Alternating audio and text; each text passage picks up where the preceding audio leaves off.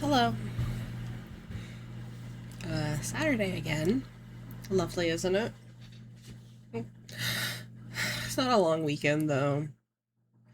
Just a 2 day. Um, so we are going to be starting the Archon quest tonight. Alright, looks fine. I've watched some of the cutscenes. So, I mean, I know a bit of what's going on. I mean, they've been,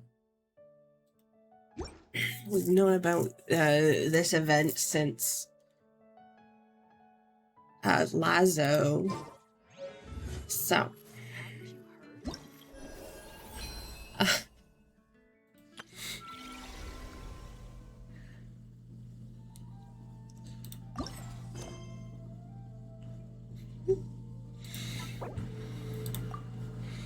I thought I was gonna have to quick start it.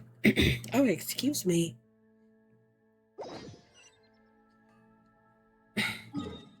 Because I haven't done. Oh my god, what is happening to my voice?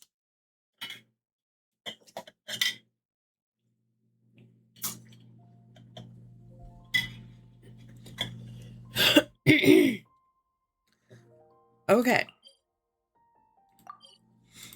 I thought that I was gonna have to quick start it because I haven't done a lot of character story quests.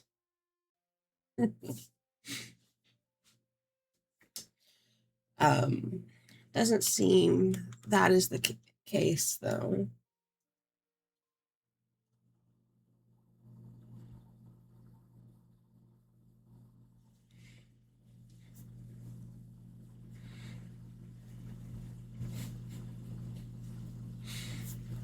Like, I haven't even done Nahida story quests, one or two. I've been putting them off. Okay. Yep, no, that should be good. Alright, let's just get right into this. Ah, Traveler, Paimon. It's been a while. As it happens, there is a letter here for you. One moment. Here. A letter? From who? Dear Diary, I'm Kale. I work as a trainee forest ranger under my master, Tainari. I'm also studying at the academia. I've been getting better and better at reading lately. Mr. Al-Haytham says that the written word is a crucial medium for exploring the world and understanding oneself. That's why I decided to start this diary. That said, what should I write about? Things are pretty quiet in Sumeria these days. Life is good. Every day is a fulfilling and happy one. When I think back to the days when I suffered from Elazar, or way back to when I was injected with God remains, I am in a much better place now. I hope it stays that way forever. I'll leave it there for now. Master said he'll take me shopping in Sumeru City today, which is great, because I've been meaning to visit the toy seller at the Grand Bazaar for a while now. Kale, time to go. Yes, Master! Huh?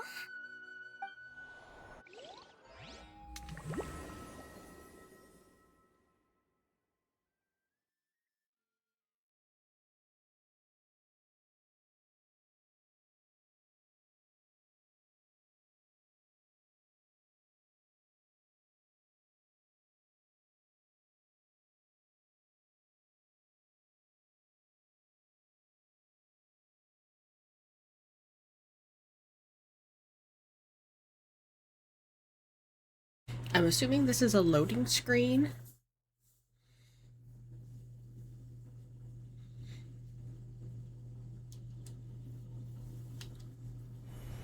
Yes, okay.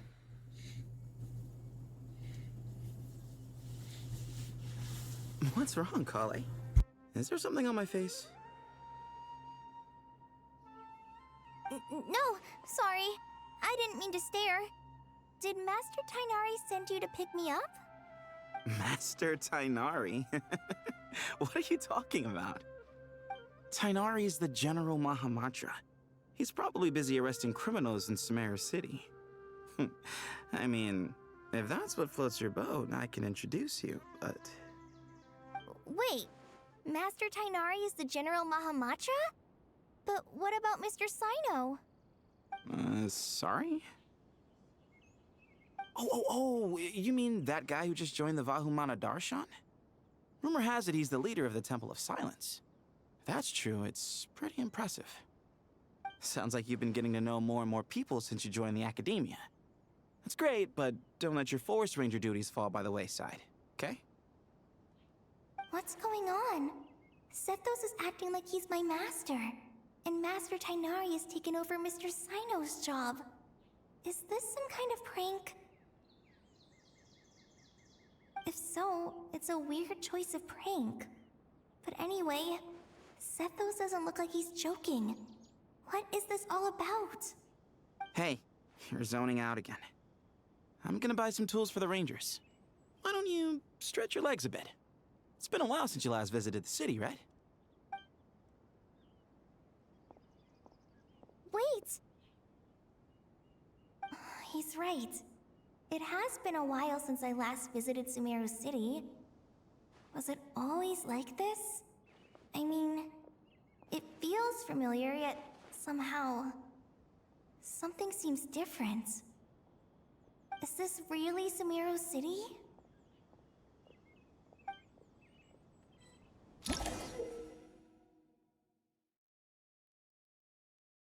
It indicates that your progress has been saved. Okay.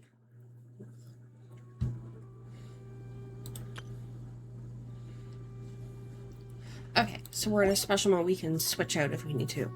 Hello, Squirrely. How are you today? We are playing the new Genshin update.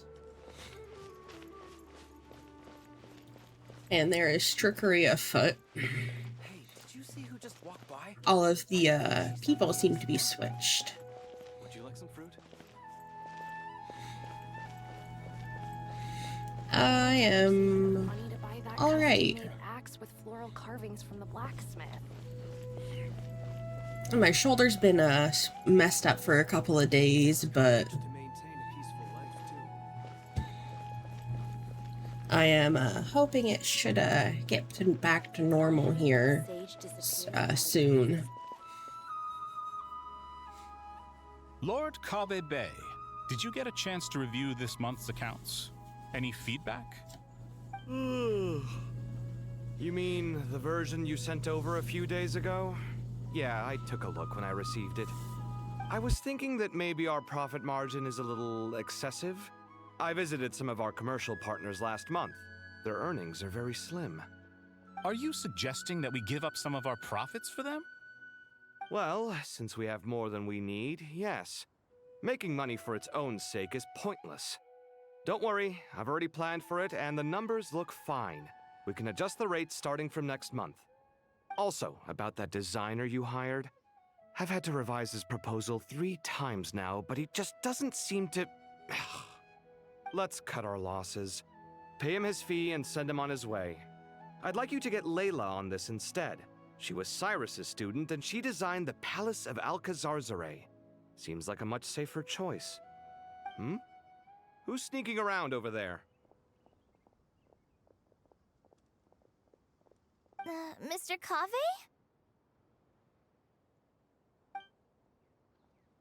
Do you recognize this person, sir? Yes, it's all right. We've met. This is Kale, Sethos' trainee. He brought her along the last time I went for drinks with him. What brings you to the city, Kale? Is your master here too? No, this is all wrong! Why is Mr. Kave saying that too? Tainari is my master, not Sethos. This can't be real. I have to ask someone else. There's gotta be someone else out there who still remembers the truth. Hey, wait! Don't run off! How strange. What's gotten into her today? Kave having Like everyone money. switched places. I guess I'll keep looking around.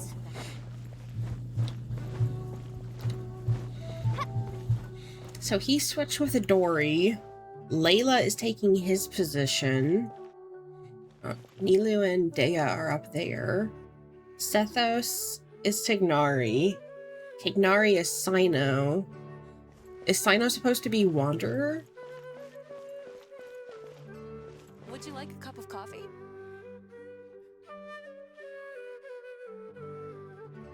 She's now the manager of the cafe. Would you like a cup of coffee? Ashru. Would you like a cup of coffee? Yes. The store's been pretty busy lately. Lots of customers have been feeding Ashru, who watches over the shop, and now Ashru's put on quite a lot of weight.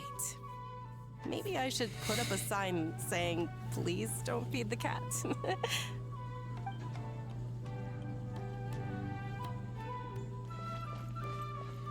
are under so much pressure these days. Sometimes I just want to write their papers for them. Lots of visitors today, I see. Welcome all. It's been a while. Hey, Rahman.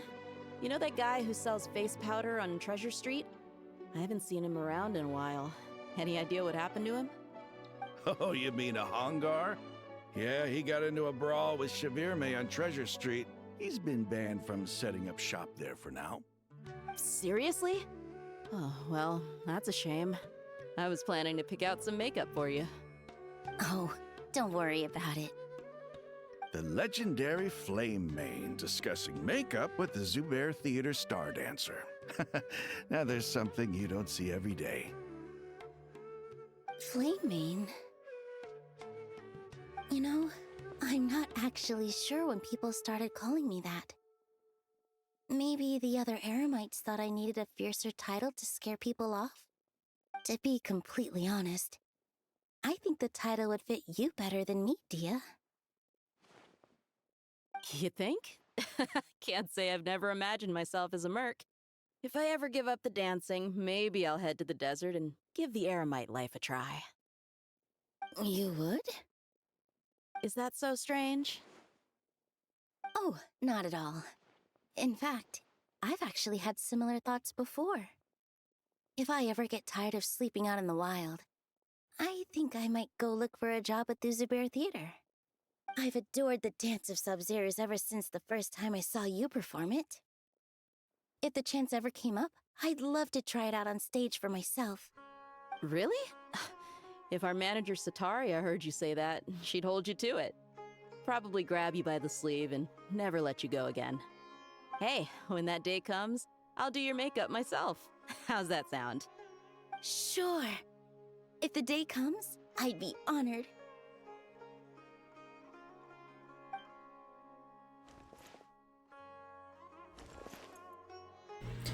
So I know everything I've ever known.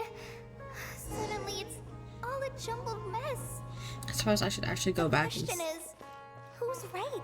Them or me? Oh, my head feels so heavy. I can't think straight. Nilu, have you been to Aru Village recently? I've got a friend who I haven't seen in a while. I was wondering how she's doing. You mean Faruzan, the guardian of Aru Village? I saw her not too long ago. She seemed completely absorbed in her research. No change there, then.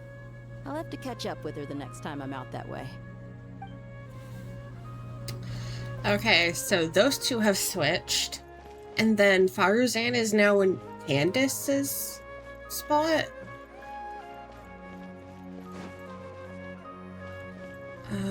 Which way am I supposed to be going?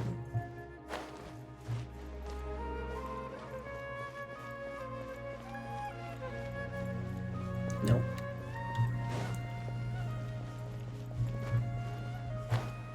Oh, that must be the platform up above.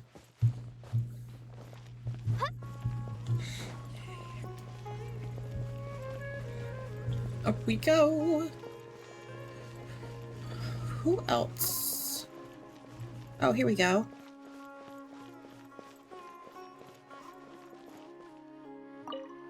All right, not a single Mora short. That covers you for this month's rent. What a relief. I was worried the design fees I received this month wouldn't be enough. Well, next time, don't fret. Just let me know and I'll give you a few days' grace. We've known each other long enough for that. Anyway, how are you settling in? I couldn't help but notice that you're staying up late quite often. Yeah, I can't explain it. I just feel more inspired at night.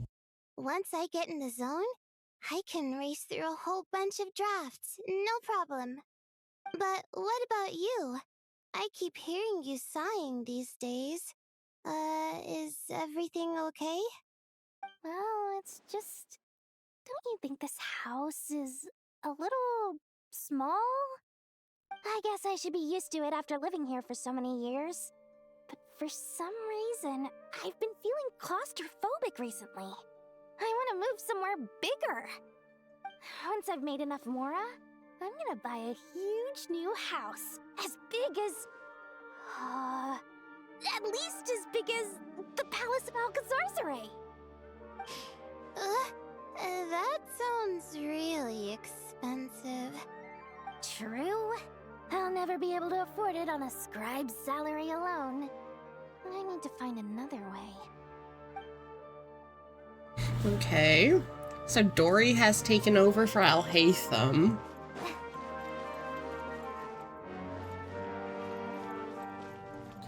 So we need to know what Alhaitham is.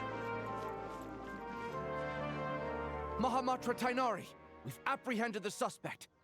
They say that the fool is prone to blind faith, but the wise man is not immune to it either. Suraj, do you have anything to say in your defense? Tainari, you were the one who turned the sages against me. Just a few words of caution from you was all it took to destroy my research. And now you're trying to stop me again? You should know that mechanical life is the future! We must cast aside our useless flesh and... That's enough. I'm not in the mood to listen to your lunacy. Anyone could tell you how amateur your work is. Karina, Ilias, put him somewhere safely out of the way. Yes, sir. Next on the agenda is... Master? What is it? Wait, did Professor Zahahati send you? She's been encouraging me to take on an apprentice. Might be getting a bit ahead of herself there, though. No, Master! It's me! Kale! Listen to me. Something really weird is going on in Sumeru City. It's like everyone's identities have switched around. You're not the General Mahamatra. You're a Forest Watcher. Just yesterday, we agreed to come to Sumeru City today to go shopping together and... All right, there's no rush. Let's back up a little. Your name is Kale, correct? Although this is our first meeting, you do seem strangely familiar somehow. Is there anything I can help you with? No.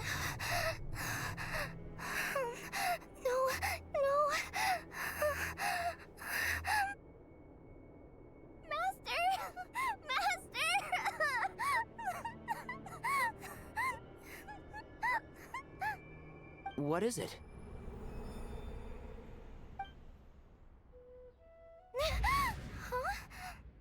Did you have another nightmare? I've told you before, when you're tired, lay down on your back in bed and get some proper sleep. It's much better for you than napping on your front. Poor posture obstructs your breathing, which can lead to all sorts of weird dreams. Now, we're supposed to go shopping in Sumeru City today, remember? Cheer up. I'll take you to Hushang's. I heard he's got some new toys in stock.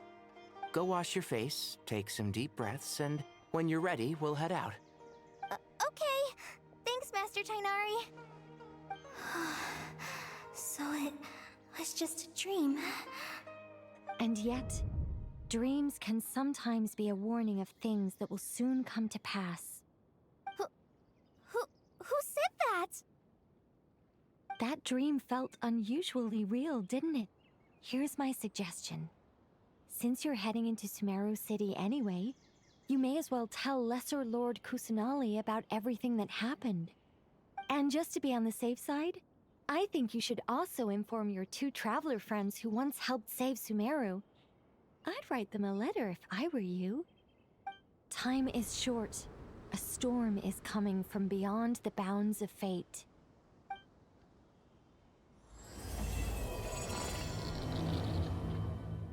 Alright, so we're back to our glitchy, title card.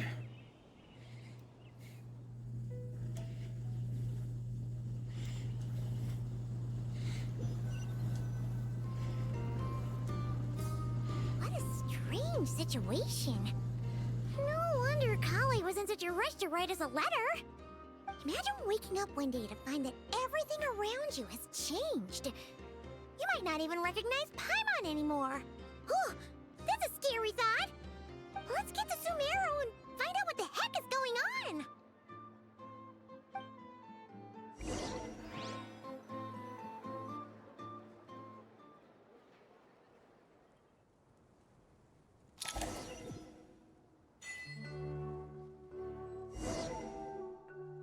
Nice of it to warp me there right away.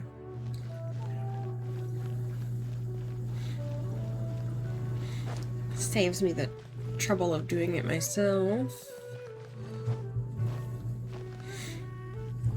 So we got the glitching title card, which we first saw at the end of Nodcry after we supposedly beat the doctor.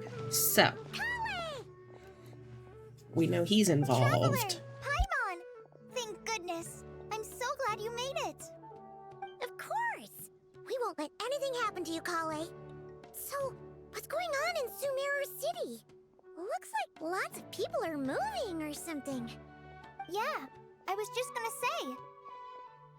After I wrote my letter, Master and I went to Sumeru City and told the Dendro Archon everything that I experienced, from start to finish. She was silent at first. It seemed like she was deep in thought. Then the next day, we got told that she was ordering everyone to leave Sumeru City immediately and move to Caravan Rebot. The entire population of the city has to move? Not just Sumeru City. The evacuation also includes Lokapala Jungle, Avidia Forest, Ashavan Realm, and Ardravi Valley. Basically, everyone living in the rainforest must temporarily relocate to Caravan Rebot. Holy smokes! That's crazy! Yes, it's quite an operation. Even if people only bring the bare essentials, the scale is simply enormous. They've requisitioned almost all the Sumpter Beasts in Sumeru for the task, including the entirety of Dori's Sumpter Beast Park. The Dendro Archon said that what Kale experienced was not a dream, but a warning. After our meeting, she immediately summoned the 6 sages to analyze the situation and discuss countermeasures. They concluded that the events seen in the dream are very likely to become a reality, and that an unknown danger is rapidly approaching. Oh, please keep that to yourself. We don't want to cause widespread panic. The official reason they've given is a large-scale renovation of the rainforest ecosystem. People are skeptical, but there haven't been any major incidents. So far, at least. The Dendro Archon seemed really worried when we spoke to her. She said you can go visit her in the Sanctuary of Surasthana when you arrive. She also said she'd hold out until the very end. Tighnari? Kale? You got a minute? I need a hand here. One moment, I'll be right there. As a forest watcher, I've been tasked with assisting with the relocation work. There's a lot to be done, and they need all the help they can get. This will be the final group of evacuees from Sumeru City. While they're away from home, they'll be heavily reliant on outside help. Thank you for coming in our time of need. As you can see, another crisis is upon us. Excuse me, sorry to trouble you, but could you help an old man find his medicine? It's buried somewhere in my luggage. Where's my mom? Where did she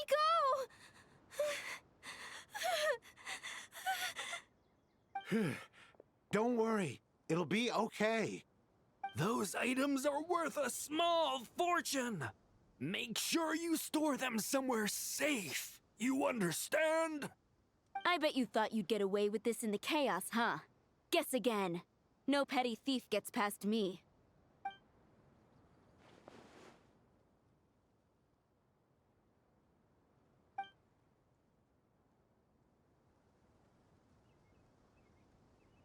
We should go help the evacuees.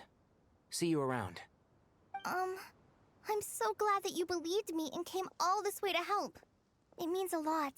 Please stay safe. Don't worry. We may not know exactly what's going on yet, but as long as we stick together, we'll find a way through this. Goodbye! Look after yourselves! Will do.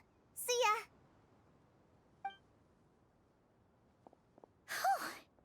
Paimon's not sure how she found the words to comfort Kale because, honestly, she's kind of nervous herself.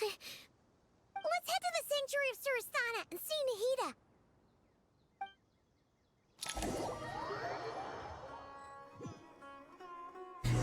Oh, another auto teleport. That was, convenient. I was just going to warp up here. I hope they continue to do that. Who goes there? No one authorized access to this place. By order of Mahamatra Sino. Are you blind? It's the Traveler and Paimon. Surely you've seen them before. Huh? Oh, so it is. I'm sorry, I haven't been sleeping well lately. My nerves are a little frayed.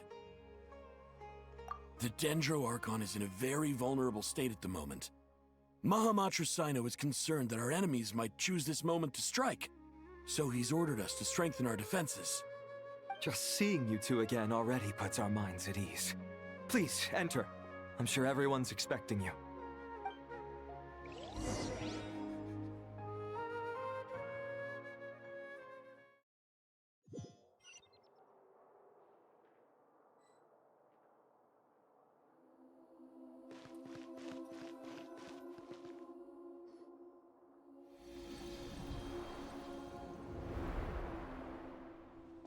Traveler, Paimon, you made it.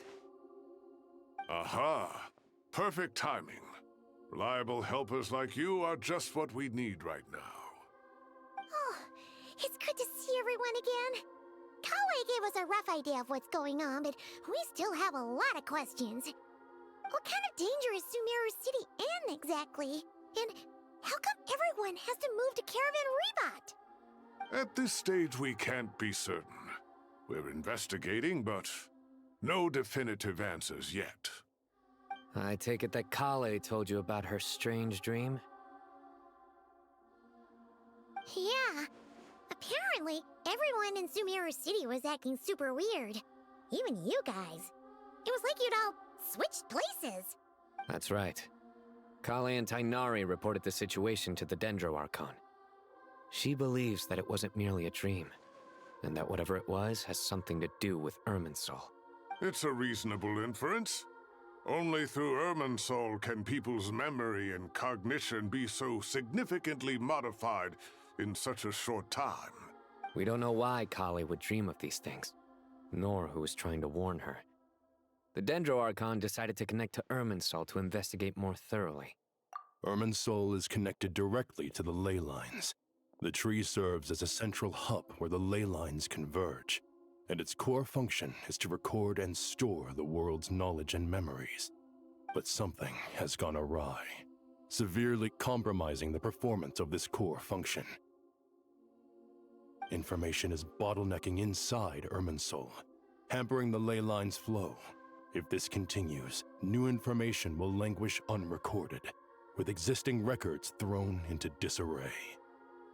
In short, the souls of the dead will be stranded, while the living have their sense of reality warped. In the long run, Kale's dream could well become a reality. And that's just the beginning. There's no telling what other nightmares could end up coming true.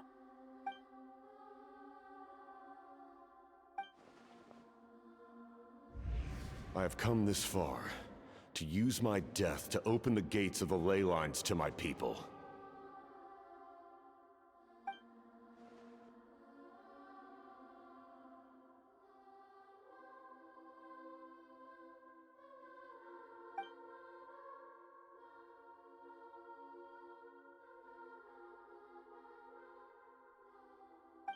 Faced with a growing backlog of information, the Dendro Archon decided to connect herself directly to Irminsul and take over the recording and processing function herself. But it is an almost impossible task. Individual brains aren't equipped to deal with the sheer volume of knowledge and memories involved. All that information flooding in at once would instantly fry any human mind.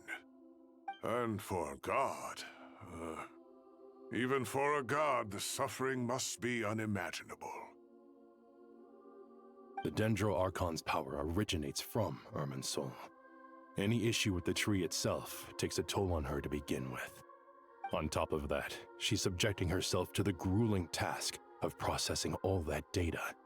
It must be torture for her. And despite all of this, she is somehow finding the strength to investigate the Irminsul situation from within and send us her findings. I finished analyzing the latest data. Looks like our working theory was wrong. There's no signs of Irminsul having been attacked from the outside. So it's internal then? Some sort of disease, perhaps? No. I've spent half my life studying the ley lines. If Irminsul malfunctioned this easily, the world would have met its end long ago.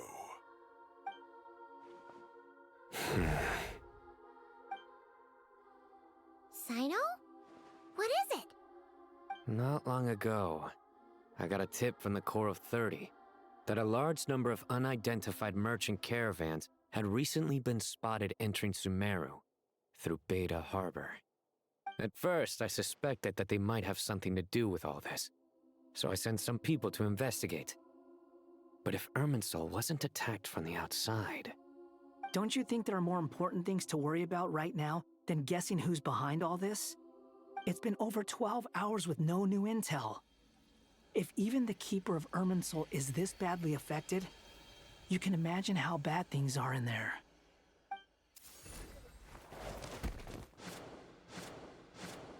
Dendro Archon.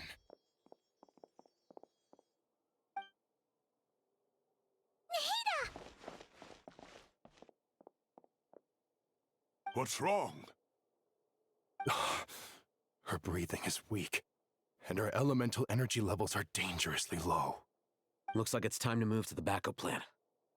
What's the backup plan? Get out of the city and take the Dendro Archon with us. The entrance to Irminsul is directly beneath the sanctuary of Surasthana. That means this is ground zero if anything goes wrong.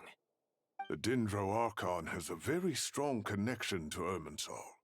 But theoretically, this connection should grow weaker with distance. Under normal circumstances, she could unleash her full power here. But with Irminsul out of control, our first priority is to get her away from here. The situation is critical. There's no time to deliberate. Everyone in agreement? I'll deal with it. I'll also let the Matra and the Core of 30 know to start evacuating.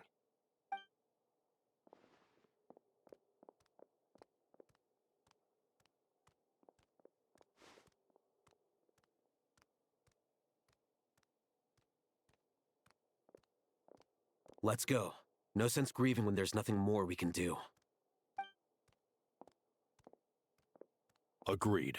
We'll be back as soon as this is over.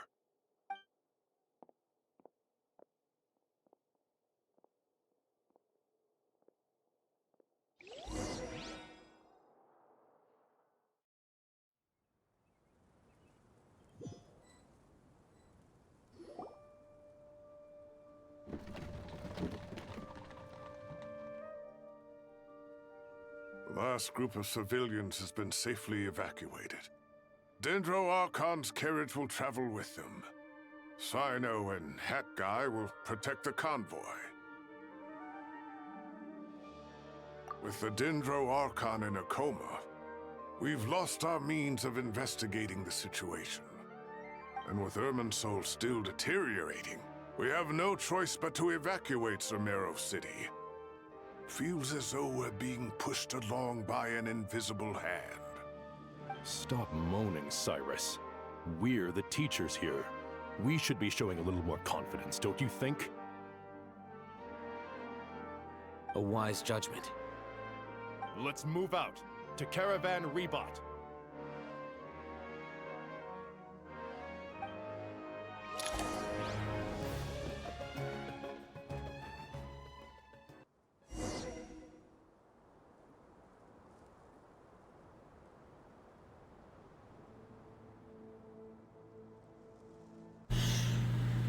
Poor Nahida.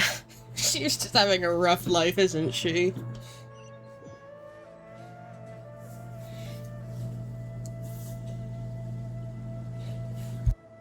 Sir, all units are in position. Good. Everything is going to plan. Interfering with Sumeru City is a necessary step, so do not hesitate. The Irminsul situation will not harm you. We need to speed things up here, too. We don't want to keep our client waiting, do we? No, sir. You have my word. Everything will be completed on schedule.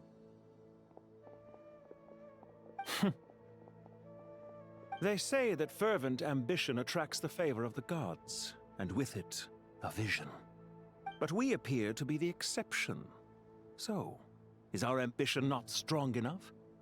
Or does it threaten the very foundations of this world?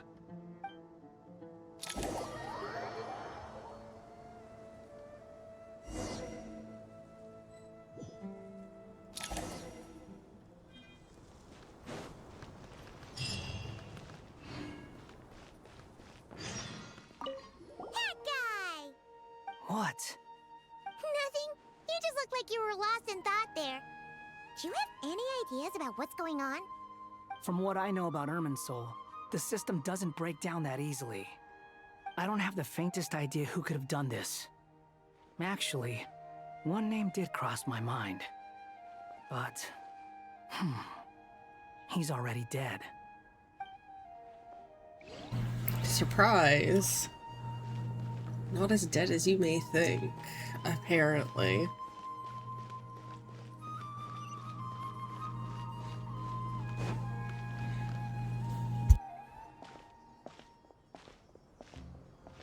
How is the Dendro Archon? Her breathing is steady.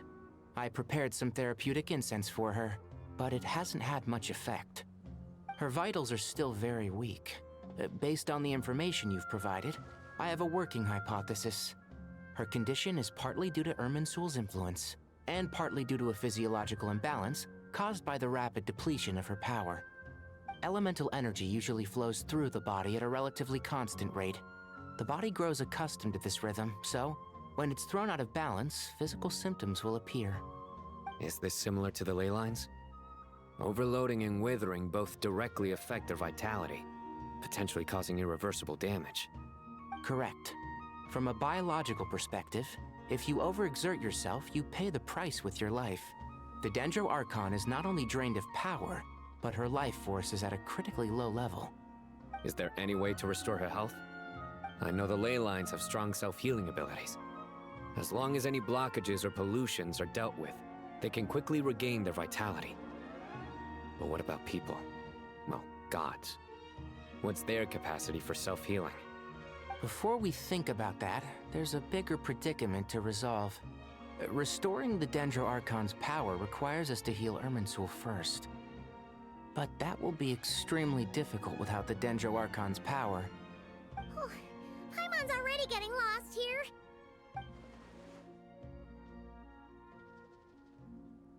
Master Tighnari and Sino look so serious. I've not heard Master speak in this tone for a long time. Tighnari. Master Nephis, sages. Tighnari, haven't seen you in ages. Have you gotten taller? Or did your ears get longer? Hopefully the former, Uncle Baladuri. Sino, where's Professor Cyrus? I thought he'd be with you. He went out into the wild to investigate the situation. He said that the Irminsul anomaly will likely start to affect the real world soon. He shouldn't be trotting around alone at his age. Which way did he go? I'll look for him later. Would someone mind introducing us? Ah yes, of course. Allow me to do the honors. I'm sure we're all familiar with the Traveler and Paimon. They're the heroes who helped foil Azar's conspiracy and save Sumeru. These gentlemen and I are the 6 current sages of the Academia. Balduri and I are part of the Old Guard, while the other 4 took office after Azar and his clique fell from power. We have Sage Alkindi of the Spantamad Darshan, Sage Farnas of Kasharawar, Rataoist Sage Shakir, and finally Harabatot Sage Rusht. Nice to meet you all! I've heard much about you. Delighted to finally meet you in person. You're younger than I imagined for someone with the power to stand up to fate itself.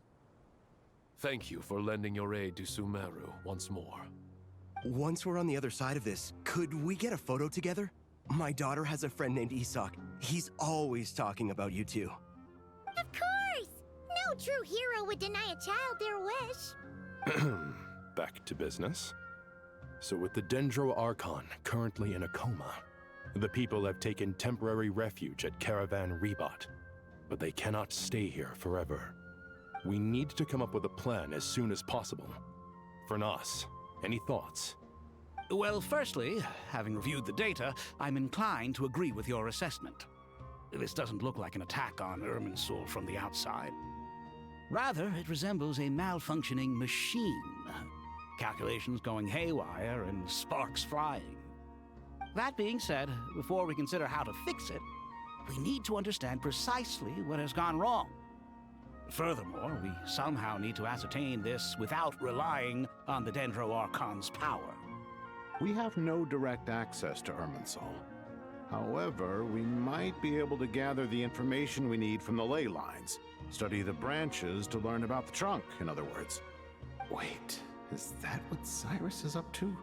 No wonder he ran off to research in the wild. Curse's always one step ahead of me, isn't he? I heard that while in the sanctuary of Surasthana, the Dendro Archon had to serve as the central information hub herself. This is a clear sign the situation within Irminsul might be far worse than we can imagine. Irminsul is vital not just to the safety of Sumeru, but to all of Teyvat. We must be the ones to bear responsibility for this world. To be on the safe side, I think we need to consider some backup plans. Are you saying we should consider a scenario in which Irminsul is completely destroyed? I'm merely pointing out that the possibility exists. You have a valid point. But until worst comes to worst, I believe we should focus our efforts on resolving the Irminsul anomaly and helping it recover. Kale, I understand that you were the first to foresee this crisis. If it's all right, I'd like to talk with you about it in more detail.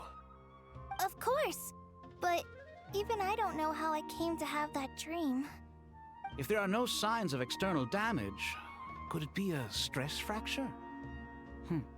Metals tend to suffer from this issue with long-term use, and Irminsul has existed for centuries, after all. It's possible, but surely a stress fracture would be more likely to cause a complete shutdown rather than chaos. Sages, General Mahamatra, sorry to interrupt, but something has come up. What happened? Some citizens didn't believe that Sumeru City was really in any danger. They slipped away and hid during the relocation, intending to return home. How many people are we talking? About a dozen. Sakura found them while on patrol, but they appeared to be suffering from psychosis. For whatever reason, they were trying to kill each other. By the time we arrived, there were only 2 survivors. One was unconscious from their injuries. The other tried to attack us, but was subdued. Where did this happen? Near Yasna Monument. That's not far from Caravan Rebot. Master. I know. The Irminsul anomaly is beginning to have effects in the world. I didn't expect it to spread to Yasna Monument so soon. It almost feels like we're being chased relentlessly, with no time to catch our breath. Sir Cyrus said the same thing. He sent me back to report in, while he continues investigating. I'll go join him. Count me in too. Don't let my age fool you, I can still fend for myself. Very well. Meanwhile, the rest of us will continue discussing our next steps. Get back soon. Take care of yourselves. It's getting dangerous out there.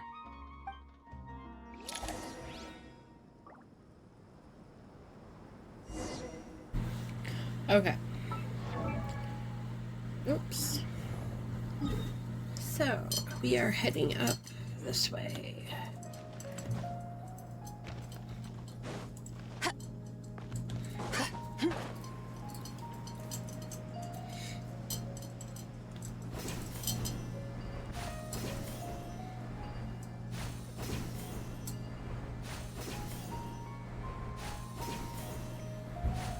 Here we go.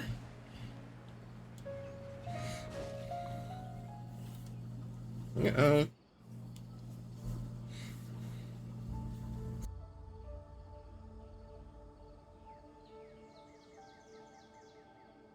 Please, don't go any further.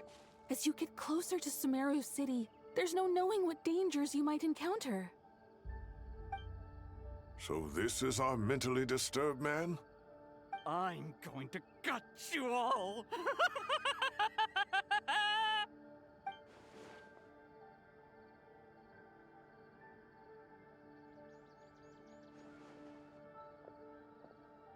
Cyrus, you didn't even bring a single guard? Do you think you're some sort of warrior?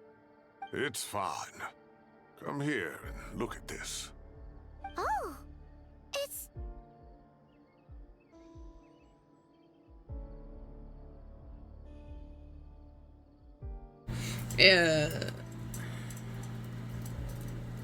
Why does it look like that? That's right. Flowers that bloom from openings in the ley lines, indicating some sort of anomaly. I don't believe I've ever seen a color like this before. Did you discover it nearby? Not just here. Way over there, too. They're everywhere. There's even more in that direction. How did you ascertain the situation further ahead? Didn't you just say that we can't go beyond this point? Yes. This area is relatively safe so far, but if you continue forward, delusions will start afflicting your mind. However, some vision-bearing mercenaries were able to maintain their sanity a little better. They're the ones who brought back news from further afield. Sino, do you remember the class I taught on dissecting ley line blossoms? I do, Professor. I received full marks in that course. Good. After all these years, it's time to put that knowledge into practice. There must be anomalous information hidden within these blossoms. Alkindi, I'll need your help as well. Been a while since we worked on a project together, hasn't it? Sure has. Well, what are we waiting for? Let's get to work. Anything we can do to help? Will you need my help?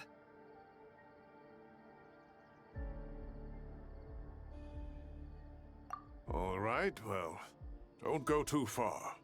There's too many unknowns at this stage. Let's regroup at Caravan Rebot later.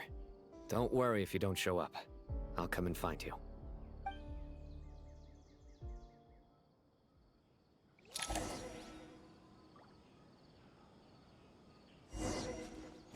Okay, I want to look at this flower. Okay. I see. That's a lot of ley line flowers.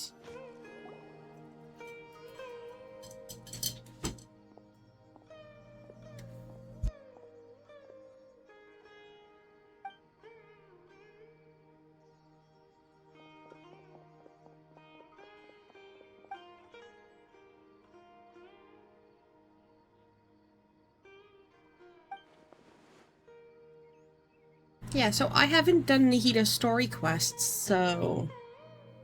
That should be the heart of Oasis. All we need to do is light it with the fire seed, and it'll restore a pep with elemental power. The damage it suffered internally will also slowly begin to heal. So I haven't done that. So I guess it's just going to treat it as you have.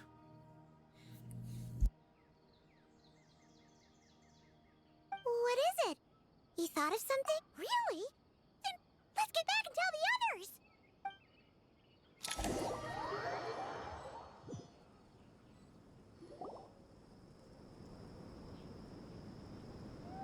Phew. Glad to see you've returned safe and sound. Any longer and we would have gone out looking for you. Well, this is a nice surprise. Paimon sure feels better with everyone we know here. We've made some progress, so let's start by giving you and Paimon a quick update. By dissecting the ley line's blossoms, we've been able to deduce that although Irminsul is experiencing an anomaly, it has not completely rejected access from the outside. The Dendro Archon has the power to connect to Irminsul, but there's also another way.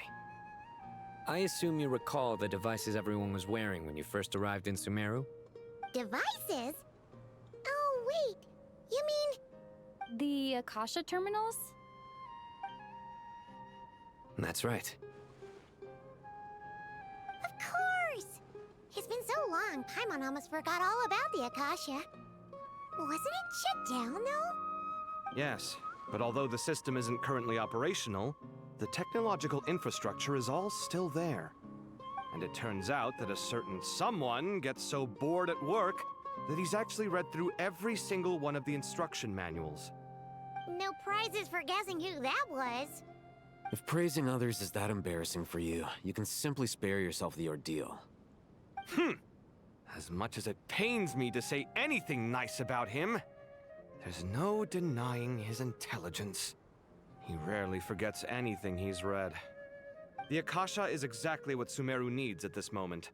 Between us, we should have all the knowledge and expertise we need to get it up and running again. But if I recall correctly, doesn't the Akasha need a Gnosis to function? That's exactly right. The Akasha relies on the Gnosis as a power source, and in its absence, we'll need to find an alternative. To tackle this problem, it looks like we'll be relocating once again. Namely, to the Temple of Silence. Ring any bells? It's the only major institution in Sumeru dedicated to preserving the knowledge of King Deshret's civilization. You might find the answers you're looking for hiding there. I agree. There's a good chance. Master Nephis and the other sages have discussed it. As the chaos from Irminsul continues to spread, Caravan Rebot won't be a safe haven for much longer. We have to move into the desert next. The scholars and sages will head to the Temple of Silence, while the civilian population seeks refuge in Aru village. The Eremites will keep everyone safe during the journey, and Candace will be there to receive us at the village. This leaves us just one thing to worry about. That Dendro Archon.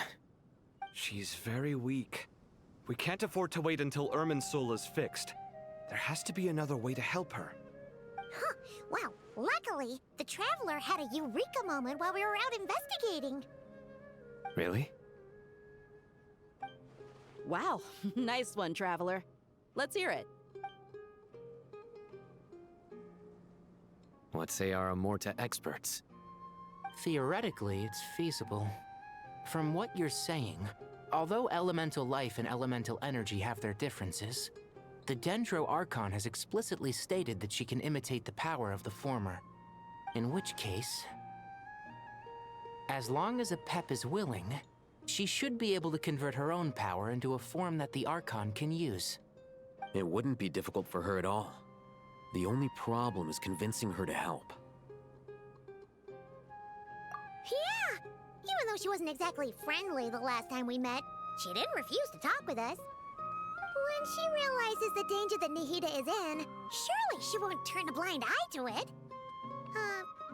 Well, hopefully not. Either way, we're not exactly spoiled for choice here. Hey, it's better than having no options at all. I agree. Without Irminsul's aid, the legendary Dendro Dragon Apep may well be the only living thing in Sumeru who can help our Archon recover her power. There's no time to lose. I'll bring this proposal to Master right away. If he and the other sages agree, we'll split into 3 teams.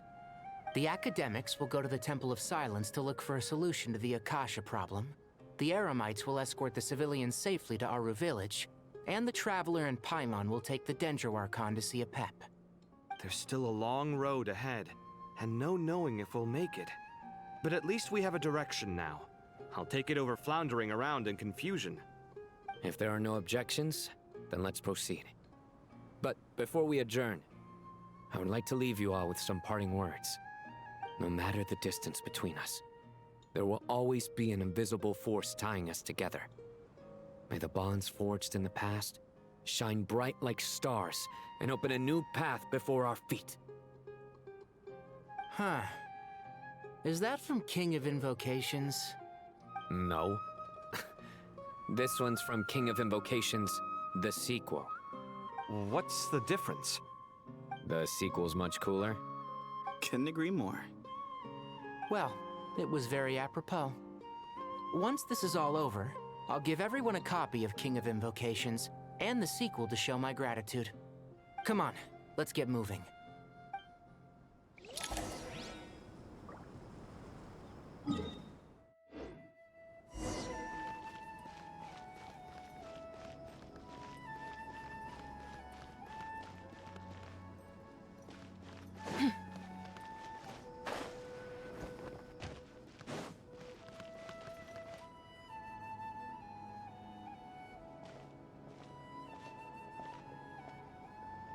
Tighnari has brought me up to speed.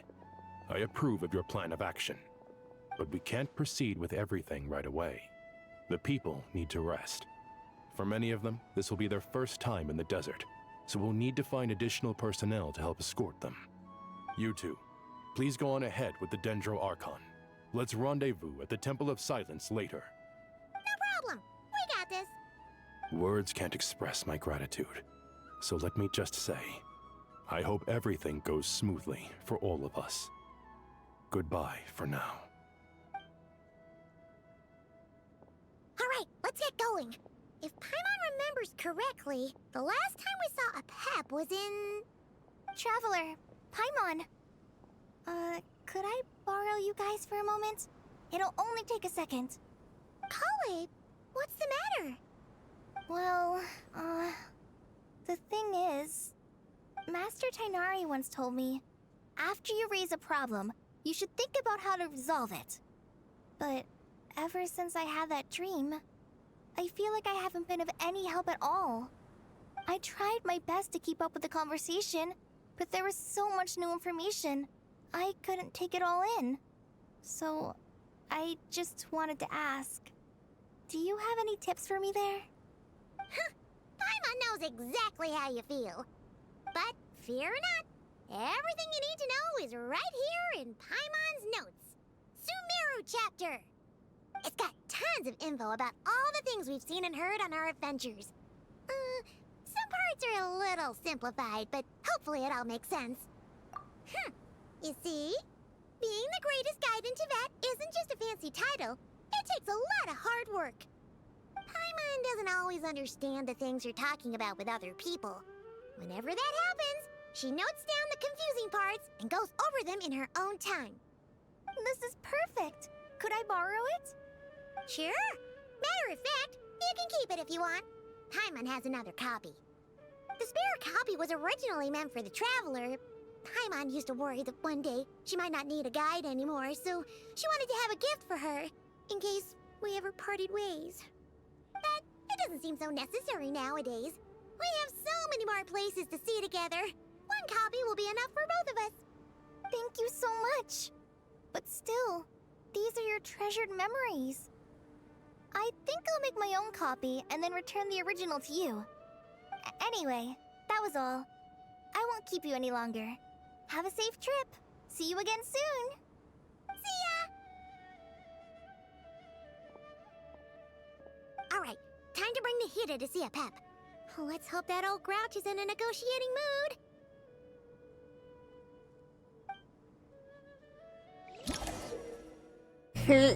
They made a typo in there.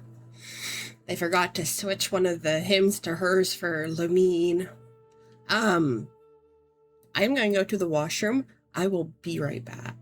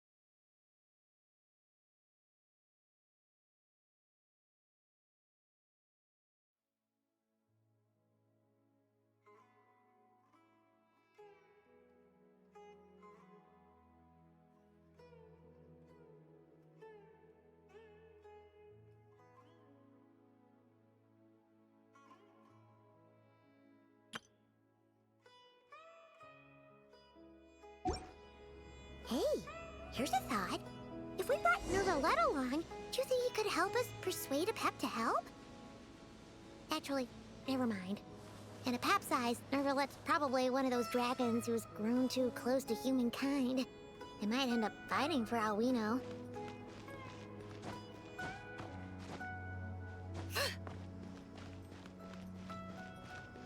Yeah, no, I don't think those two would get along.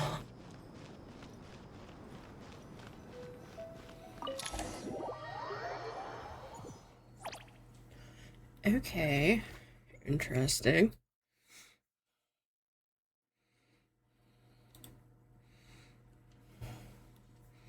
I kind of like what do they start doing this and not cry? I kind of like it. I had a feeling your kind might come calling. The ley lines are in disarray. Something has gone wrong with Irminsul, yes.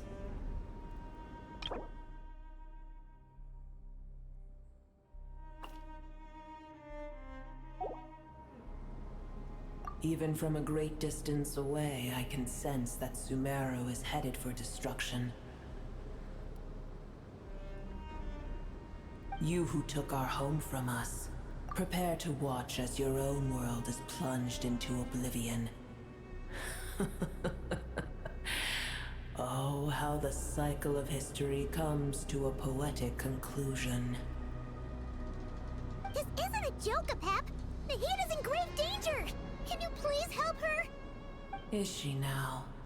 Then do explain. For what reason should I lend Boer my assistance? Pep, if you truly despise gods and humans so much, well, after the great humiliation of being helped by a god in the past, shouldn't you be jumping at this chance to balance the scales? Now that is a compelling reason. When El Ahmar plotted against me and I was tortured by forbidden knowledge, it was Boer who saved me from agony. And though I regard with shame the pity of my enemies, to receive aid without repaying it would likewise tarnish a dragon's dignity. Oh, tiny Boer, puny humans. Just this once I shall deign to show you the true power of dragonkind. Whoa! It's happening again! We're gonna get sucked in!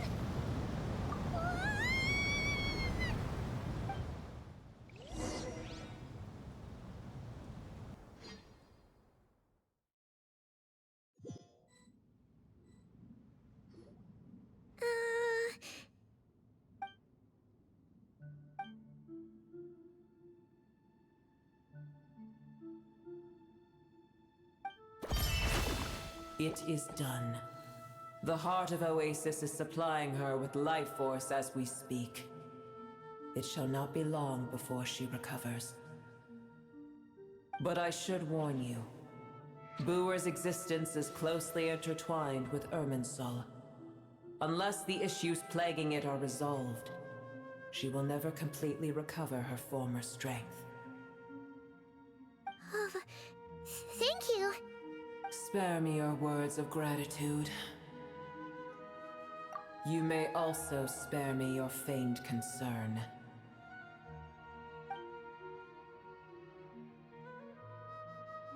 A dragon's sovereign's power is far greater than you can imagine.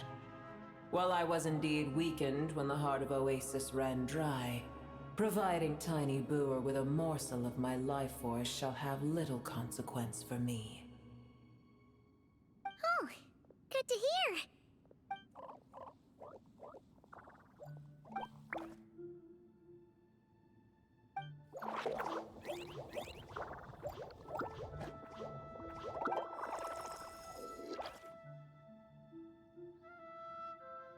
Ever held in high favor, I see.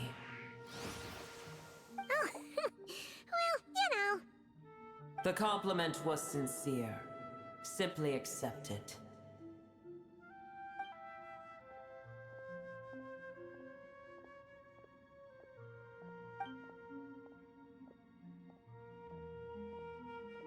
I did once. That tree was not planted by the heavenly principles. Irminsul existed before they ever arrived in Tevat. What?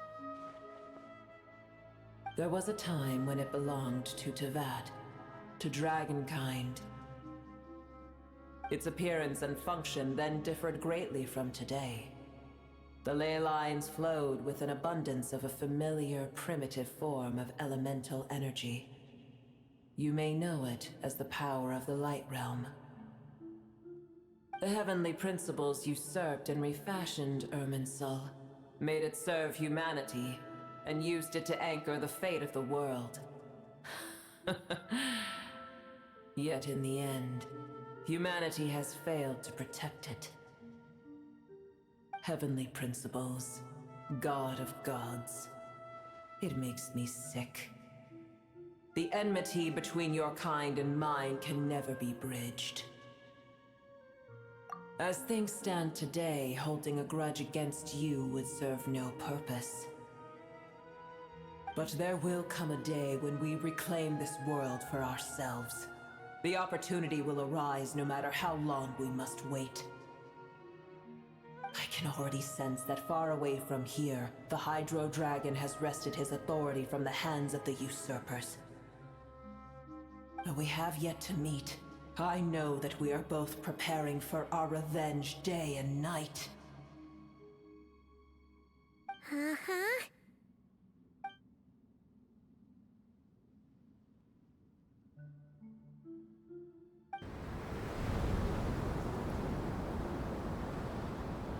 I hear a great disturbance out there.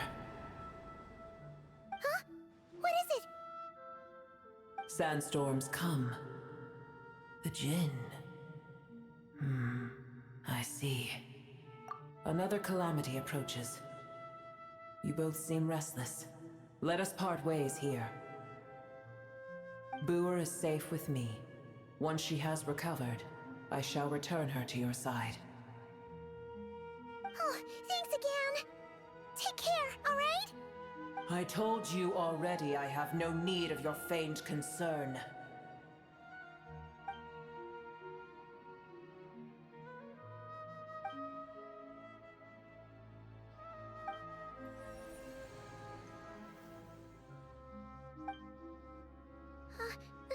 Nahida? You're awake! Are you okay? Cease your interrogation. Yes, she awoke for a brief moment, but she has now lost consciousness again. Take it. We shall talk more at another time.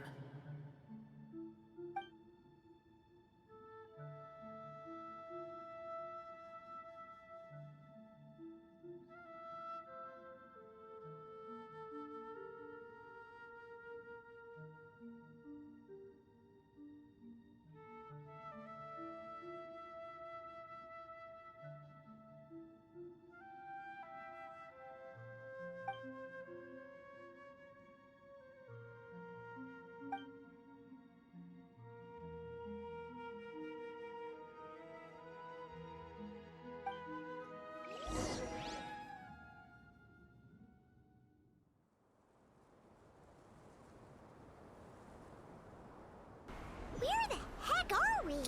Did you just dump us in the middle of nowhere? Wait. No. Paimon remembers now. The Temple of Silence is over that way. Come on, let's go find the others.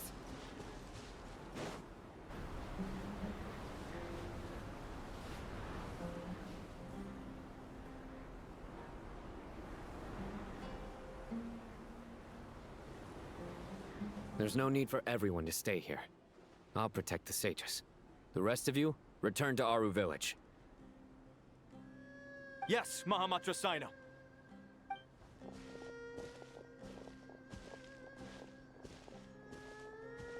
Sino! What's going on? You're back. How's the Dendro Archon?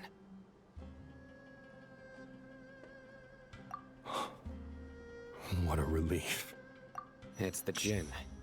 Countless Jinn have stirred up violent sandstorms across the desert, blocking our path to the Temple of Silence. Tainari and Kale have returned to Aru village to help. The Jin are being highly aggressive, so both the village and the merchant caravans require protection. It's just one thing after another. Where did all of them come from anyway? In all my trips to the desert, I've never seen anything like this before. As I see it, the only possible candidate is Gurabad. Gurabad? Baladuri could explain in more detail if he were here. All I know is a rumor I've heard about from previous trips to the desert. Supposedly, a great number of dormant Jin lie sealed beneath that city.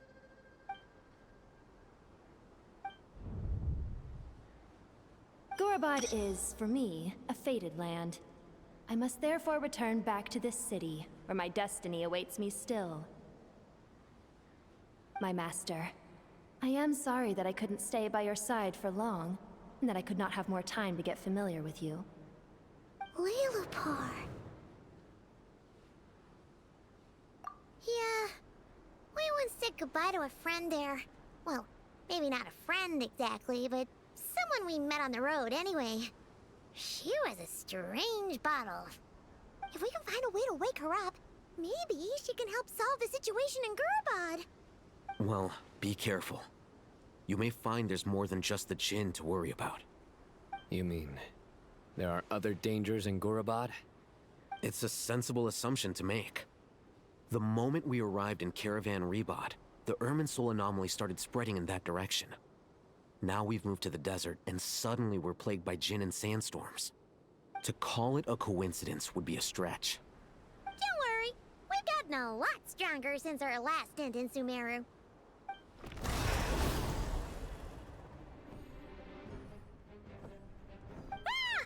When did they show up? It appears the monsters native to the desert have been stirred by the Jin's activity.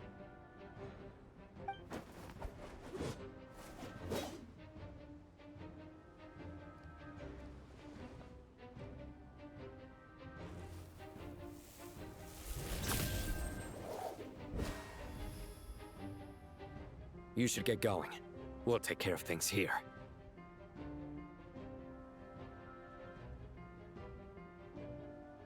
You too. Don't do anything too risky. You got it?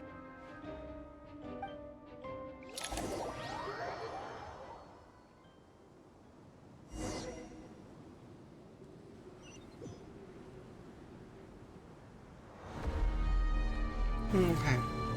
As much as I like the story quests, the new format for them kind of makes it hard to stream, since I don't want to talk during the cutscene, and they are majorly cutscenes now.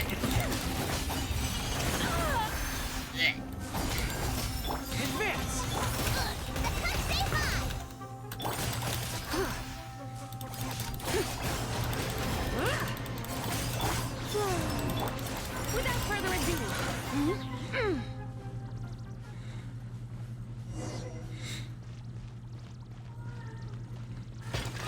What kitty is that? Who do I hear? Charlotte? Are you rolling around on the floor? Are you being cute? Charlotte was very naughty. She is now under observation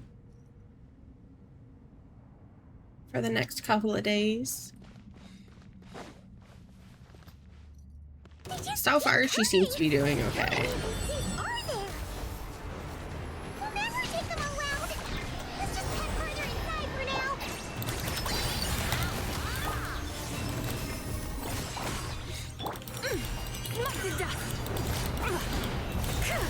arrogant and presumptuous. The sky's clear, the glazed moon shines. Remain steadfast. I know it said to run in, but I don't want to. I want to kill them.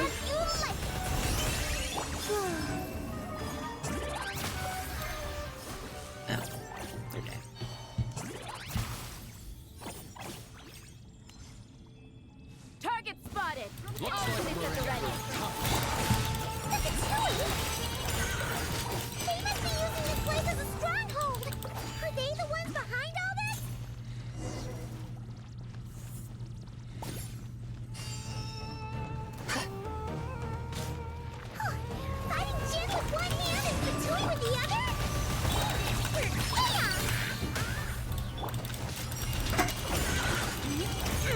There is no reason for Linnea to be doing that much damage. Lofty wisdom will show us the way. Smite the dust.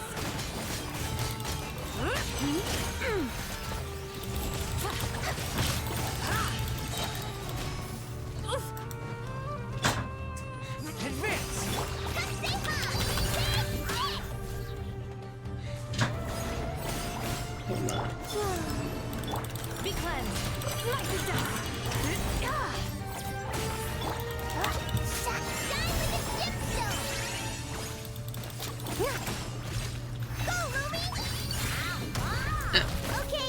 Oh, there he is. I thought he was dead. Without further ado, smite the dust. Charlotte.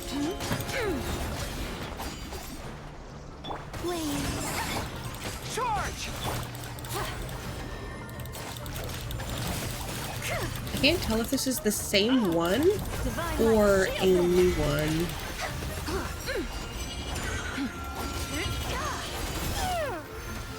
Okay, hold on. Yeah, so she's level 70.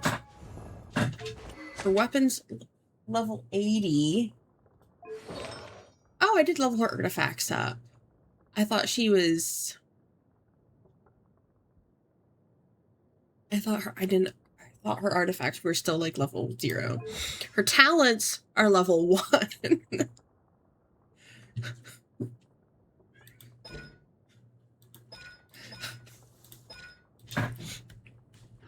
Lumi is just too cute. But he does have a bad habit.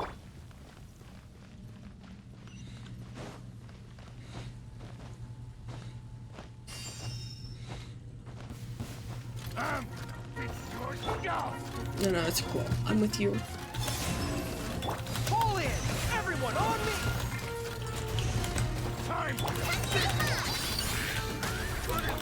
Without further ado. Yeah. Okay.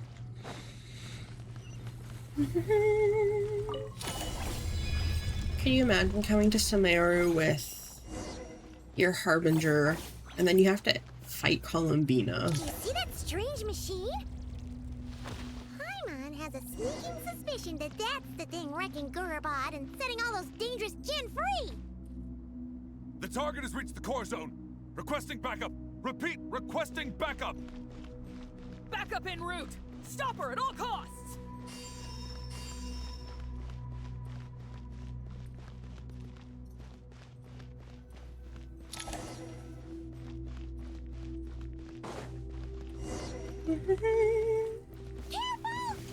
Better hold back this time.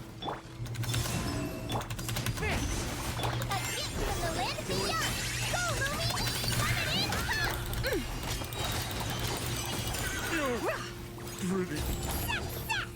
Nice one, Traveler. Let's keep going.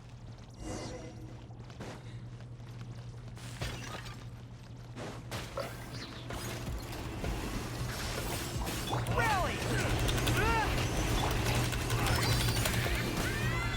Without further ado.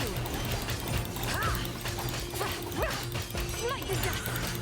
The sky clear, the glazed moon shines.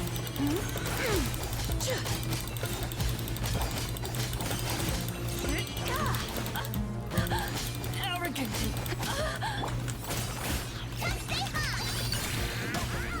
Surge!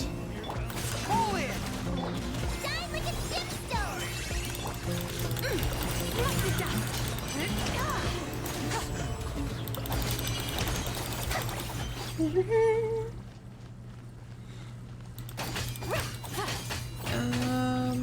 Okay, no, I think that one's done.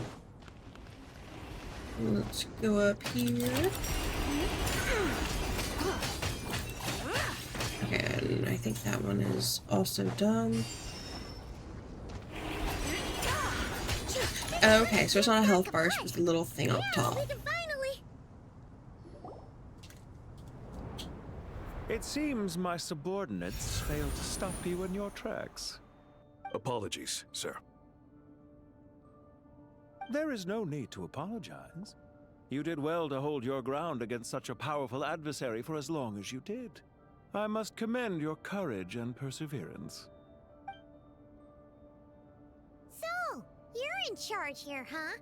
First the problems with Irminsul, now this mess in Gurabad? Are you the ones responsible for all this? I'm afraid I cannot answer that.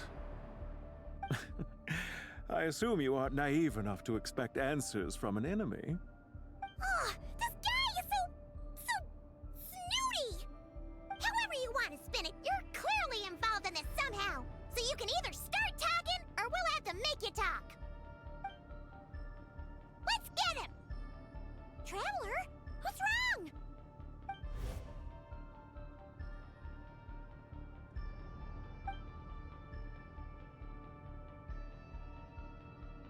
You're remarkably calm. Some would act more rashly upon finding the ringleader all alone. But you keep your cool. Even as your enemy, I must applaud you.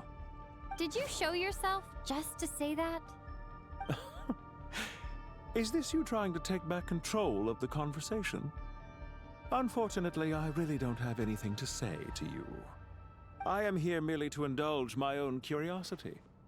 Your names are well known among the Fatui. Naturally, I wanted to observe you up close while I had the chance. Hey! Don't treat us like we're some kind of exotic animals in a zoo! Oh, I wouldn't dream of it. You seem rather predisposed to misunderstand me. I'm quite aware that you are both heroes of great renown. You have resolved crises in many nations and won countless allies along the way. I've been following your adventures with great admiration. My only regret is that the trajectory of your journey conflicts with our goals. What do you mean, admiration? Sorry, but that sounds pretty weird coming from you. I don't see why. We may happen to occupy opposing sides, but there is no cause for deep-seated enmity between us. To respect one's enemy is to respect oneself. Well, now that you're observing us up close, what do you see? I've observed as keenly as I can. Yet, while I endeavor to understand, your true strength remains a mystery to me. Violence is not my area of expertise either, so, you see, I would much rather converse with you like this than determine a victor with the edge of a blade. Besides, I've heard that even 3 moons in the sky fail to eclipse your brilliance. I know better than to bite off more than I can chew. 3 moons? So, you have a connection with the Harbinger, the Doctor. Well deduced. Our commander, Dottore, died in Nodcry, but there are things that do not end with his departure. We must... Look at me. I almost divulged more than I should have. What are you after? Revenge for Dottore? Or are you plotting something else? I've said quite enough, I believe. There's no point in continuing this conversation, except to say, I've noticed that you seem to know your way around here quite well. A repeated visitor to Gurabad, are we? Ugh. I'll take that as a yes. Then I'm sure you'll have heard the story of this place. The mother of the Jinn, Lilupar, and the tragic tale of her vengeance that spanned 3 generations. It was right here that Lilupar once helped the wise to ascend to the throne. But from that moment on, every king who sat upon it was corrupted by power. These degenerate rulers lost control over their nation, and with it, the right to occupy that exalted seat. What are you trying to say? I once admired you for your adventures. That is the earnest truth. But it appears to me that your journey serves ultimately to uphold the rules of this world. Are these rules truly just? Does the heavenly principles rule with wisdom or folly? And how can we be sure that the 7 who wield authority over the world will not be corrupted? Do you seriously think you're gonna convince us of anything? Convince you? I'm sure my commander already tried that. Why would I waste my breath doing the same? If a few words from a stranger were enough to make someone completely change their stance, it would only prove that they never had a firm will to begin with. I am merely stating my position, so that we might understand each other better. One's enemy in the present may not necessarily be an enemy for life. As for what game I'm playing here, I'm simply buying some time. But now I must bid you farewell. It was a wise decision not to attack me immediately. Since you did not fall for my ambush, I will now have to ask those in hiding to reveal themselves. Leave this to us, sir. Very well. I trust you to do what is necessary. Stall her while I execute the next step of the plan. Sumeru City, Irminsul. Hey! Stop right there! Don't you dare leave without explaining yourself! All units, stop them! Protect the commander! Did you hear that? He mentioned Sumeru City and Irminsul! He definitely knows something! We can't let him get away! Get rid of these pesky soldiers, quick! Rear guard to the front! Don't let them through! Get that thing in position! Hold on! Just a little longer!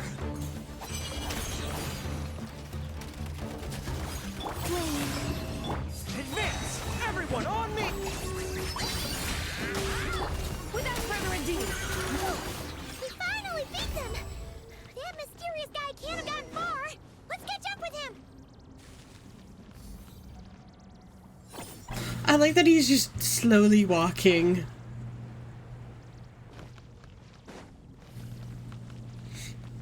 Also, he sounds like a fancy bitch. I know who it is. And yes, he is.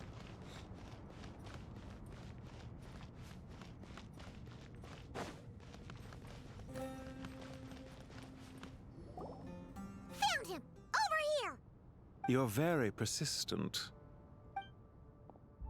Hey, you! Stop running and explain yourself! What are you trying to...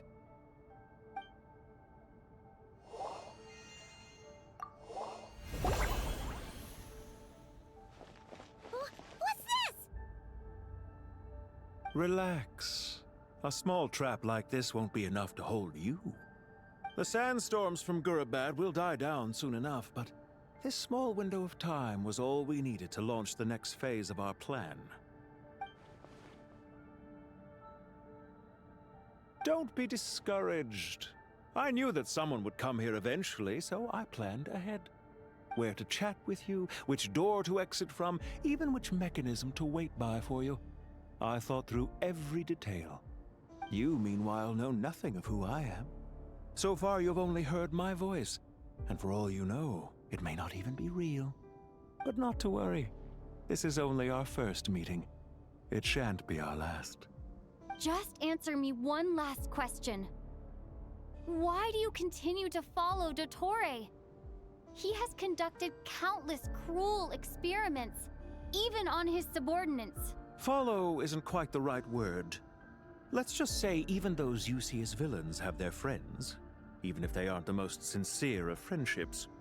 When any set of rules is established, there will be those who benefit and those who lose out. People will do anything to justify what they have gained or escape from the hardship imposed upon them. Neither he nor I are tolerated by the rules of this world. We were both searching for a new order. Our ideas of the final form that should take may have differed, but our journeys took a shared path. Goodbye, Traveler and Paimon. I wish you a timely escape, albeit not too soon. I will need a little more time to prepare, after all. Hey! Come back! Wait, this dark wall. We've seen these on our adventures before. It swallows people up! Oh, I'm sorry. She shouldn't have jumped the gun! Oh, okay. He may have fooled us this time, but we'll get him back!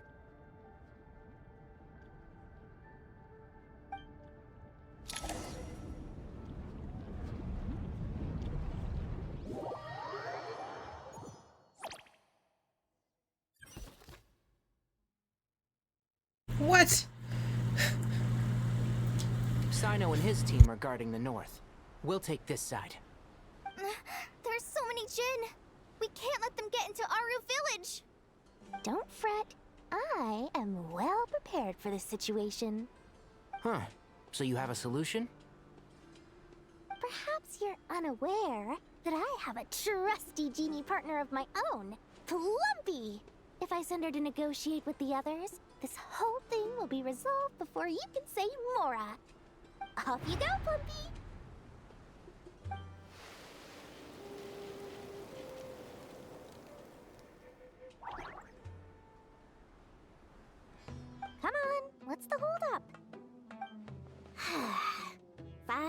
20,000 Mora.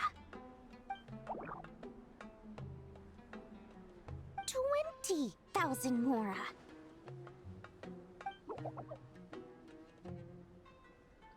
100,000 Mora. Final offer.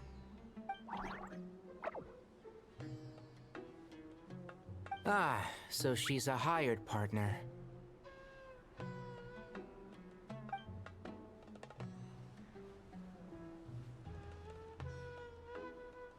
Hired partners are reliable too.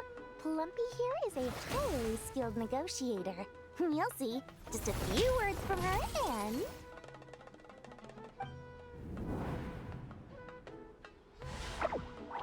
Plumpy! Don't you, Jin, have any respect for the rules? This was supposed to be a negotiation! How dare you treat my messenger like this? You wanna play rough? Two can play at that game!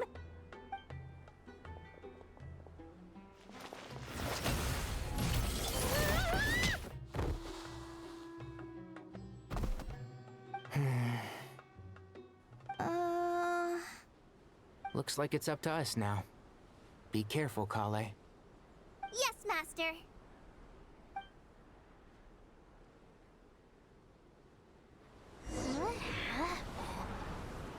How did I pass out? Never mind. Lumpy, it's time for revenge. You know, this reminds me of when you first arrived in Avidia Forest. You were trying to help a child retrieve a lost toy when you stumbled upon Spino Crocodile territory by mistake. Yeah, I remember. Our first time fighting side by side. Fighting side by side? I seem to recall swooping in to rescue you with a team of forest rangers. Please stop. Dust! To...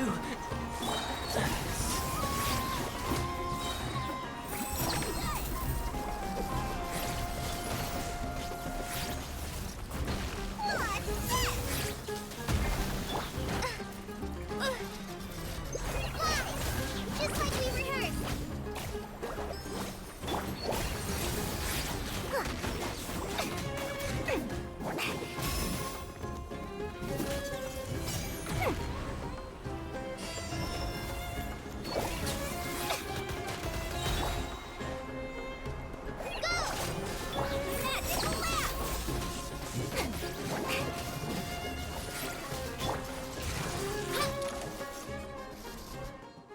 There's too many of them! I can't believe I used 12 rare items in one battle! Ugh. I shudder to think how this is going to affect this month's accounts. The sight of that glaring deficit might be more than my poor heart can take. Tainari, how's the situation on your end? We held the line, though it was a close call. But it looks like they're preparing for another attack. Has something happened? They've breached our defenses in the south. The Jin are pouring in. We're moving the villagers to the north as we speak. We're hemmed in. This is getting precarious. Our margin for error just got a lot smaller. That's why we wanted to confirm your status. We need to consider our next move carefully. Bad news! Another line of defense has been breached. Kale, go with them and assess the situation. Dory and I will hold the line here. But Master! Even with 3 of us, we barely managed to. This is not a discussion, Kale. Don't worry about us. She clearly still has plenty of tricks left up her sleeve. Wait, you can't pin all your hopes on me? Oh, great. I've almost run out of the things I brought with me, and the rest is back at the caravan. I should be able to hold out for a little longer, but still... Master! Need any help? Huh? What is it, Kale? If things continue like this, it won't be long before Aru village is overrun by Jin, and the sandstorms are sure to follow in their wake. I do have a plan, but I can't guarantee it will work. I don't care. Whoever you are, please just help us. The only one who can help is you. I am merely here to guide you along the correct path. I am a spirit created at the beginning. I am a flickering illusion. I am the shimmering light that flows from the eyes of the Creator. What do you mean? It doesn't matter. You don't need to understand it. Just repeat after me, one line at a time. Watch out! Jin incoming! I am a spirit created at the beginning. Here goes nothing. I am a spirit created at the beginning.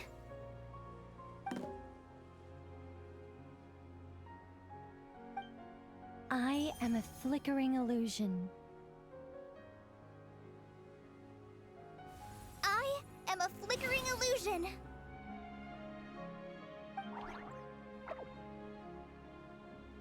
What's wrong, Plumpy? I've never seen you so agitated before. But how do you... Do you know what Kale is reciting? I am the shimmering light that flows from the eyes of the Creator.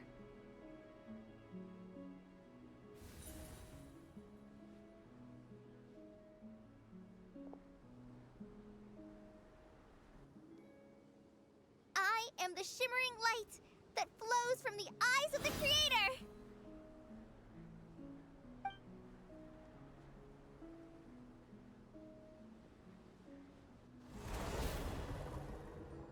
It's a song composed by the goddess of flowers, but very few records of it remain, even in historical texts.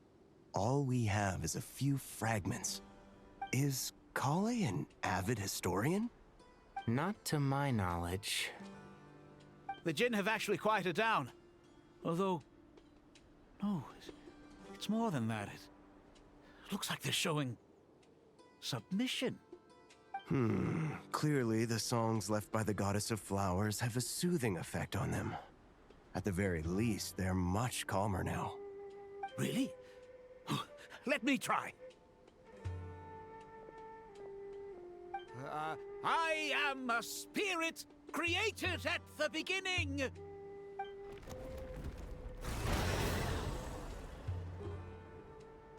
Don't stay away! I'll stop! I'll stop! It seems like the song only works when Kale recites it. But why? Kale.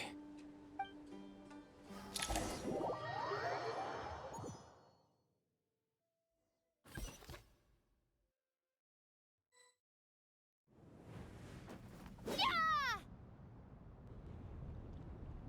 Any luck?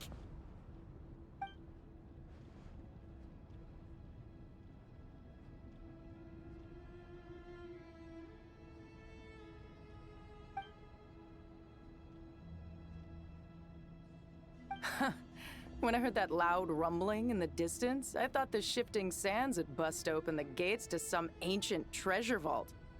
Turns out it was just you guys. Huh? Wait, that sounds like... It's been a long while. Did you miss me?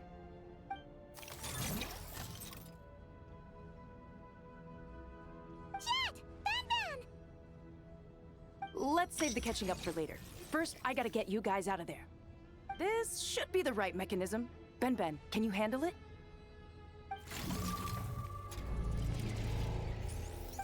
There we go. Come on, let's leave this place.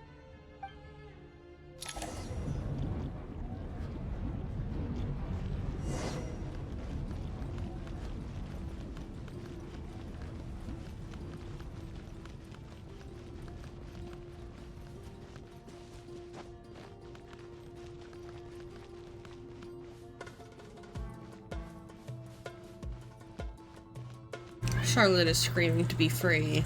She will not be free.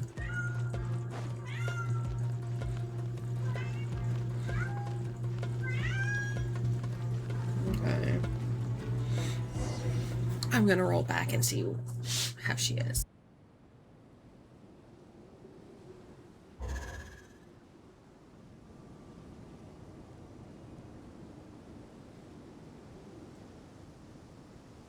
Huh! Those Fatui sure made themselves scarce. It's like they were never here. The Fatui? They came to the desert again? Yep. No idea what they're planning this time. They were being very coy about it. How have you been, Jet?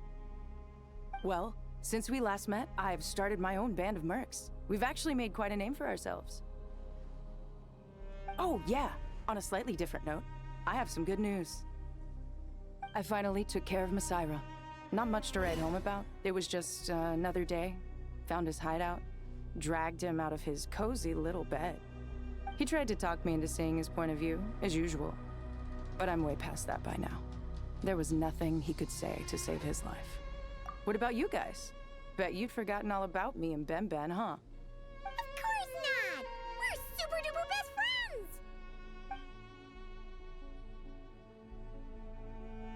Wow. Sounds like I should make time to visit some other nations too. Anyway, what brings you to Gurabad? Oh, right. I almost forgot. We're here to look for Lilupar. That bottle? Seriously? Yeah!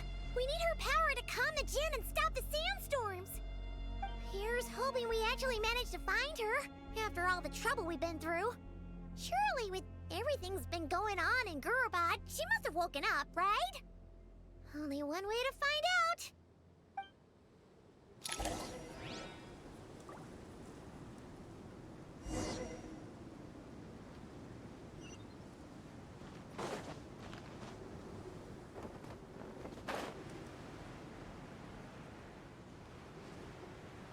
I followed her, but I guess she didn't want me to pick her up. She ran away. She's probably trying to lead me somewhere.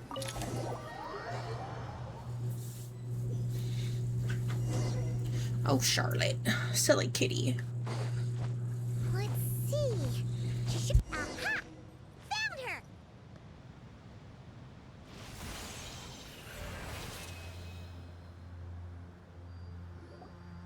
Lilupar! What a long dream that was. It's been a while, my master. Oh, and you're here too, little wildcat. The four of us back together again. Imagine that. In truth, it was at first. I was none too pleased when those miscreants barged in.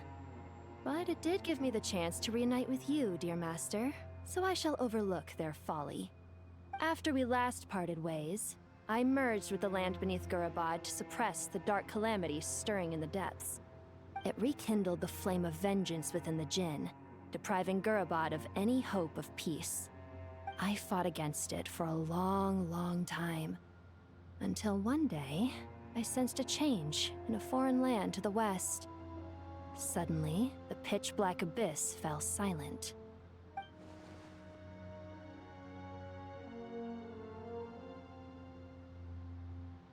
Once satisfied that that dark power could no longer bewitch the Jinn, I too fell into a deep slumber, from which I have only now awoken. Why have you returned to Gurabad, my master? And why is my sand-swept homeland in disarray once more? Well, basically, Sumeru's in danger and a lot of our friends are affected. Some bad guys messed around with Irminsul and now they've released the Jinn in here. We managed to chase off the culprits, but we have no idea how to seal this place back up and stop the sandstorms. Child's play. I shall quell the Jinn and scatter the storms. Thank you, Lilupar. No need to thank me, my master. I have granted many wishes in my time, and this was the most trivial of them all.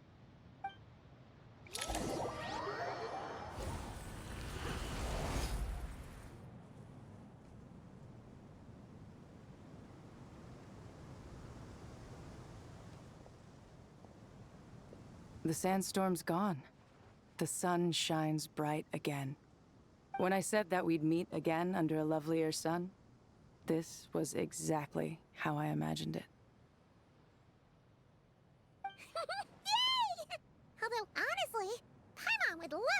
out with you more, even if the weather sucked. Well, there shouldn't be any more gin breaking out, right? Are we okay to head back? Sounds good. You can introduce us to your other friends. Another adventure begins. Lovely.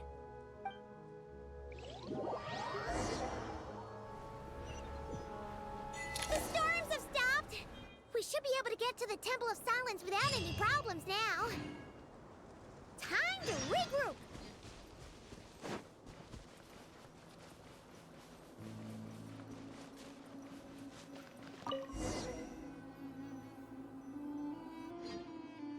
I don't know if I've done... Oh, no. Have I? Yes. No. I don't remember if I've done the quest with the Temple of Silence. I don't remember if it's in an Archon quest, or an interlude quest, or a story quest.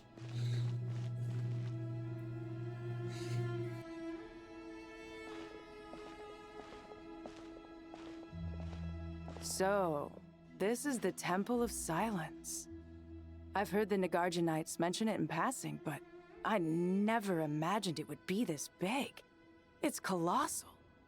I thought the temple moved to the rainforest ages ago. When did they scamper back into the desert? I don't know. This plan sounds a little too risky for my liking. Even in King Deshret's day, this was experimental technology. We have no idea what could happen if we activate it.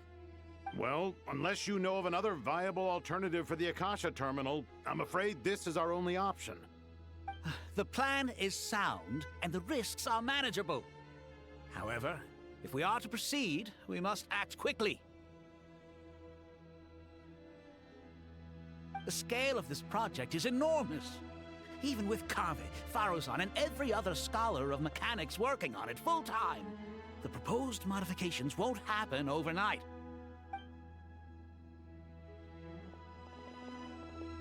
You're back. Everything all right?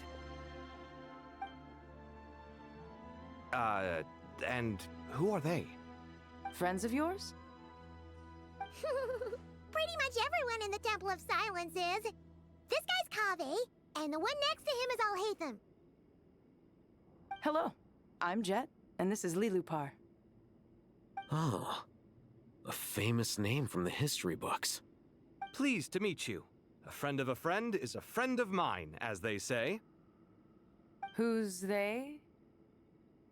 Huh? Do people not say that? Not in the desert. Friends you can trust, but friends of friends?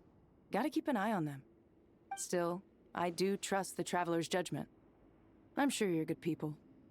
The sandstorms have calmed down. I take it the Gurabad problem is resolved? What did you find?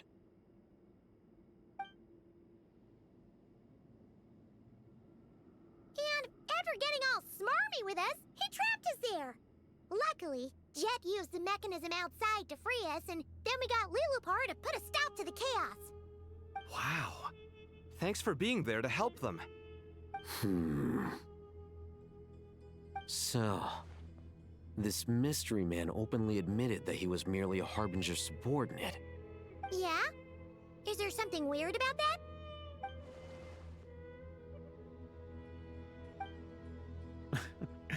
I assume you aren't naive enough to expect answers from an enemy. Well deduced. Our commander, Dottore, died in Nodcry.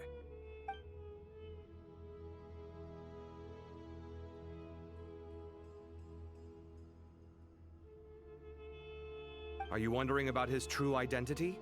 Or do you think there's a big conspiracy behind all this? I wouldn't go as far as to call it a conspiracy. Just the simple fact that having someone to shift the blame on tends to prove useful should trouble come knocking later. The most important thing for now is to solve the immediate problem. Perhaps that man knew you wouldn't have the resources to investigate his background and so didn't put much effort into disguising himself. This is all getting a little cryptic for me. I'll let you guys talk while I take a walk with Lilupar. Jet? Aren't you with the Blazing Beasts? What a coincidence. Didn't expect to run into you here. We're mercs. You can run into us anywhere. Who's this with you? So, did find the solution you were looking for in the Temple of Silence? You bet we did. This place is incredible. It has everything. So far, we've discussed a plan and verified its feasibility. Building a new system from scratch is out of the question. So our only option is to modify the Akasha using certain resources we hope to find in the mausoleum of King Deshret. According to certain sources in the Temple of Silence, there is a core device in King Deshret's mausoleum known as Aru. Little is known about this device in academic circles, which suggests it was hidden quite effectively. If these sources prove correct, the energy contained within Aru may be sufficient to power our Akasha renovation plan. However, this raises difficult questions regarding technological integration. The sages are still debating it. Yeah, but I'm sure they'll reach a compromise once they've argued it out. The people of the rainforest are always cautious when it comes to desert technology. But times of crisis like this leave us with little choice. Wait, Paimon has a question. Is this the same Aru we've heard of before? It's sealed off, right? Some sort of prison where the Goat King, Ibis King, and Crocodile King are locked up. Well remembered. Yes, that's exactly right. According to our records, Aru was the most brilliant creation King Deshret ever conceived of. Built by divine and mortal artisans working together. It was a miraculous accomplishment, and it lies hidden deep within the king's mausoleum to this day. That being said, what Aru actually does and why it was built, those are deep secrets we are not privy to. Until recently, I wouldn't have been optimistic that the place even exists. The only reason I'm inclined to believe it now is because we heard it from the Ibis King Thoth himself at his temple. The tale of how the 3 retainers of Al-Akhmar were imprisoned in Aru. Paimon totally gets that. When Paimon first heard about it, she thought it sounded pretty unbelievable too. Do you guys still remember that? The Ibis King told us they were trapped in Aru and that they had to answer 3 questions to get out. I think I remember. What causes our rise and fall?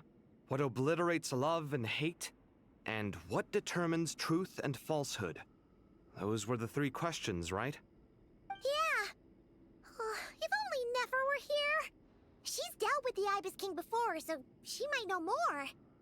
Oh, Nefer's a friend we met in Notcry. Notcry? Funny. She showed up here earlier. Huh? Yeah.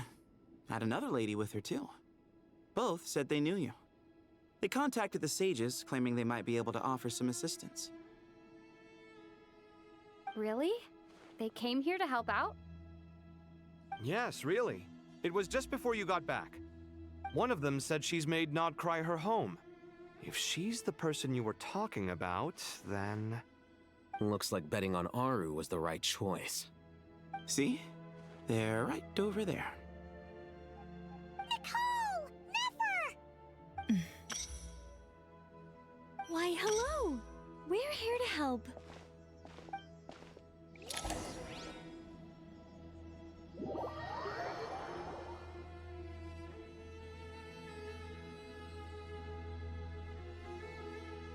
It's a good thing we left early. We almost got locked out. Locked out? What do you mean?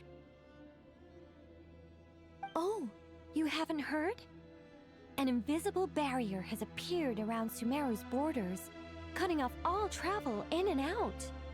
No one can leave and no one can enter. Sumeru has become a lonely island. Are the Fatui behind this too? Actually, no. This has nothing to do with them. I suspect it's a defense mechanism within Irminsul itself. Irminsul is the source of Tevat's ley lines after all, and Sumeru is the nation closest to it. I imagine this function was put in place to seal the entire region off in the event of serious damage, preventing the disaster from spreading to the rest of Tevat. It may have been implemented long ago. But doesn't that mean that the people here won't be able to escape to other nations if the anomaly keeps spreading? Currently, that does appear to be the case, which is precisely why I am here. This is a critical moment for the world, and Sumeru is the eye of the storm. Paimon's surprised you managed to convince her to come back to Sumeru. Indeed.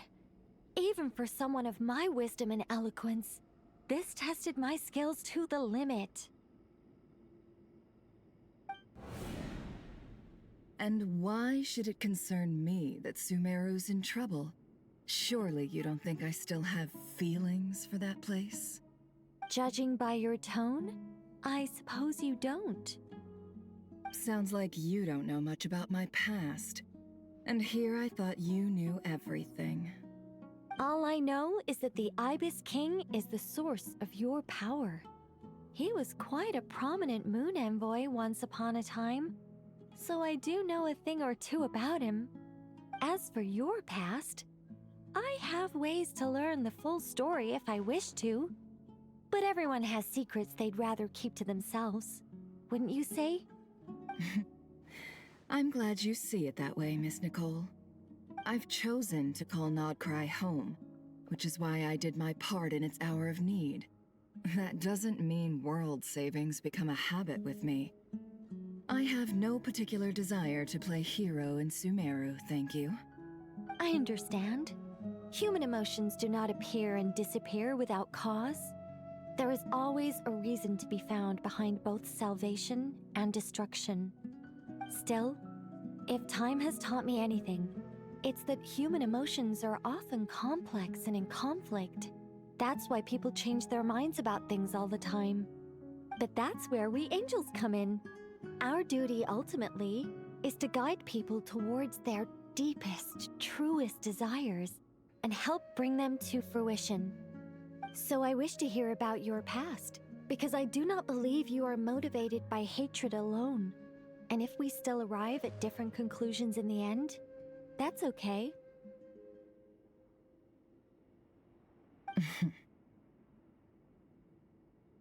I refuse. Wait, what? But I set the atmosphere and everything. Isn't this supposed to be the moment when we finally open up to one another? Is it? Maybe I'm not so good at reading the atmosphere. You're right, Nicole. There's more to me than just hatred.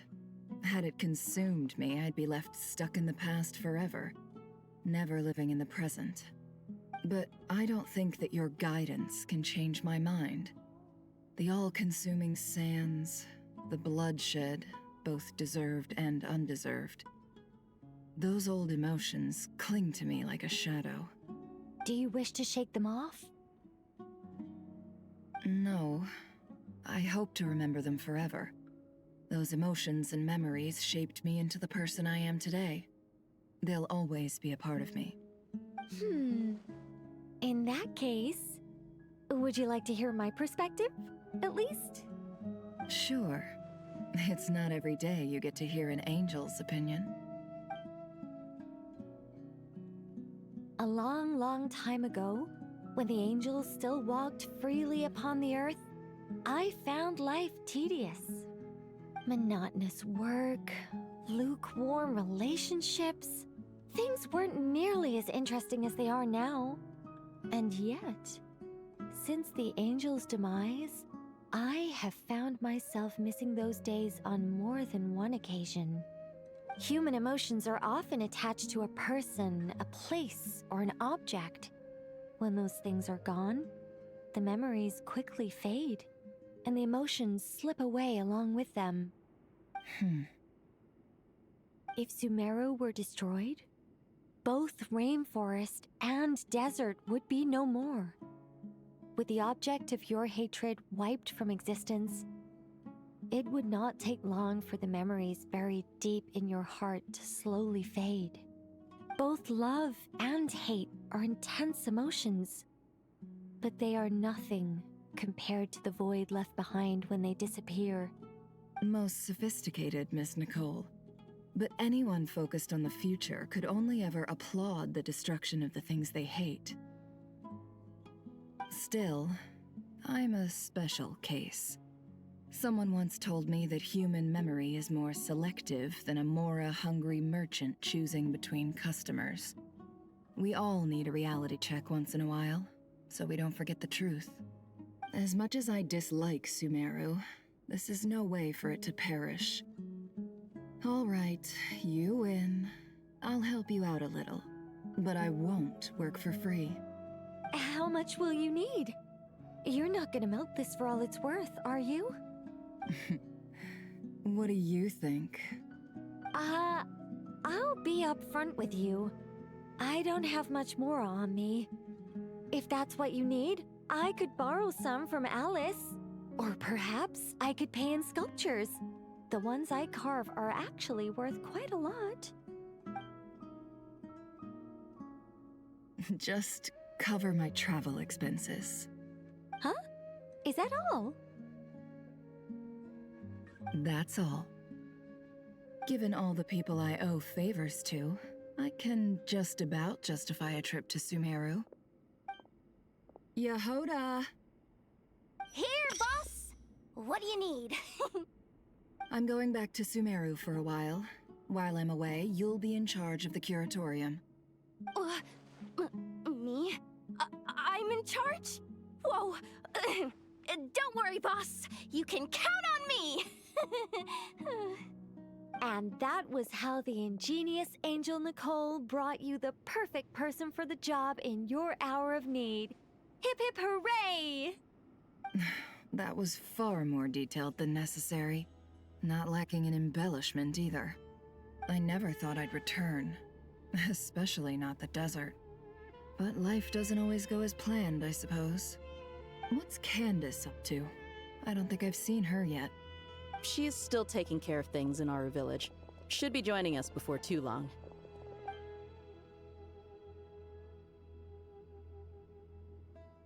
Oh, and sorry. Hope we're not interrupting anything.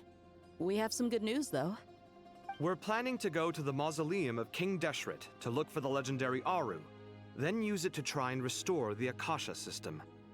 According to records in the Temple of Silence, the mausoleum houses something called Aru's Chute, which can be used to establish connection with Aru. We still have some time before we leave, so there's no rush. By the way, who are these two new faces? Just call me Nefer. I'm based in Nodcry. Did I hear you mention Aru? Correct.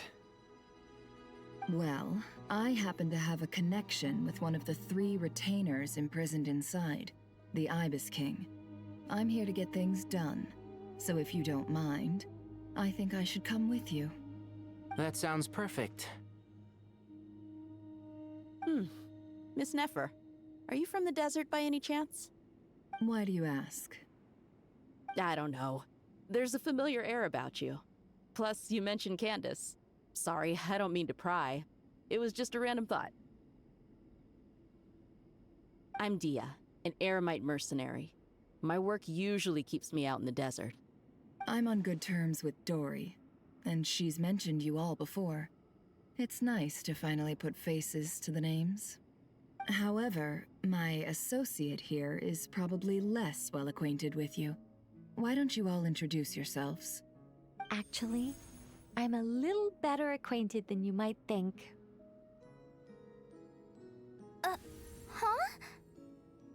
Huh. Are my eyes playing tricks on me? It looked like you spoke without moving your mouth. Ventriloquism. I have heard tell of it before. What is it, Kale? It's you!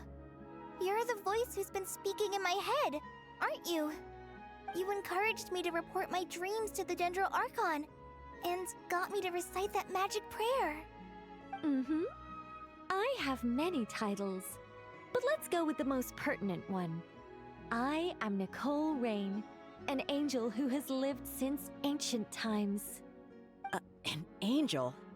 Sounds like a big deal, but, what exactly is an angel? Oh, Well, we're a rather long-living race of beings. Not gods, technically, but we can still tell you a lot of stories from ancient history. Yep, and she's also an amazing sculptor. You could say she's a real creative type.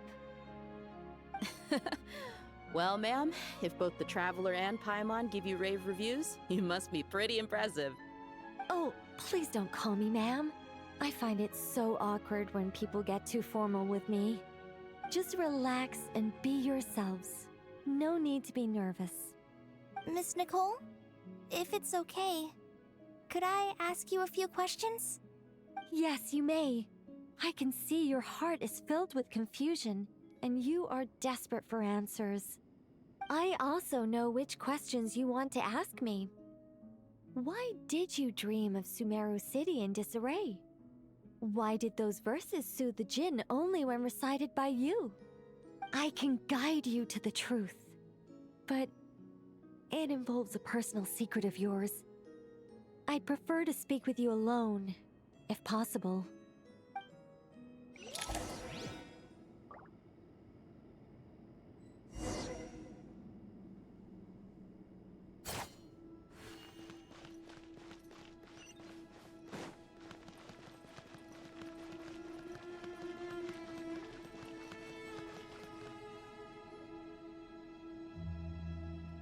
I thought we were going to speak alone. This is a lot more people than I was expecting. What's wrong with it? Even the doctors at Dar al-Shifa allow patients to be accompanied by family members. Well, if Kale doesn't mind her secret being revealed, I have no problem with it. Thanks for being so considerate, Miss Nicole. I don't know what secret you mean, but whatever it is, there's no need for me to hide it from my closest friends. Closest friends? It's so nice to hear that. All right. In that case, I'll get right to it. Kale, are you aware that there are god remains inside your body? I am. When I was young, I got sick with Elazar. Nothing could cure it. The Fatui convinced my mom and dad that they could help, and I was sent to an unfamiliar place. There were a lot of other kids just like me there. This creepy guy injected us with some strange medicine, which I heard contained god remains. I can still remember the pain like it was yesterday. But thanks to the friends who've stuck by me all this time, I've gradually been able to overcome those memories. Anyway, so you're saying that what happened to me has something to do with the god remains they injected me with? Yes. Those were the remains of Nabu Malikata, the goddess of flowers. What? Huh. Fascinating. You don't seem surprised like the rest of us. Why? The possibility crossed my mind when Kale recited the Goddess of Flowers song and calmed the Jinn. You made Paimon jump! What are you doing here, Lilupar? I was merely passing through when I heard the name of the Goddess of Flowers. Be assured that I share your surprise. You, with the hat. Are you certain? I sense no trace of the Lord of Flowers within her. Well, it is a very small fragment. Unless special methods are used to manifest its power, even her closest acquaintances would find it near impossible to detect. After the goddess passed away, her remains were scattered across the desert. King Deshret gathered all the pieces he could find and buried them in the Eternal Oasis. But some fragments remained unaccounted for. Eventually, the Fatui must have found a way to track some of them down. Presumably for use in some experiment. It's not an uncommon occurrence. You're more shaken than I thought. In one sense, you've been extraordinarily lucky. So many people who yearn for this kind of power never attain it, yet you have coexisted with her all this time without even realizing it. I don't know what to say. I'm glad that I could help everyone with this power, really. But knowing that a fragment of the Goddess of Flowers is inside my body is... it's a strange feeling. Well, people value their autonomy very highly. Even a well-intentioned intruder can shake one's sense of self. I understand how you feel, Kale. But once you get used to it, you'll find it's nothing to be concerned about. Huh. I guess you, of all people, have a good reason to speak on this. 2 good reasons, in fact. Incidentally, 3 is the maximum number of Hermanubis's Ba fragments that I could bear. Let me guess. Because 2's company, but 3's a crowd? Thanks for helping to explain the joke, Tainari. Not my intention. Goddess preserve me. I should take my leave. This boy in his wolf's head hat speaks much too differently from the Hermanubis I remember.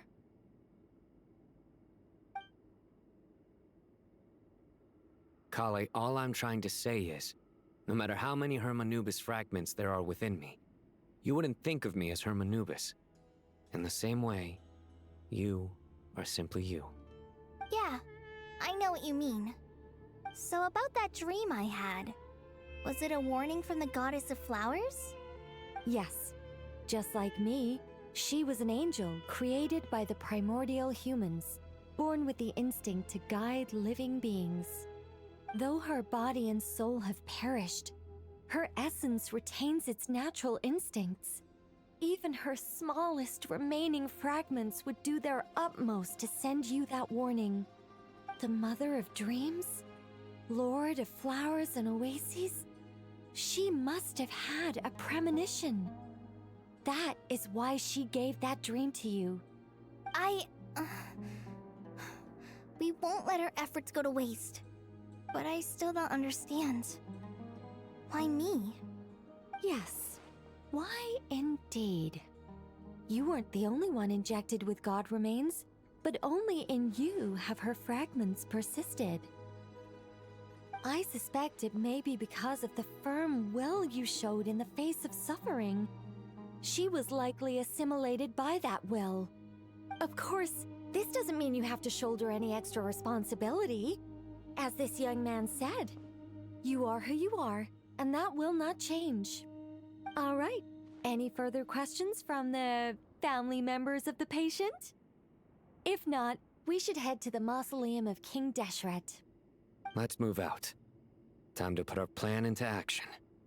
We all hope it'll work. But will we really be able to open Aru? And even if all 7 pillars of King Deshret agree to let us proceed, the scale of the work to follow is daunting, to say the least. Haven't you handled other big projects before? I mean, the biggest project I've worked on to date is probably the Palace of Alcazarzaray, I guess? But this is orders of magnitude beyond that. It's a total nightmare. Look on the bright side. At least this time you're actually here when Sumeru needs you most. You won't have to come asking me for details after the fact. Mock me all you want. But now that I'm here, things will be resolved far more quickly and smoothly than last time. Kave's self-doubt disappeared in an instant. Like magic. Well, this confidence is most gladdening. Now, go and pack your things.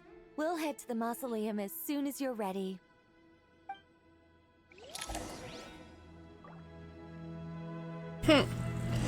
I did like that Lilupar heard one of Sino's bad jokes and then immediately decided to like, fuck off after there. She was not having it.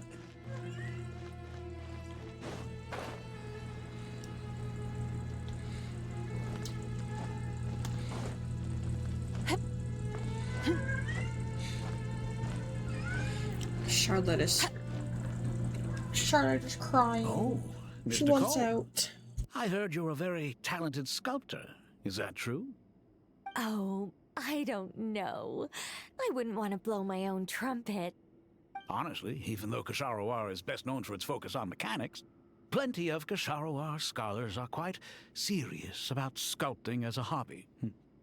So if they rate your work, that's enough for us. We just have to take a look. Who's we? Myself and a few other scholars. Kashif, Daneshvar, come take a look. Oh, well, if you insist, I suppose there's no harm in showing you.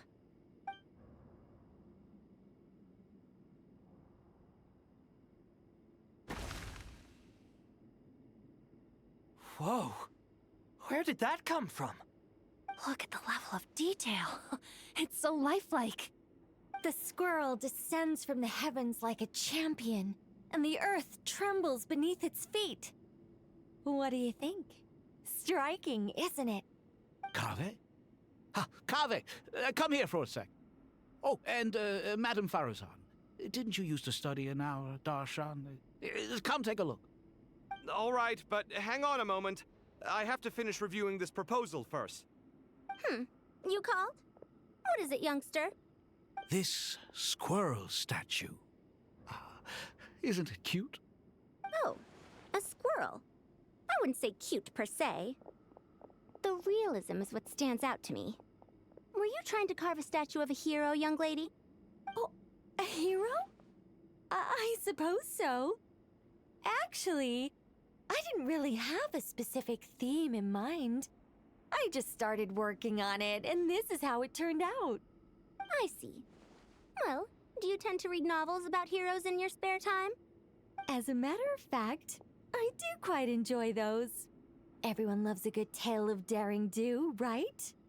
Then perhaps this statue represents the heroic tale you long to see deep down inside. Also on the subject of heroism, I feel that if the subject posed with a finger raised towards the heavens, it would lend a greater gravitas to the overall image. I'm sure some would call it cliché or old-fashioned, but not me. I think it would be a perfect fit. It has a certain classical beauty about it. Kave! Sorry, Madame Faruzan, I'm a little busy right now. Don't wait up for me. What a pity. That young man has excellent aesthetic tastes. I was hoping to ask him for his opinion. What a genius idea! Why didn't I think of that? Classical beauty is a great direction to explore. That's it. Once I get back, I'm going to sculpt a heroic squirrel pointing its finger towards the sky. Precisely. A declaration of victory. You understand my vision. Then place the two statues face to face. Yes! That's exactly what I was thinking. It'll be a masterpiece. Miss... I'm sorry. I didn't catch your name. Just call me Nicole.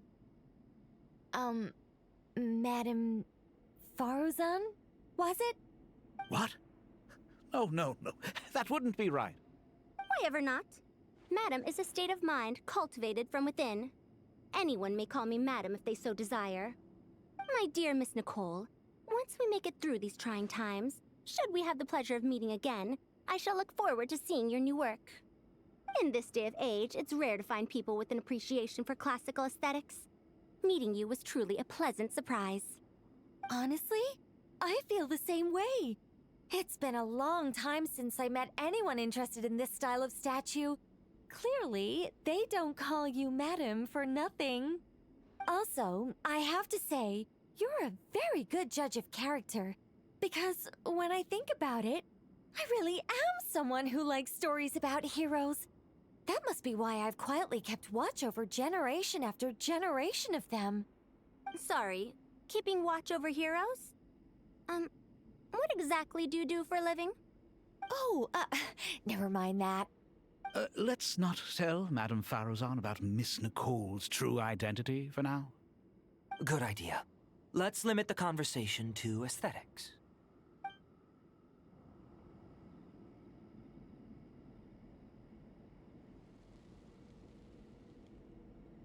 Was I supposed to go there? What does this have anything to do about the story? What's happening?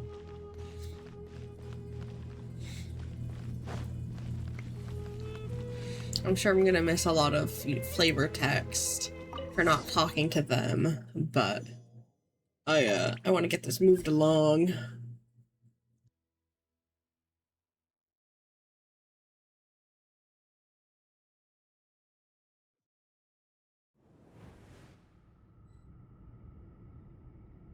I hope everyone's ready. We'll be arriving at our destination very shortly.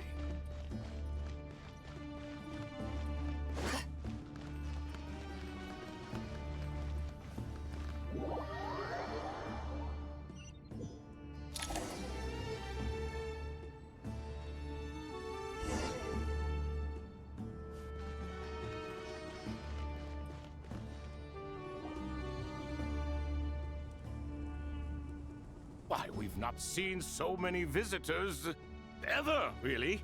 What is this place now, a tourist attraction? Ah, closer inspection reveals many familiar faces. To what do we dusty old fellows owe the honor?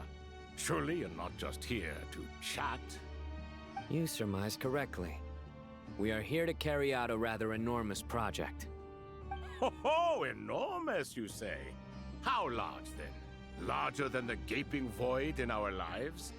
Why, you've even put a smile on Goatee and Crocco's faces. All this activity is making for quite the special day.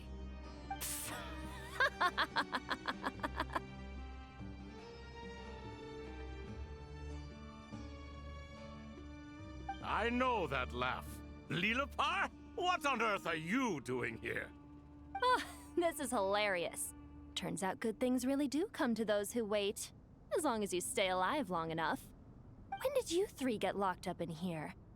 And still you act all high and mighty, putting on a show for the younglings. Truly hysterical. Why, you... Yes, I know. No need to shout. You're right, Lilipar. Goatee, Crocco, and I all have the same problem. But didn't King Deshret seal you away? How did you break free, and how did you get in here? Who knows? Perhaps you can ask my master one day, should you ever get the chance. Behold, the executioners of old. Some have turned into fragments residing in human bodies, and others are imprisoned eternally, leaving not a single shard behind. It's almost tragic, watching lowly prisoners like you act all self-important. Curiosity gnaws at you, doesn't it? Your interest in the outside world threatens to burst you at the seams. I'm starting to take a liking to this magic bottle lady. Time is of the essence. Let's get down to business. We come to you, O three ancient lords, to request your assistance on behalf of the Academia. If we can help you regain your freedom, then please consider lending us your aid. As for precisely what we need your help with, it's a long story. So, to demonstrate our sincerity, we are prepared to first resolve the problems that plague the three of you. All right, stop arguing, Crocco. And Goatee, don't you start. What's the harm in letting her speak? It's not worth getting so angry about. Forget about her. The three questions are the crucial thing here. But do you really have a way to answer them? You once answered the final question, Nefer, but the seal did not open. Unless, with the passage of time, you have found a new answer? You could say so. When you first asked me what determines truth and falsehood, my answer was a liar's soul. Liars are the best at seeing through the falsehoods of the world. But if you want them to tell you the truth, you have to reach their soul. I think that makes sense. I found it quite compelling myself, and I told Nefer so. Unfortunately, it brought us no closer to liberation. Well, that's simply because it was my answer, not the one King Deshret was looking for. Can you guess which answer Al-Ahmar wanted then? Time. And that's not only the answer to the final question, it's the answer to all three of them. All things wax and wane with the passage of time. Love and hate eventually fade into nothing.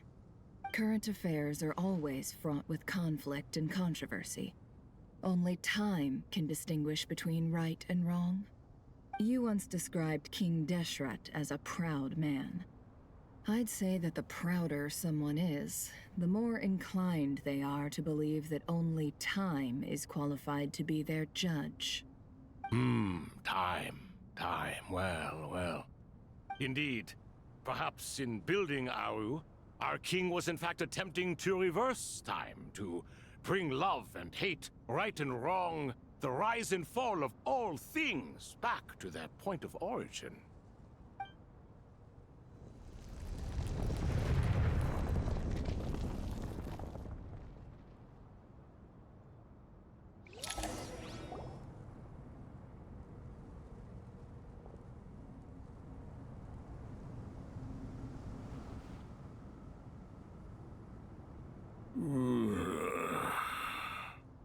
This is the most eventful day I have experienced in a long, long time.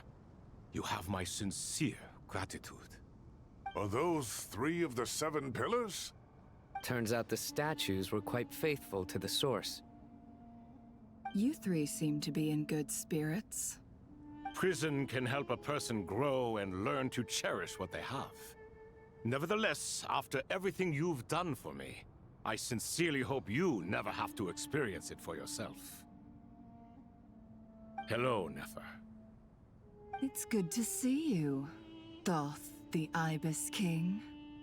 Nice. Definitely puts my mind at ease, seeing you two getting along so well. Should we maybe introduce ourselves, or... Sure. I'm Sethos, the current leader of the Temple of Silence. This is General Mahamatra Sino, and this is the former Spantamad sage, Cyrus. But I'm guessing none of that means a whole lot to you. Everything is equally new to us, in truth. We've been gone from this mortal world for longer than you can imagine. Let's hold off on the introductions for now. We can always ask Nefer about you later. It'll give me something to talk about with my chosen disciple. You're like a helpless parent. Gods and people of yore are not necessarily welcome in today's world. Self-awareness is one of my finest qualities. I thought I ought to share its fruits with you two. Is that so? Well, I think we'll take it in stride, just as we did with the 3 questions. Let's not forget, it was my persistence that won you both your freedom. Fair point. I have to applaud your persistence. And I must praise you for your wisdom. Now, state your wishes, young ones. I'm sorry? Why, your tremendous accomplishments deserve a reward, do they not? You must let us do something for you in return. General Mahamatra, what do you think? I won't beat around the bush. Sumeru is facing a crisis the likes of which have never been seen before. And we need your help. Every calamity throughout the ages has been connected to us in one way or another, whether we were its cause or consequence. Whatever is wrong with Irminsul, it severely affected the Dendro Archon. She fell into a coma, and is currently receiving treatment from the Dendro Dragon. The Dendro Dragon? I'm sorry, the Dendro Dragon is helping to heal the Dendro Archon? Not a pep, surely. Not vicious, cruel a pep who possesses no virtues aside from her basic instincts. Ah, good heavens. I shudder to think what could have caused Lesser Lord Kusanali to suffer such a plight. Still, why would the Dendro Dragon lend you her aid? She has always held nothing but contempt for the Archons. I suppose she and Kusanali must have some history. You can help us make history too. A smooth talker. Well said, lad. Currently, no one can connect to Irminsul. We hope that by opening up Aru and making some modifications to it, we can use its technology to our advantage. Unfortunately, Aru is an imperfect creation. King Deshret never managed to realize his full vision before his death. Much remains to be done if it is to be pitted against Irminsul itself. Besides, I hear your reasons, but to give Aru up over such would be... The archaeological records clearly indicate that although Aru's construction took a long time, it was not beyond human means to achieve. Modern technology should solve the efficiency issues. We have no choice but to go all in on this. This is by no means a threat. But the only reason we helped you escape from Aru was to gain the necessary leverage to negotiate with you. You asked us to state our wishes, and we have. Each one of us here needs your help, as do all the thousands of people living in Sumeru. They need you, and they need Aru. What do we think, my fellow old fogies? Shall we lend our support or not? Since you ask so nicely, naturally. Naturally what? Are you for or against? I simply mean we shall do what comes naturally. You claim that you wish to open Aru. Know you then that the golden slumber created by King Deshret is preserved within? We do. We understand the risks involved. In all likelihood, the mortal world will never again be able to replicate King Deshret's work. Never will there be another chance to come so close to creating a utopia. Knowing this, are you sure of your decision? We are sure. Before people can dream, they must first live. If your minds are made up, very well. We shall summon our erstwhile colleagues to discuss this further. Saint Shezepank, Saint Bennu, once you surrendered to silence and were buried with King Deshret. But now, we invoke the right to awaken you with our voices.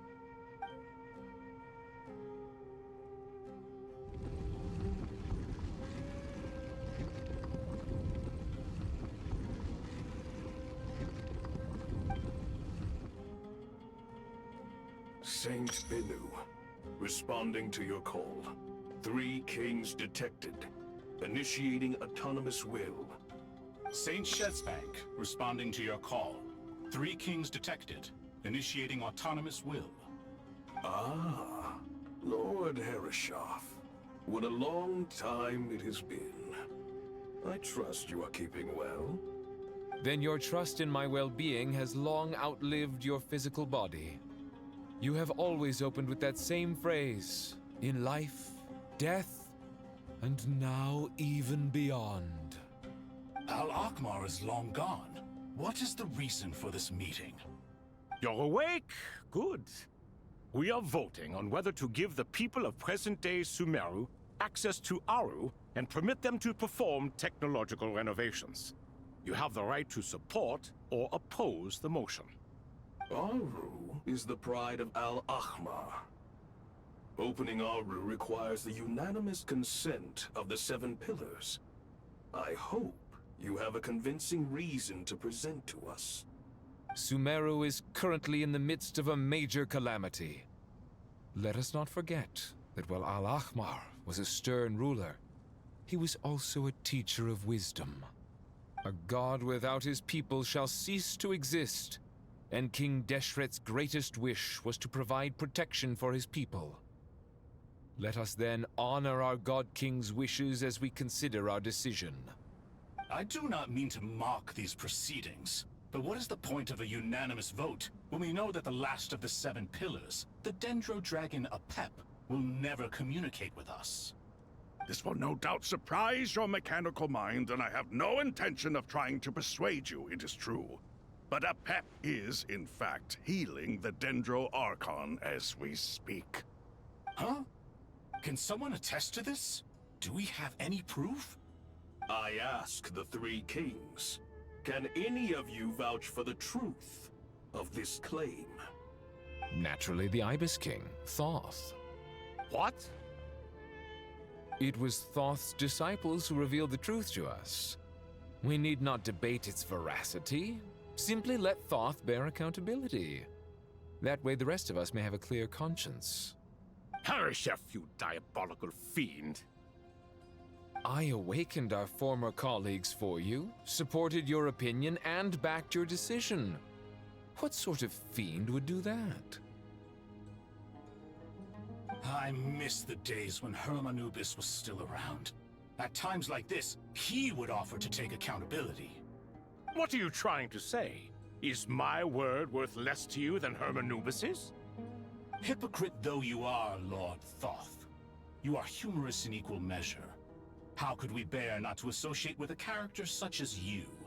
I, Saint Shezpank, approve the Goat King's proposal.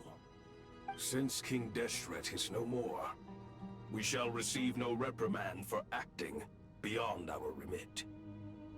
Nevertheless, I sincerely hope that those before us understand the significance of what they intend to do.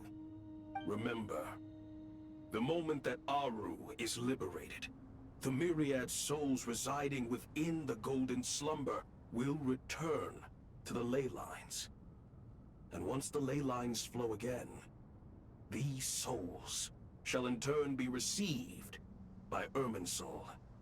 To take this step is to bring the perfect afterlife created by our king to a permanent end. We understand that well, and we have decided to proceed regardless.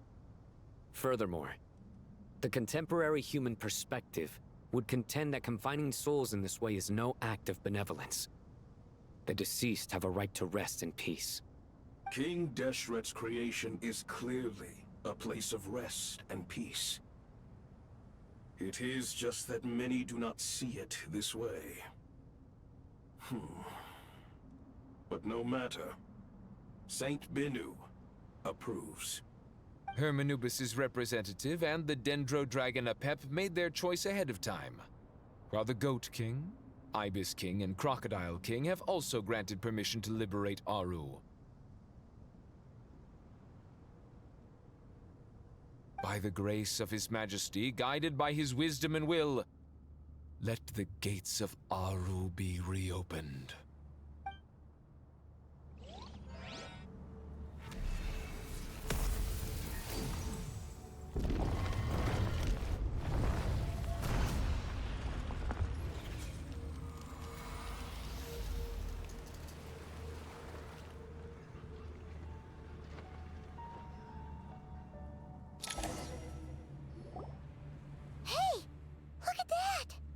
What's this? Are we under attack? No. Wait, it's...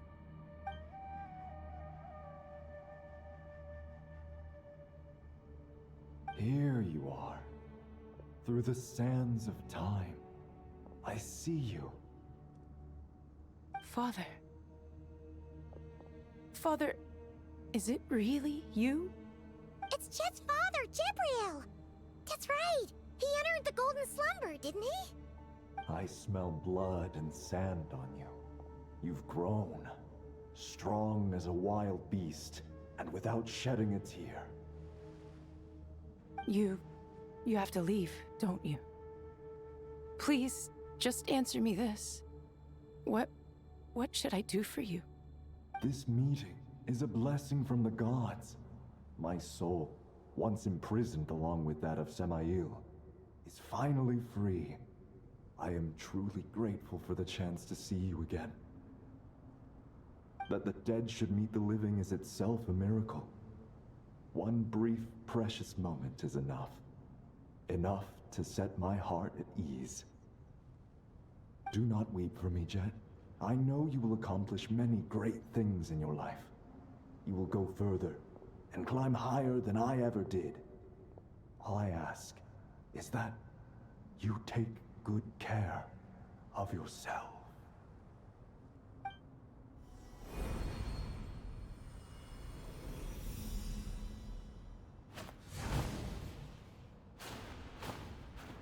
Father! Father! Father. Hey, Jet. Do you want something to eat? Maybe it'll help you feel better. I'm fine. Thanks, Paimon. It was just a little sudden. The chance to see my father again meant the world to me. He was trapped in the golden slumber for our sake. And now, after all this time, he can finally rest in peace. I'm glad. It's a huge relief. You've grown strong, Jet. More than enough to fend for yourself. Yeah. I'll leave the past in my memory where it belongs. My family, the good times and the bad. Goodbye, Father.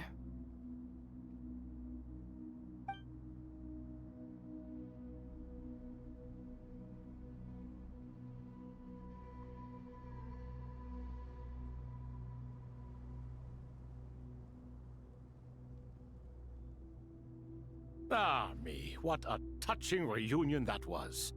It seems we did a good deed today. We three retainers, once imprisoned for our iniquity, are surely the least qualified to judge whether this deed is good or bad. Either way, Aru is open. Now you have your opportunity, and with it, whatever trouble may ensue.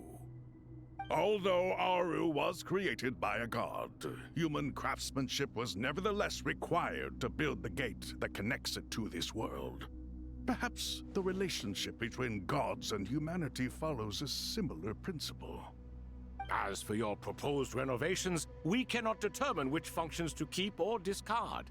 Proceed as you see fit, but please entrust the task to your most accomplished scholars, or Bennu will be most displeased.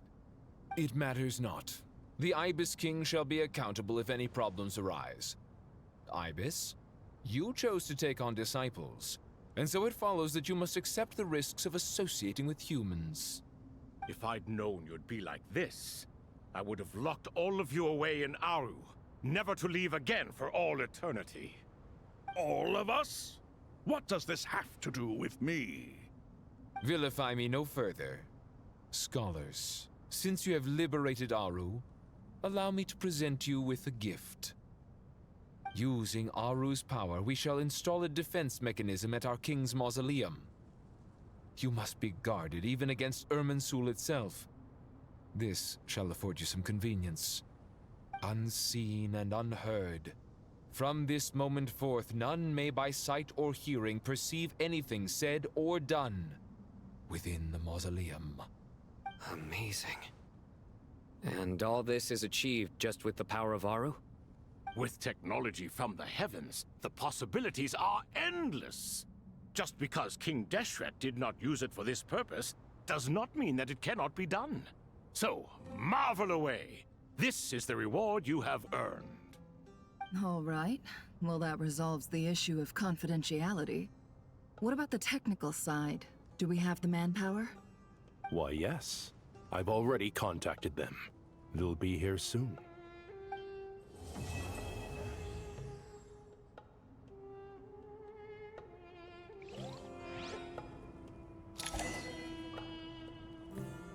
Okay. So, we've got that part. Oh, my mouse is off.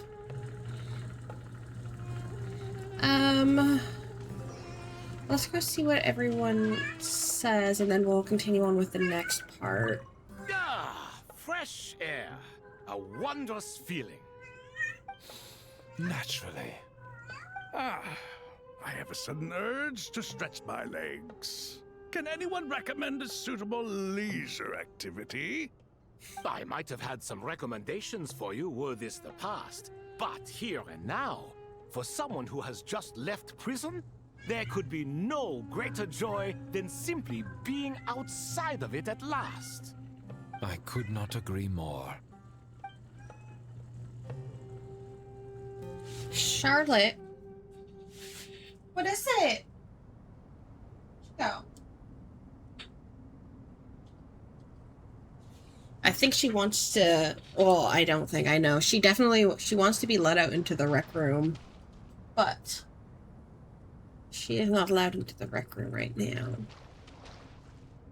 As I thought, the so-called 7 pillars of King Deshret are as underwhelming as ever. What do you mean? Not a fan of the boys' club? As men, as individuals, and even as gods, they are entirely undeserving of my attention. Al-Ahmar once commanded me to select a king from among the people, so naturally my eyes will open only for one who is worthy. Ugh. Can we talk about something else? It all sounds pretty complicated, and I haven't read that many storybooks. You think this is a mere story? Well, many would also say that the journey you shared with your father is not but a tale. My life, your life, they are nothing but stories. Little girl, it appears that you really have grown. In the past, you would have flown into a blind rage at my words, but now you are unperturbed. Oh, it's nothing. I just feel like you're right. Getting all pissed at someone for telling the truth is pointless. It only makes me look petty. This alone is proof enough of your growth. You're doing well, my dear girl. You're becoming ever stronger. Strong enough to defend the people and things you hold dear. You think so? I hope you're right. Can you hear her in the background? Hold on.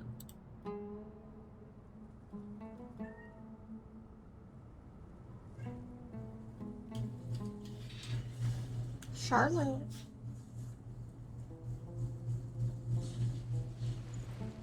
Where'd you go? She's like right behind my chair.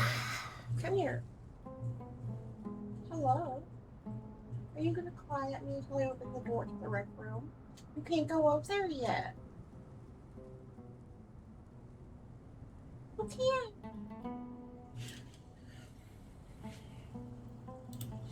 Okay. We've talked to them. Are they the only ones in here?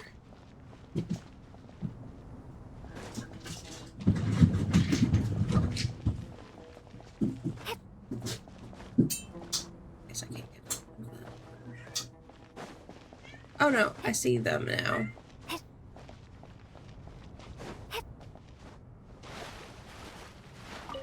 You must be Sethos, the successor to the Temple of Silence.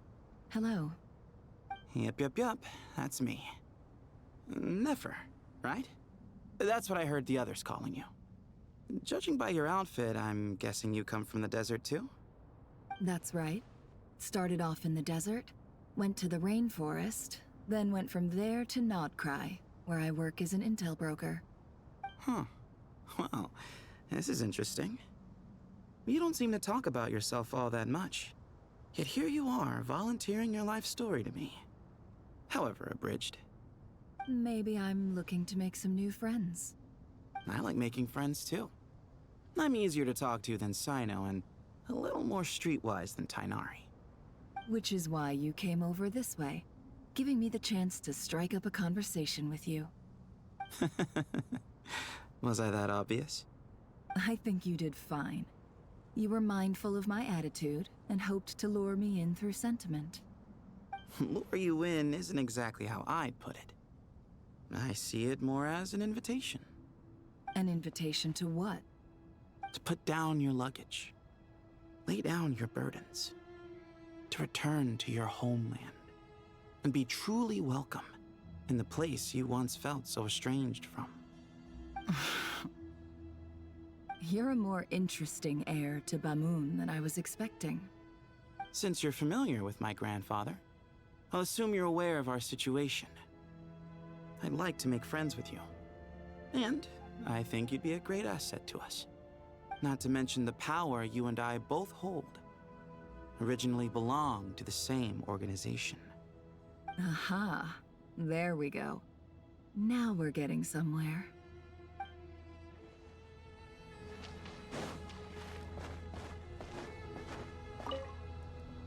Do you hear that? Sounds like your teacher is scolding mine. Huh. Classic. Did you see her?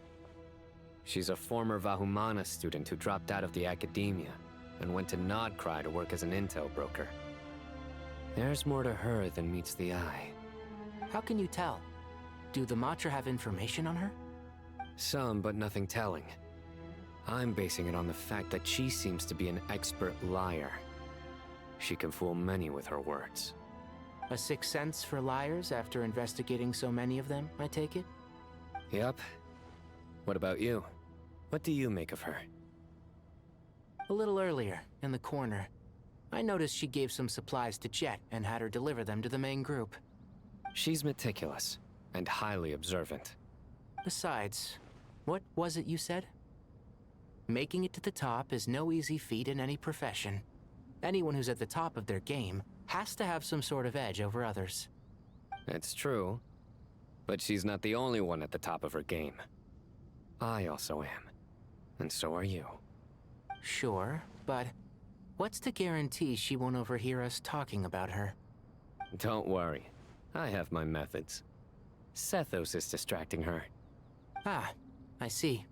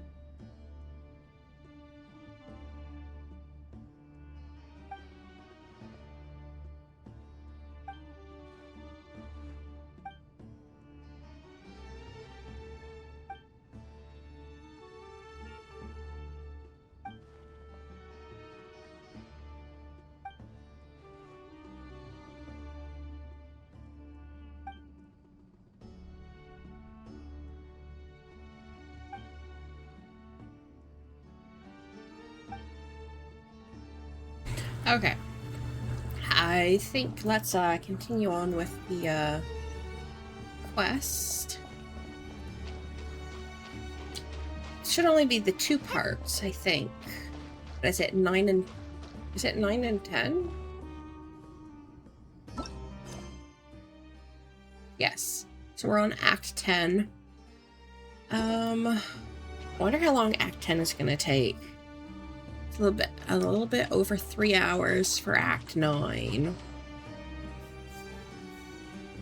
Do I want to start it, or do I want to do something else? That's probably going to be another 3 hours.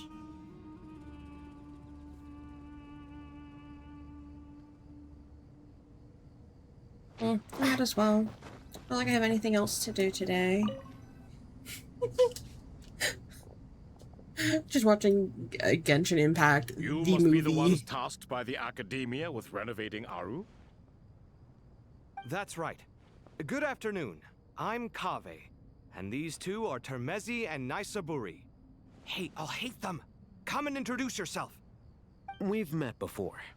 This is Thoth, the Ibis King, and everyone knows these two. Afternoon, gentlemen. I've only ever seen these two in murals.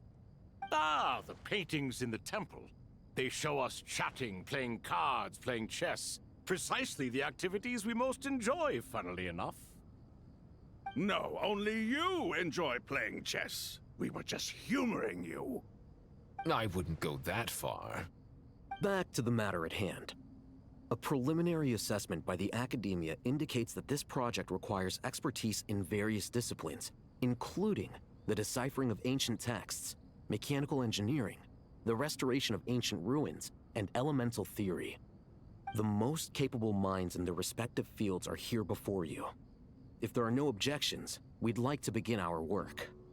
The artisans who built Aru for Al-Ahmar gave their very lives to create this splendid work. Follow their example by giving your utmost devotion to this project. I didn't know that. We'll do our best, of course, but we certainly won't be sacrificing our lives. Such brazen words. Humans these days are a far cry from their ancestors. What little respect you show for King Deshret. No, that's not what he meant. Please don't mind him. He shares your sentiments, just not your, penchant for hyperbole. Assuming that's what you were going for? I just think it's important to manage expectations. Forgive my lack of courtesy, but we simply can't sacrifice our lives to the gods on completion of the project like people in the legends of old. Here's a first draft of the project proposal for your perusal. Please let us know if you have any requests. Normally, I'd have made it look a lot more visually appealing, but we were really pressed for time on this occasion. I hope you'll forgive me if it's a little rough around the edges. Naturally. If my fellow ministers deem this meager display of respect sufficient, I suppose I can consider agreeing to their proposal. Why are you so preoccupied with the ostentatious displays of respect to Al-Ahmar? We should be trying to make things easy for them. You never know. We might have to rely on these young people to look after us in our old age. Exactly. This is Aru's mainframe. Be reminded to use it with great caution. We certainly will. Thank you for your assistance. You may attempt to lay out punishment should you so desire, though I'm afraid it would be futile. You and I both know that certain components of Aru can only be operated by humans. King Deshret always believed in humanity. Still, the reason that Aru's modules are designed that way is not so much because he trusted them, but more because he was wary of you. Is that true? No wonder human artisans helped to build Aru then. He actually required human assistance to create his greatest work. Naturally. Have you noticed that the Goat King keeps giving superficial responses? It's like he's just going through the motions and leaving the real debate to his colleagues. He understands the art of perfunctory speech. That's what earned him his position as the Minister of Ministers. It seems the rumors about King Deshret being a poor judge of character are baseless after all. Excuse me for being blunt, but it sounds suspiciously like you're putting yourself on a pedestal and mocking me. You're mistaken. And while there's nothing strictly wrong with making every conversation about yourself, it's not exactly a positive tendency either. You? Whatever. I knew it'd be like this working with you. All right, let me past. I need to look at this console. It's your job to activate it after all. Let's begin. Everyone, please proceed with the external checks and preparations as per the procedures outlined in the engineering plan.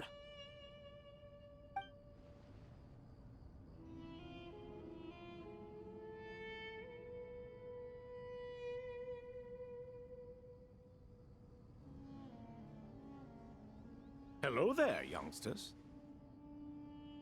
Whoa, the Ibis King came to life. What do you mean, came to life? I've been alive the whole time. You did say we could start our research, right? Are you having second thoughts now? I've reviewed the proposal. The work you're planning to carry out on this grand device is ambitious in its scope. You have ample confidence in your abilities, I take it? I wouldn't say I'm feeling hugely confident, but given how bad things are, I'd rather at least try something than sit around waiting to die. You are the top scholars of your day. I trust you are aware that there are countless links between Aru and the Akasha? Aru and the Akasha? But I thought the Akasha was the Academia's greatest technological accomplishment, created years ago by the Dendro Archon to help her people access knowledge. And you too? Do you not know either? You've read the instruction manual, right? You tell them. An instruction manual? The Akasha has an instruction manual? The Dendro Archon is a kind and thoughtful god indeed. It used to sit on a shelf in the corner at the House of Dana. Not the most popular read. If the manual is to be believed, Aru was in fact the original inspiration for the Akasha system. What? But there are so few records about Aru anywhere. And practically none of the scientific expeditions into the desert had anything to do with it. Ah, but this is something you could not possibly have known. You may have heard many stories about the desert, but what is the most important aspect of history? Consider this a quiz. Anyone from Vahumana present? I'm from Vahumana. It's, well, veracity. Precisely. And a large part of veracity is the chronological order in which events occur. I may as well tell you. In the beginning, Nabu Malikata, the goddess of flowers, descended upon Sumeru. The glory of the heaven was within her. She brought life, oases, and knowledge to this land. Then she created the Jinn, enlightened them, and ordered them to serve her. Two other gods also walked upon this land where wisdom flowed in abundance, and the three met beneath the great green trees. It was the first and greatest alliance. We should speak with reverence of this covenant between the three, which transcended both time and life. For they promised that in Sumeru, wisdom would be shared with all. All the great changes in Sumeru's history began with the goddess of flowers. For King Deshret's sake, she pried into the secrets of Celestia, and for this was burned to ashes by the flames of wrath. So grieved was King Deshret by her passing, that he lost all interest in state affairs, and devoted himself instead to the knowledge that she had brought back. It was after learning of the technology from that floating island in the sky that he first conceived of Aru. And so, the Akasha was inspired by Aru, while the basis for Aru itself came from Celestia's technology. Well, if the two share a common technological origin, then connecting one system to the other is an entirely feasible idea. Unbelievable. Have you no reverence at all for celestial technology? No, I do, but there's no time for that. The schedule is too tight. Blame it on the deadline. Perhaps you could try coming up with our cutoff dates. You know what it's like having to turn around 5 different drafts in one day? I wouldn't wish it on my worst enemy. Yeah, also, Sir Ibis, King, you don't plan on getting directly involved at all, do you? Yes, well, you strike us more as having come to give a popular science lecture. Or, wait, does this count as more of a first-hand witness statement? Neither. Anyway, this sounds like far too much work for me. Still, if Aru is so powerful, why didn't King Deshret use it for more ambitious ends? Because it was never fully completed. King Deshret had grand plans, but he perished before they could come to fruition. In the beginning, his wish was to create something that could rival the very world itself. The Lord of Flowers sacrificed everything for that ambition. What he desired, she bestowed, and thus was knowledge brought into the world. Her courage and sacrifice had to be honored with the most splendid of monuments, or King Deshret would surely have deemed it a grave injustice. And that monument, built from knowledge and technology, etched with a sacrificial and courageous love, even in its unfinished form, it deserves to be treasured. At that time, King Deshret said the following to the Lord of Dendro. Since we share an eternal covenant, I shall never be your enemy. Hence, the fruit of wisdom from the heavens is not to be devoured. Remember, it is not that I lack the power to become the enemy of wisdom. Yet you and she have taught me much and shown me kindness. For this, I cherish you both. In the end, Aru was only used to store a portion of the souls. It was but a primitive form of the masterwork the king had envisaged. His final hope for Aru was to return to the past, when she yet lived. So the point you're making is, King Deshret was both powerful and ambitious, and he only ceased his imperious ways out of affection for the Goddess of Flowers and the Dendro Archon. You could see this as an act of mercy, but you could also see it as the sentiments that lay between these three gods placing constraints on him. This was, after all, the foundation of the alliance between them. This explains why Aru was both a prison and a monument, and why the answer to the 3 questions was time. You have to be careful who you get involved with, or you invite all manner of misfortune. This is as true for gods as it is for humans. Love is the same. It is both a prison and a monument. All right, let us pause the story here for now. Seeing as you've been so diligent, I'll offer a little help. Who's in charge again? Is it you two? Ah, yes, me and him. Now then, close your eyes. Wisdom hides in the space between the tangible and the intangible. It is to convey the incommunicable through the simplest of mediums. By the power of King Deshret, I shall grant you a glimpse into the unseen secrets that lie at the threshold of existence.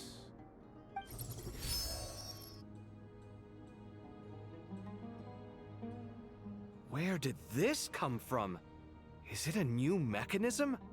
It looks more like some form of externalized information. You've rendered it visible?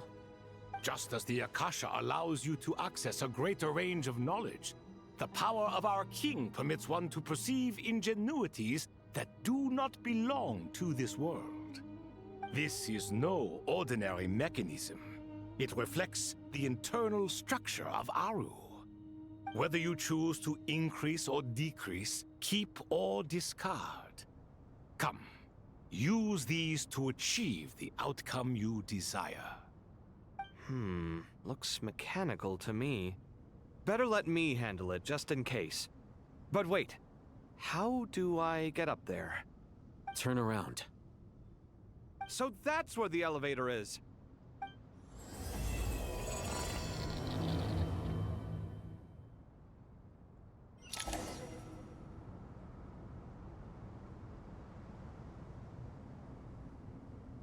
It was 15 minutes of yapping just to start the quest.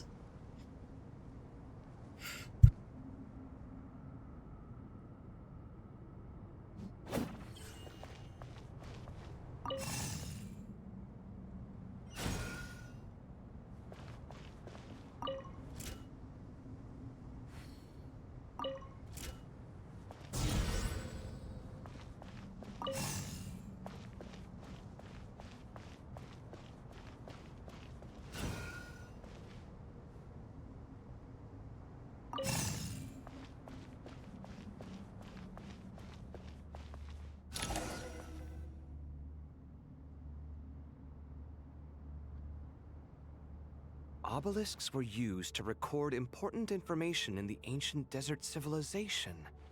Hey, Alhaitham, there's some writing here I'll need you to decipher. I've sent it to your screen. Do you see it? Got it. It's a little blurry, but I should manage. Take a look and tell me what it says. Oh, and I'll send any other similar text directly to you from now on. Let's start with this one. It's a variant of an older script. Herein lie verses written for the Yellow Sands. Looks like cultural information from the age of King Deshret. If so, I suggest you delete it. Words thrown together merely for fun. I had no idea Aru kept a record of this. Well, as long as you're certain that this is strictly private information, that's fine. It is unimportant. All right, well, I guess I'll start now. I want to know what it says.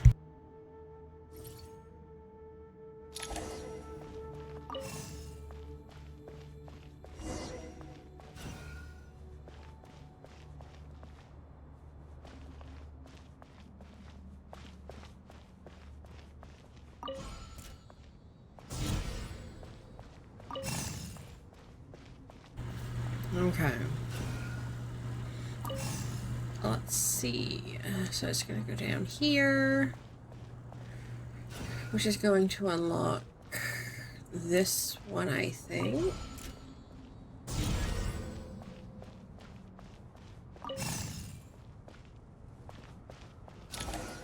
Okay.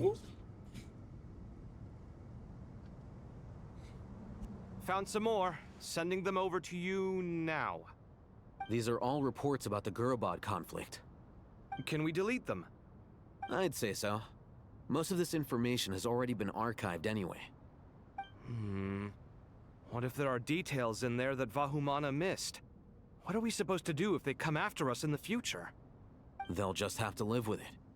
If we don't resolve these issues now, there won't even be an academia in the future, let alone a Vahumana Darshan. Yeah, you're right. Okay, done. There's some other similar monuments nearby. I'll check them out.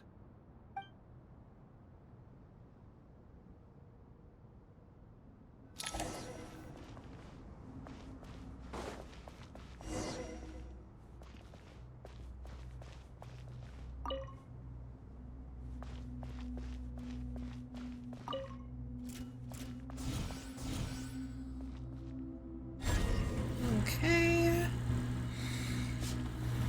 And let's send this one on its way. Oh.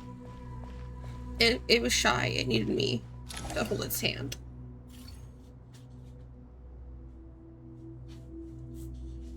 Another monument. Where's Charlotte? She's being very Hold quiet. on.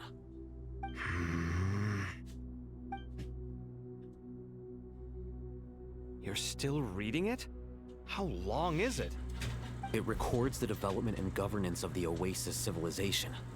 Most of it concerns the Jinn, but it also contains records left by the artisans who built Aru. Is it important? Some of it. There was no way for me to read the whole thing in its entirety, so I had to rely on my intuition to pick the parts worth keeping. What about the artisans' records? What do they mention? They're speculations, mostly. For instance, they were wondering how to protect themselves if King Deshret decided to silence them after the construction of Aru was complete. Sounds like pure mythology to me. Surely that kind of thing didn't really happen. The records do emphasize that this was merely their conjecture based on various myths.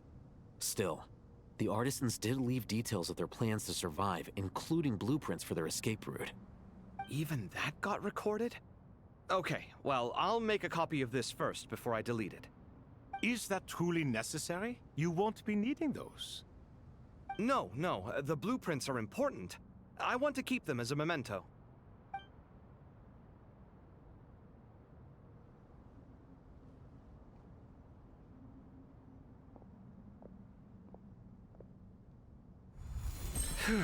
I think that should just about do it. It meets the requirements of the contingency plans, so we should be good. I gotta say, it's the strangest feeling, this cross between reality and the intangible. It's like drifting between life and death, or in and out of a dream, using my own hands to manipulate illusions that are forever out of reach. Chasing dreams in the most literal sense. Definitely a novel experience. What happens if my spirit just floats away? That won't happen. Anyway, I wouldn't celebrate just yet if I were you. There's likely to be a phase 2 of this project. All right. I'd better keep my wits about me then.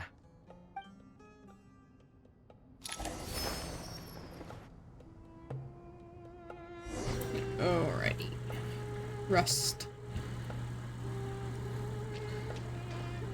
We'll ignore them for now.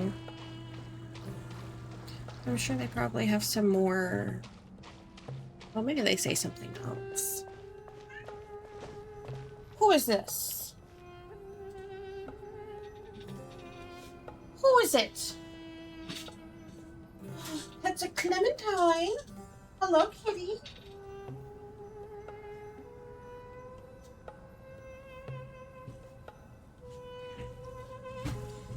Hello, hello. What are you doing? What are you doing, kitty? I know.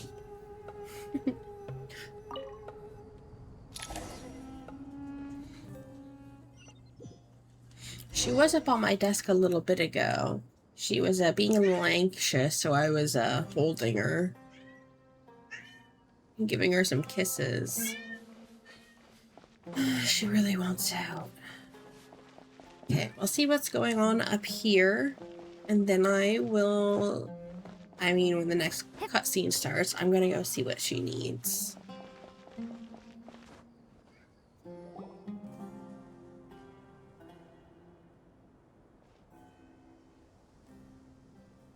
Traveler from afar, do you worry for the fate of Sumeru as well? Whoa! It's Sobek the Crocodile King! Greetings, Crocodile King. Please be at ease. I'm just here to chat with you about Lesser Lord Kusanali.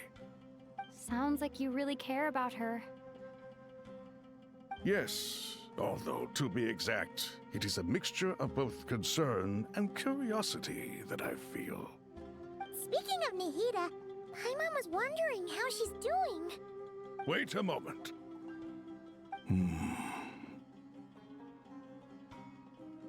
What is it? I tried calling out to a pep, but there was no response. This can only mean that she is focusing all her energy on taking care of Lesser Lord Kusanali. All the gods who served King Deshret seemed super surprised to hear that a pep agreed to help Nihida. Guessing she made a bad impression on you or something. Are you aware of the history between her and our king?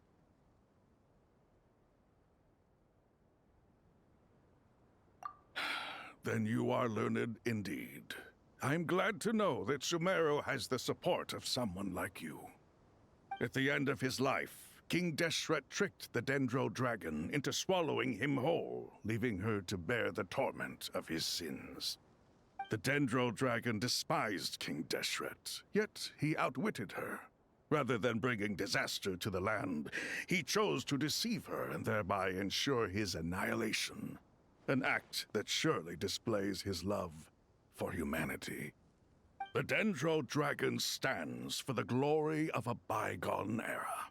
She hated Al-Ahmar and what he represented. All the gods, all the power they wielded. And so, her willingness to help the Dendro Archon through this crisis comes as a great surprise indeed. It makes one wonder whether, perhaps, the Dendro Archon assisted her in the past. Yep, Nahida did her a huge favor.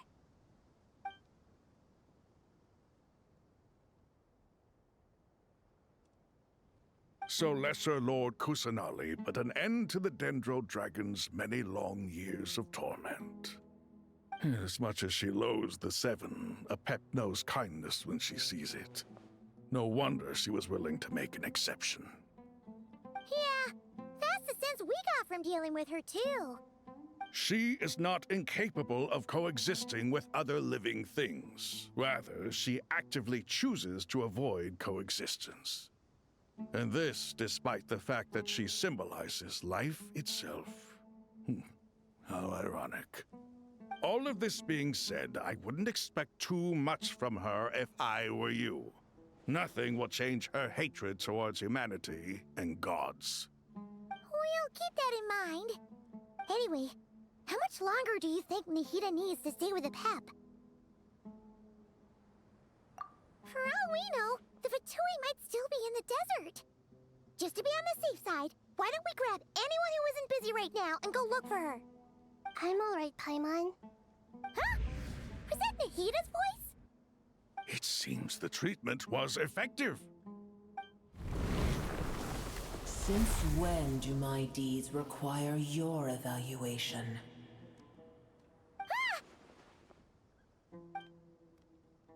Here will do just fine. I had no intention of taking you any further. One ought not expect greater generosity than they have earned. You always hide your kindness away like an oasis within a sandstorm. Only those who make it through the swirling winds can know just how beautiful that oasis is, and how much hope it brings. You dare appraise my being?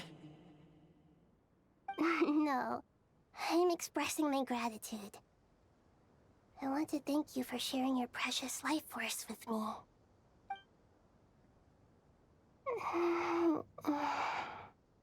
Awake already? You are more resilient than I thought. Pep. I feel much better. Thank you. Gods and their gratitude mean little to me. I would rather you give me your assurance that the situation with Irminsul and Sumeru's ley lines will be competently managed. If I suffer any ill effects from the ley lines, you, as the god of this land, will be held responsible. And you would not enjoy being held to account by me. I understand what you require, but I would assume this task even if you did not demand it. Sumeru is my responsibility. I must resume my duties as soon as possible. A farcical notion. God of Sumeru, I hope you realize how unextraordinary your strength is. And yet, maybe it is precisely what defines me. A god of wisdom is not meant to rule by force. Then hold steady. We go forth. Well, I'll be. Is that a pep? Do my eyes deceive me?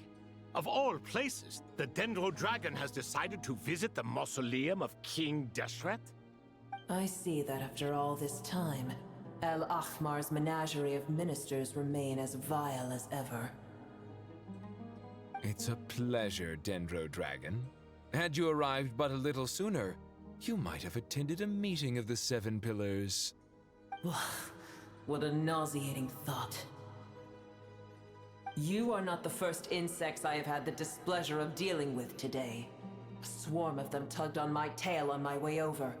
Goodness knows what hovels they crawled from. Why do all the creatures of this world remain so lonely after all this time?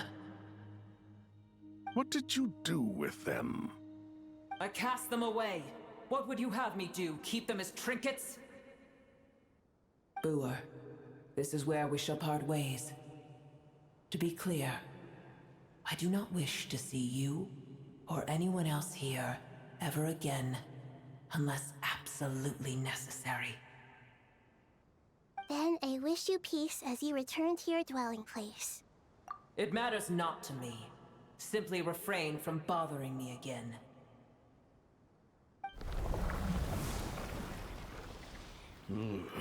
A force to be reckoned with. At times like this, I feel glad that she has no interest in any of this. Hold on, just hold on, okay? We're almost there. We made it. Huh? Wait, that voice! It's... Uh-oh, I'm gonna fall!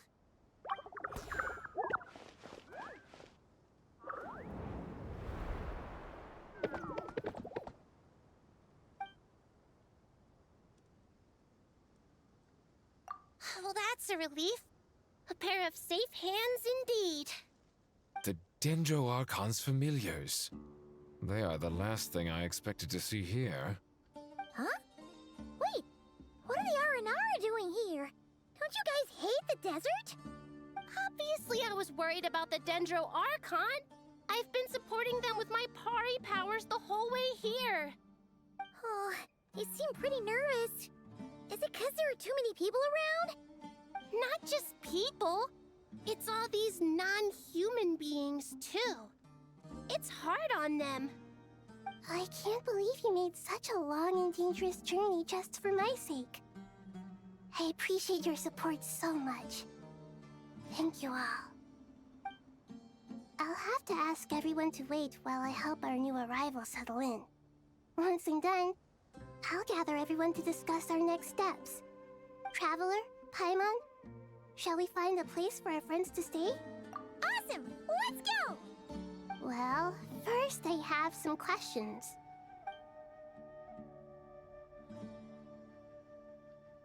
Okay, I think that covers everything. Thank you. We can get going now.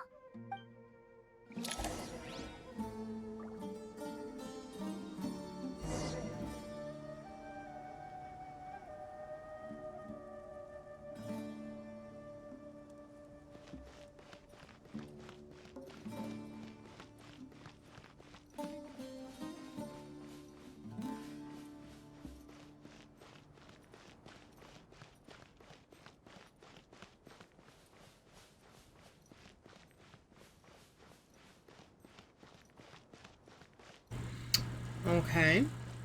I was not expecting them.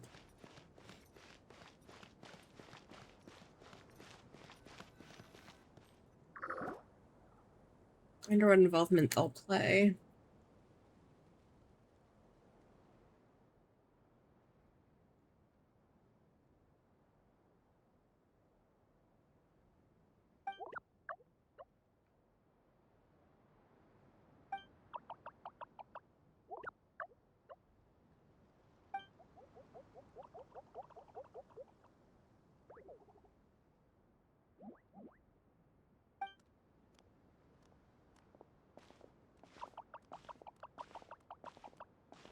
Hello, everyone. It's only us.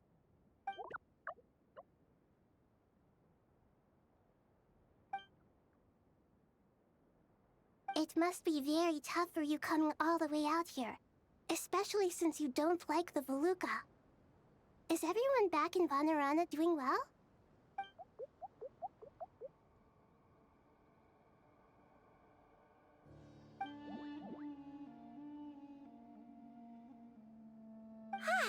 Everyone's here.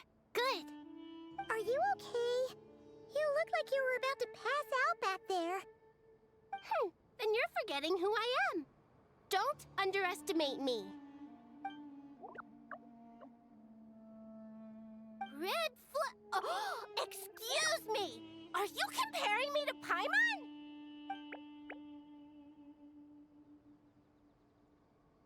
I suppose everyone is gathered here because of me.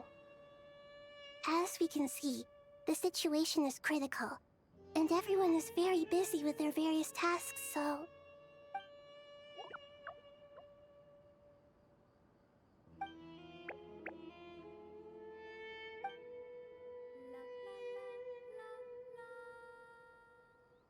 I can't thank you enough. Right now, we're focused on restructuring Aru, processing excess information, and helping restore everyone's confidence. I'm sure you'll find it all very straightforward. I can help too. Just let me know where I'm needed.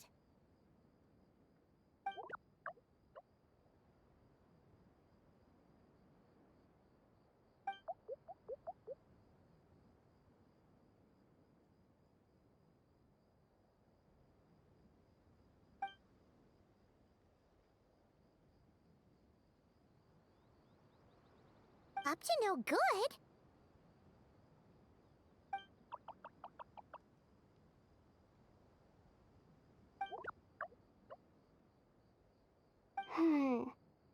That definitely sounds suspicious. Traveler, Paimon, I have other work to attend to here that needs to take priority. Could I trouble you to investigate the situation Arabalika spoke of? No problem. Leave it to us. Thank you. I'm counting on you.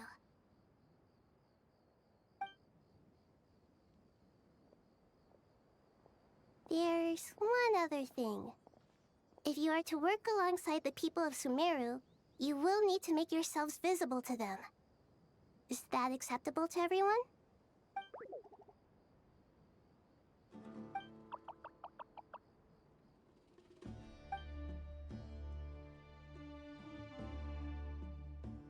There's nothing to fear. No one here will hurt you. But if you do feel afraid, don't worry. Just call my name and I'll be there.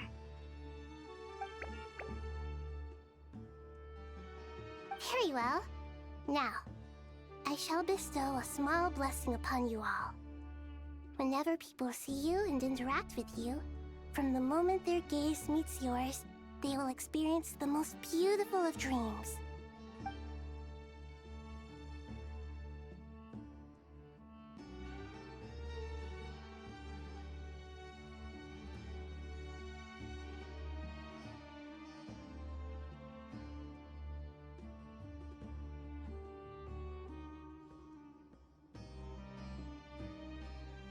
Do not fear. We will face it together. This too shall pass.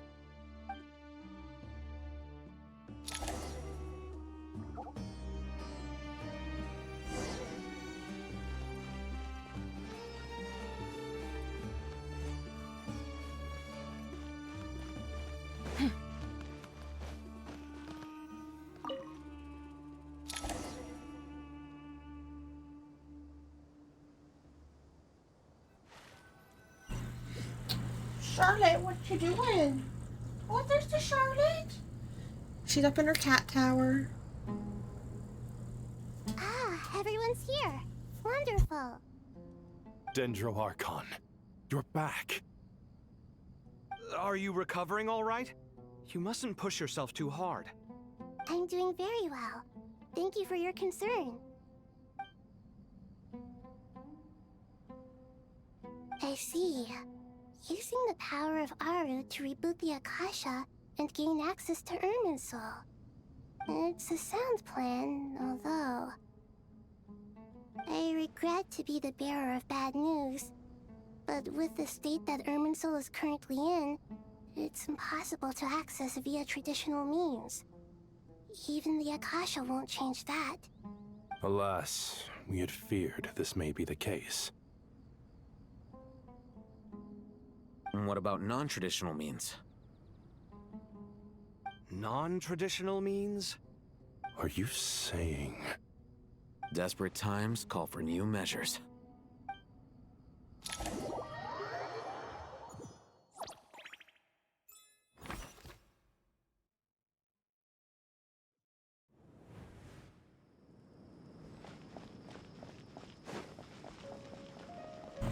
So the things that were pulling on a Pep's tails were the Aranaras. How cute.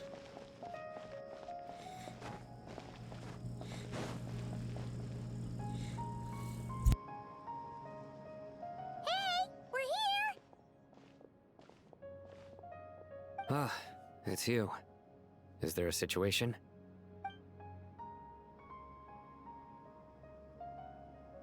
The Aranara have good intuition when it comes to people. In other words, there may well be a traitor among us. Given everything that's going on, I'd be more surprised if there wasn't. Miss Nefer, as a professional intelligence broker, I trust you have a solution? Not one that I'm willing to volunteer. What's in it for me? Let's say I'll treat this as a pilot project aimed at expanding your intelligence operations. Whatever business you're in, an avenue to demonstrate your abilities could never hurt. I like the sound of that. Glad we're on the same page. Given that you rarely set foot in Sumeru, practically no one at Caravan Rebot knows who you are. I take it you've read the files on everyone in the area? Yes.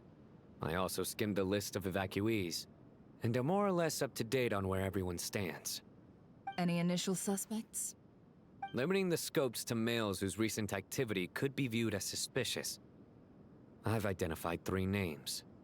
The Aranara saw 2 people talking, but currently we only have 1 suspect. The other person was probably just a messenger, and in all likelihood has already left Caravan Rebot. Everyone is heading for the desert per the evacuation order. Anyone willing to turn back at this stage is almost certainly with the Fatui. There's no way it was a spur-of-the-moment decision to act at a time like this. This spy must have been planted long ago. We need to smoke him out from wherever he's hiding. Sounds like you have the beginnings of a plan.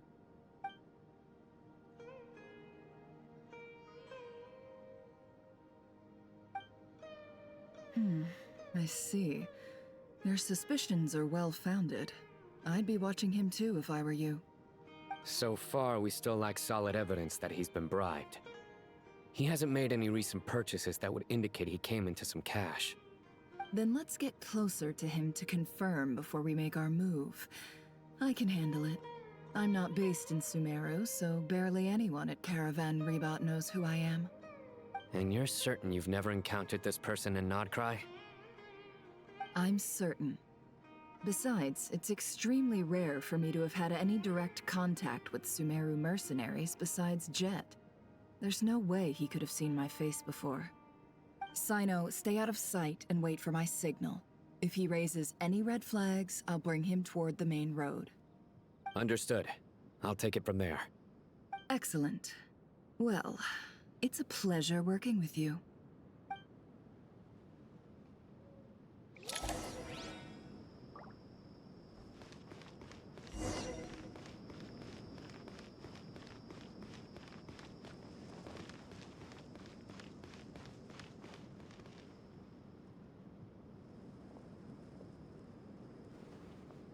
Darker skin, scars, frequents the desert and has ample combat experience. Nothing unusual about how he dresses or acts. What's that he's looking at? A coin. Interesting. Could that be how his contact paid him? Conveniently discreet for someone trying to hide any unexplained income. And yet it could be highly valuable. Sorry to bother you. Has everyone here already left? I don't suppose you happen to see a lady wearing a hat? Ma'am, what are you doing in Caravan Rebot all by yourself? The main group evacuated some time ago. Didn't you pass them on the road? My friend and I lost some of our cargo along the way. I didn't want to miss out on potential business, So I told her to go on ahead and meet the client while I retraced our steps. I didn't think it would be so late by the time I found it. And then there was a terrible sandstorm. I guess I must have taken a wrong turn, because I didn't see any large groups on my way here. Forgive me for asking, but just to be on the safe side, could you describe this friend of yours? Sure. She has blonde hair, and she was wearing a hat and a white dress. You'd definitely know if you'd seen her. Yes, I think that does ring a bell. Ah, my apologies. During this exceptional time, the Core of 30 are under orders to be extra cautious when dealing with unknown people, whoever they might be. I understand. Well, sir, is there anything else you need to know? If not, I'd better try and catch up with them. Hey, wait! They left a good while ago now. You'll never catch up with them on your own. Why don't I give you a ride? I'm here to collect the last few people anyway. We have plenty of carts, so one more won't be a problem. That would be amazing. Traveling with a group will be much safer. I'll have to pay you for your trouble. Hey, let's not worry about the money for now. Wait here a moment. Once I'm done packing up, I'll take you to join the rest of the group. All right, thanks. Let me know if you need a hand carrying anything. No need for that. I'm strong enough for both of us. Okay. Well, I wish there was some way I could repay you. Guess it's my lucky day, running into someone who knows what they're doing here. You might have just saved my life, you know? You're not wrong there. I mean, what kind of cargo is so important that it's worth risking your life to get back? I hope for your sake that it's priceless. Actually, I suppose I can tell you, since you've been such a big help. But be sure to keep it to yourself, or we could both be in big trouble. Oh, really? Sounds mysterious. We're in the antiques business. You understand? Some of our goods aren't acquired through the most legitimate means. We have to be very discreet when we're selling them. That's why I had to go looking for the missing cargo alone. Ah, no wonder. Well, ma'am, in that case, it turns out that maybe there is something you could do for me. I'm all ears. But to be clear, our commission isn't cheap. Think carefully before you ask. We don't want to ruin our relationship before we even hit the road. I'm sure that won't be a problem. My issue is, I have something that's a little difficult to sell on as well. Take a look at this.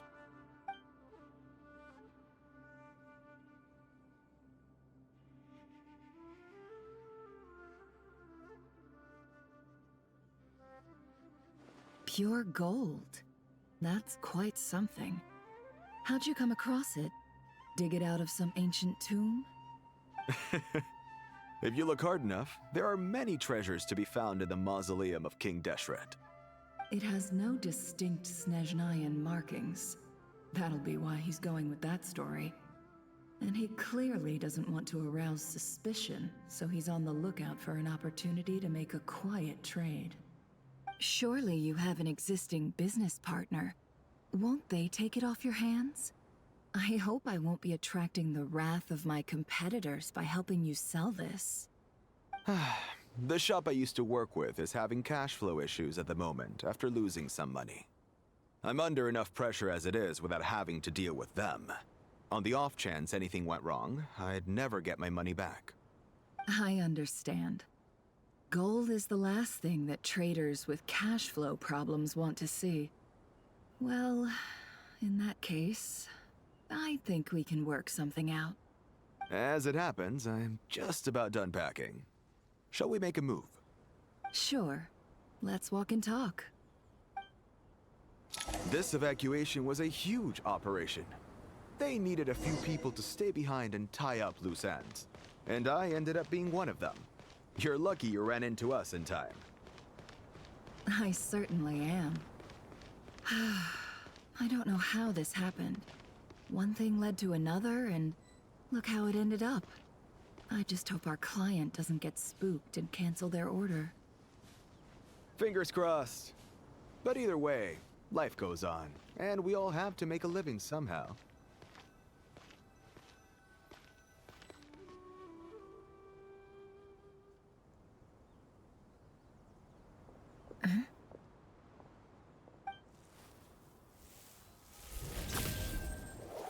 Hands where I can see them.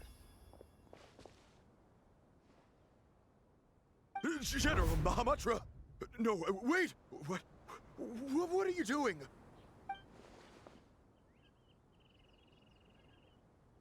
This is the coin? Good. Sadly, you won't have the chance to spend it. Nicely done.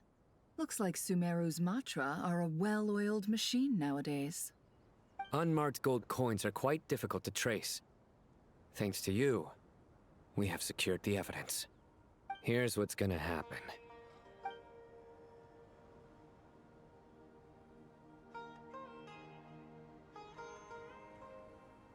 Southeast from here, leeward side of the hill. That's where he's meeting his contact. Great work. Candace tells me your interrogation skills are highly effective. Hers are quickly catching up. She's improved a lot in recent years. Looks like it's over to you for the next step. Because I'm quickest on my feet? Because you know how to trail a target. Plus, it'll be easier to monitor their activity from the air. Fine. I'll be quick. One more thing. The Traveler just brought a message from the Dendro Archon. Once you're done with this, we're to meet up at the mausoleum of King Deshret. Got it. Will do. Are you sure you'll be okay on your own? Gee, I don't know. Maybe you should come with me.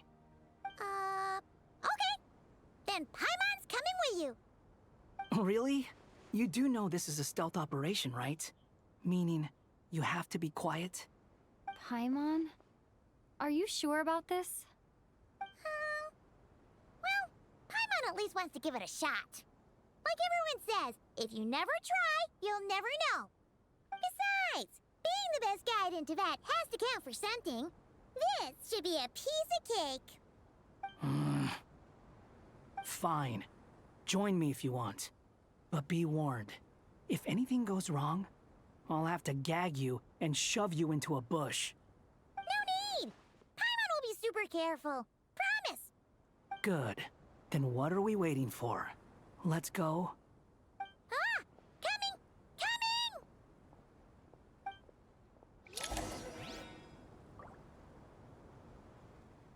He stole Paimon from us. I didn't expect that.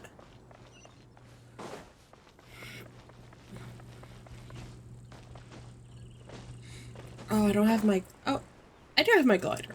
Okay, never mind.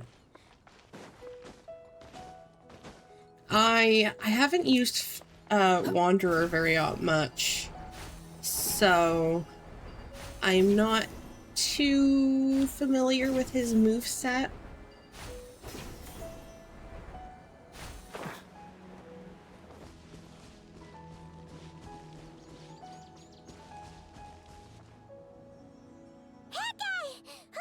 Wait up! Hey, slow down, will ya? Too easy. We're here. Now we wait. Okay, yeah, cool.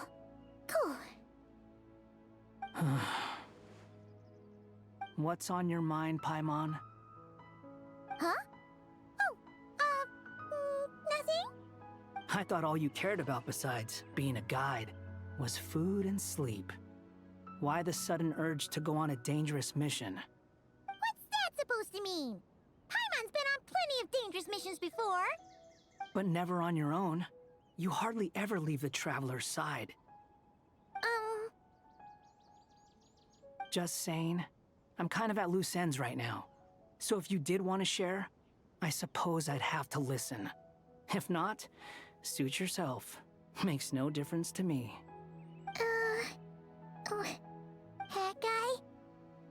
Do you think Paimon is useless? What? Where's that coming from? When we were in cry, Paimon suddenly realized something. Even though Paimon's with a traveler every single day, whenever we face real danger, she can't do anything to help. Paimon doesn't get like this very often. She just got really scared when the traveler got kidnapped that time. What if she never came back? What would Paimon do then? And the more Paimon thought about it, the more useless she felt. But Paimon doesn't want to be a burden. Paimon wants to be a friend who's actually useful. Does that make any sense? You know, that feeling of just being completely useless and... Oh, Paimon probably sounds so ridiculous right now. You asked the right person. Boy, do I know that feeling. Oh, that guy. I'm not gonna try and encourage you. What I will say is this. When you start doubting yourself, you have two choices. Give up or change. You have to make the decision to move forward. Otherwise, no amount of consultation from other people is gonna help you. So ask yourself, what do you want? To get stronger? To learn more? Whatever it is, go do it. You won't have any regrets if you can at least say that you tried. Alright. Something's not right. Shouldn't they be here by now? Paimon, is it just me? Or is it a little too quiet around here? Should Paimon take a look? We'll give it another hour. If nothing happens, we head back. Okay.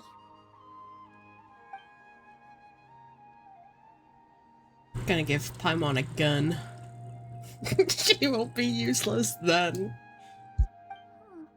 How strange. We've been here for ages. Where the heck are they? Have we been stood up? What is it? Did you think of something? Something feels off about this whole situation, but I can't quite explain why. We know for sure that the guy Sinocot had something set up, yet somehow his contact is a no-show. So, either the handler got caught, or, more likely, they decided to cut our guy loose. But how would they know to do that? Wouldn't they at least send someone here to check things out? That's the problem. They couldn't possibly know what's happening here. Unless... This feels all too familiar. Come on, let's head back.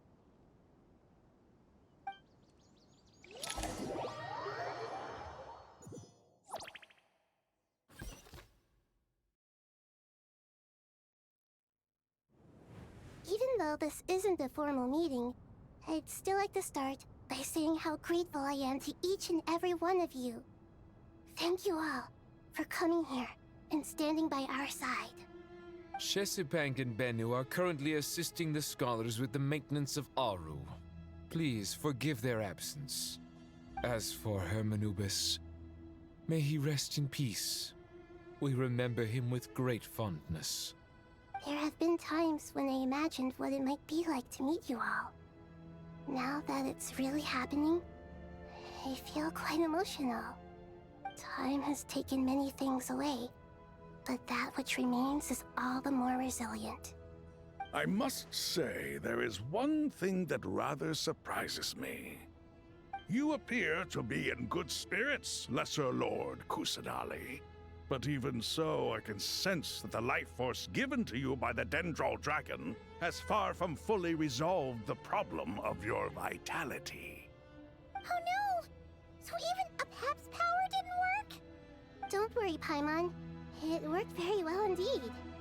The issue is how closely I am tied to Irminsul. Until the problem with it is resolved, there is no way I can fully recover. Sumeru has undergone tremendous changes during your absence. When gods pass away, inevitably, people's faith in them grows weaker. You must have sensed it already. Your power is not what it once was. Regrettably, this is true. I too have grown weaker due to the effects of Irminsul. Right now, we're all in quite a sorry state. Then what do you suggest? We take all the help we can get. Sumeru is our shared home.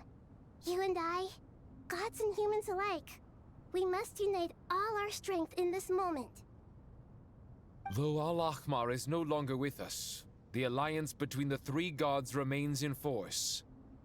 Regardless, as subjects of our king, we have a responsibility to support Sumeru through this catastrophe.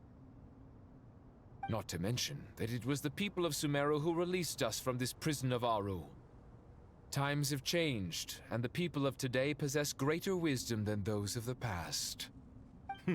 You really know how to give a rousing speech, Koti. Now then, let us learn more about your plan. The brightest minds of the Sumeru Academia are busy opening and renovating Aru. They claim it has something to do with Irminsul? Correct. Irminsul has existed in Teyvat since the very beginning. But during the Age of the Dragons, it did not possess the significance it holds today.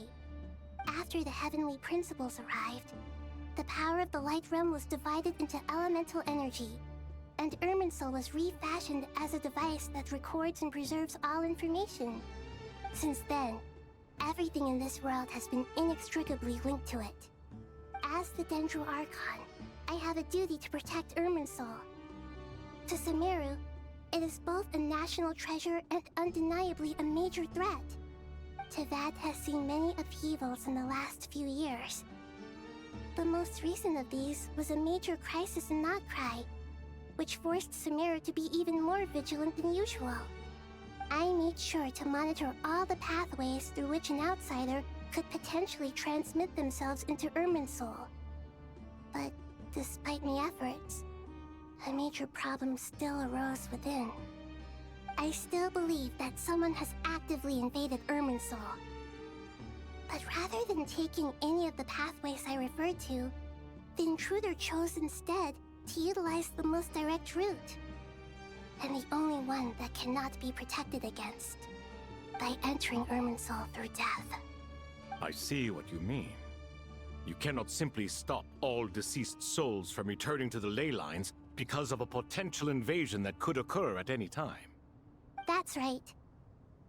As important as it is to guard against external threats, I couldn't allow myself to stop the souls of the departed from finding peace.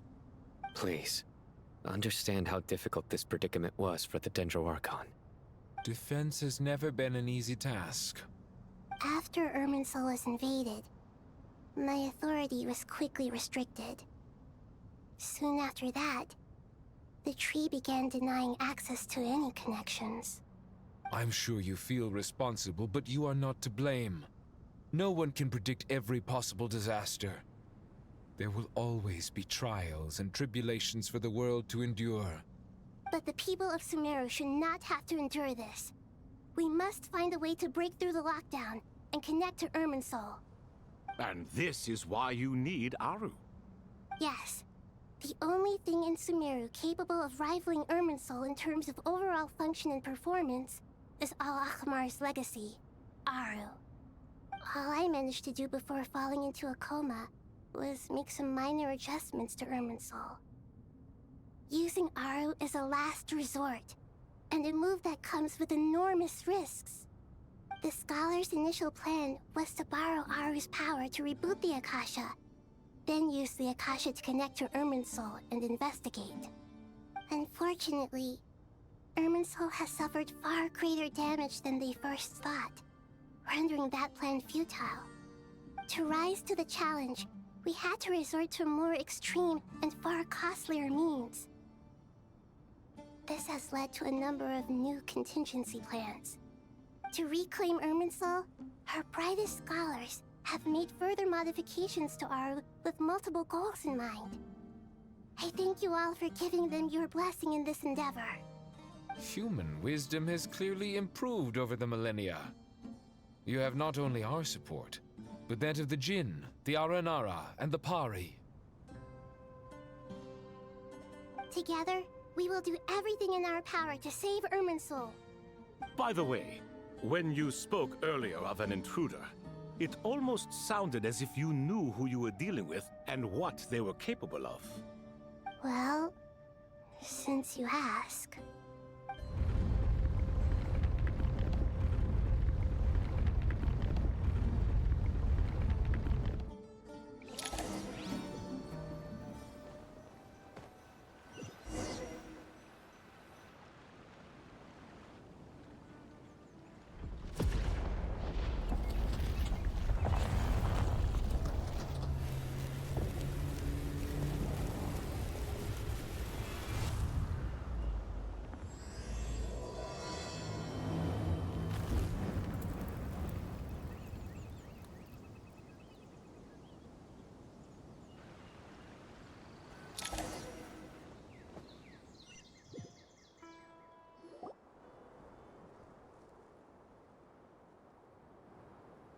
Master Tainari!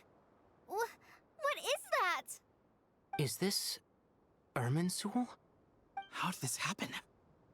What's going on inside? Luckily, we managed to evacuate everyone. What in the world was that? That was terrifying! Oh my. I understand now, Dendro Archon. You make yourself quite clear indeed.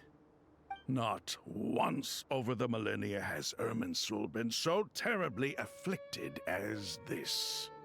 Please continue, Dendro Archon. Irminsul's root system is what comprises the ley lines. In the past, it has always been hidden away, going unseen by the general populace.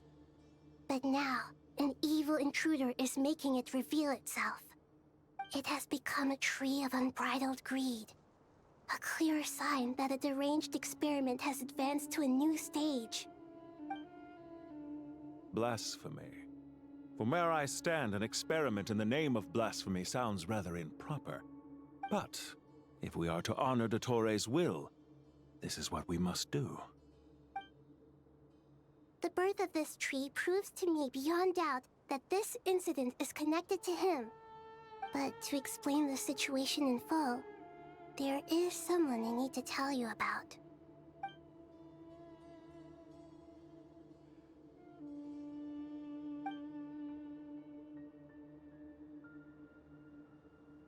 Zandik.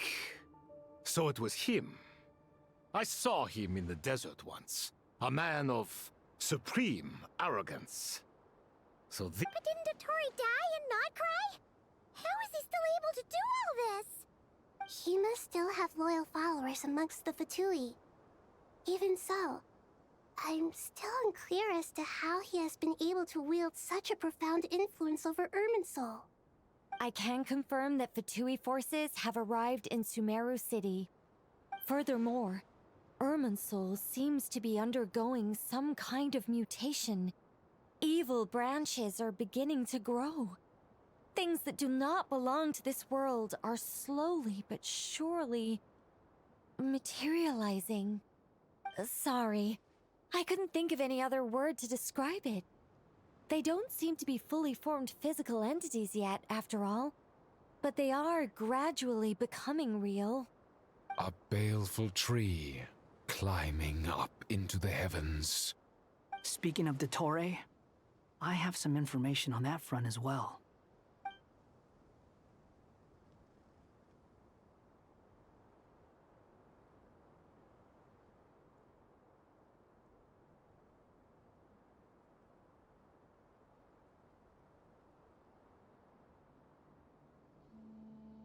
I didn't think it was wise to state this out in the open. But my theory is, the mole wasn't cut off after he was caught. They wrote him off from the beginning. You mean, the Fatui never intended to follow through with him? Then why plant a mole at all? It's hardly a conventional strategy, and the rationale behind it is pretty twisted. But as it happens, I know someone who works exactly this way. And when it comes down to it, his goals are very simple. He just wants to confuse people, so they can't figure out what he's up to. He's been a collaborator of Dottore from the outset. That fact alone confirms that Dottore is involved with this somehow.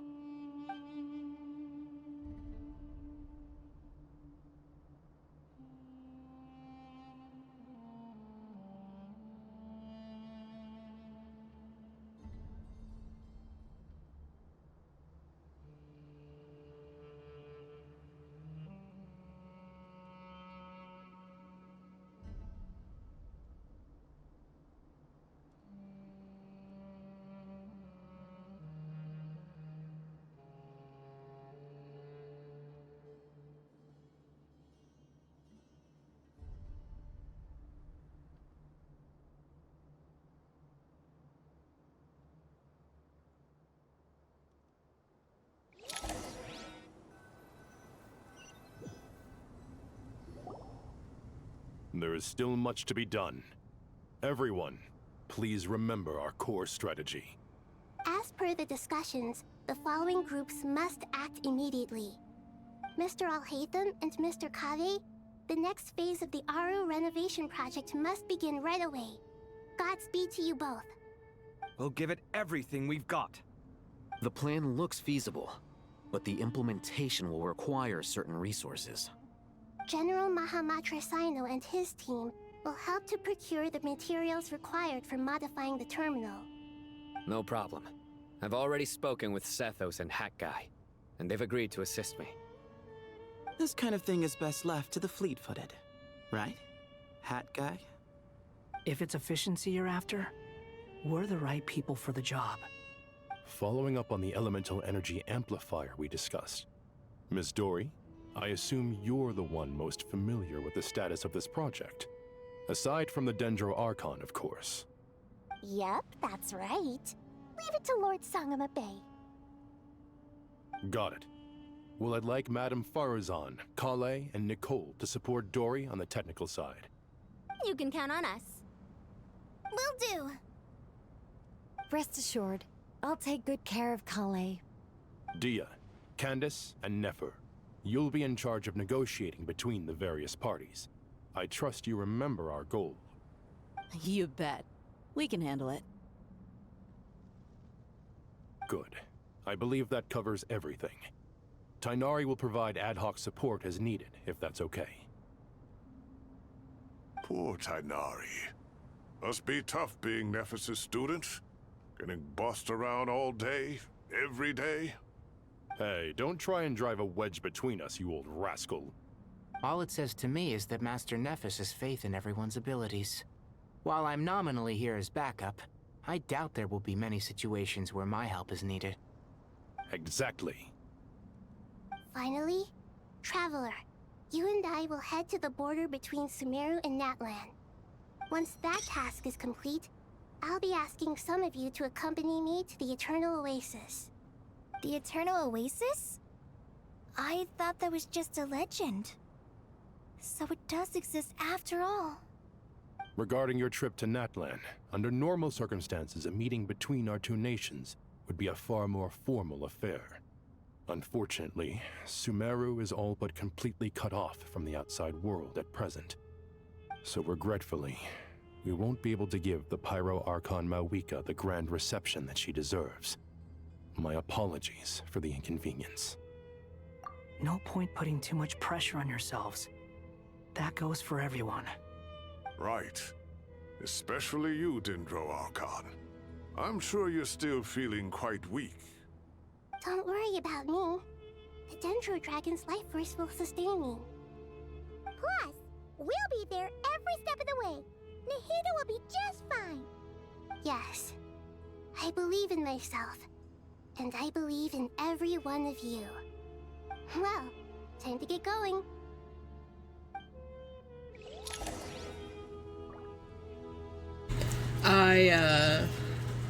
It was really cute when the Traveler was carrying Nahida on their back when she was, unconscious.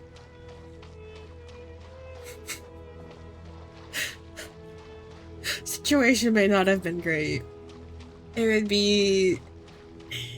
not necessarily Nahida, Maybe one of the other baby characters, too.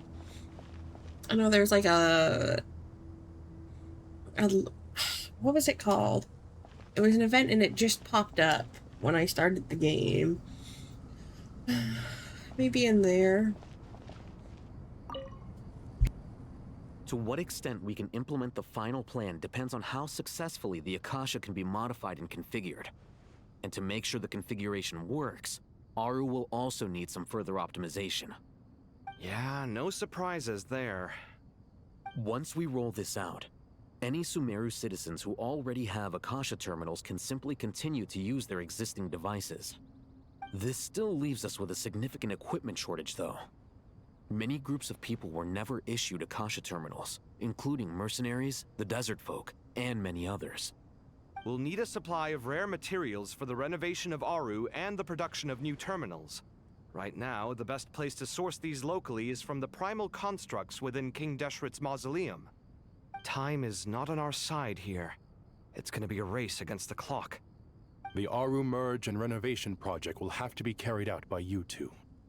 Everything's riding on this, so failure is not an option. Best of luck to you both.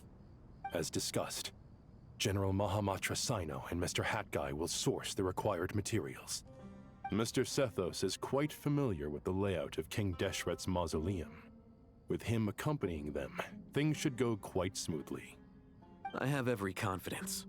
In the meantime, we may as well take a breather. Makes sense. There's not much we can do until the materials arrive. Get in formation and stay close. What is this, boot camp? Knock it off. It's just Sino being Sino. You know what he's like. Everyone clear on our mission objective. Look at the excess primal constructs, dismantle them, and extract the required materials. And King Deshret's 7 pillars agreed to this? If they're just sitting there doing nothing, we might as well put them to use. Thoth's words, not mine.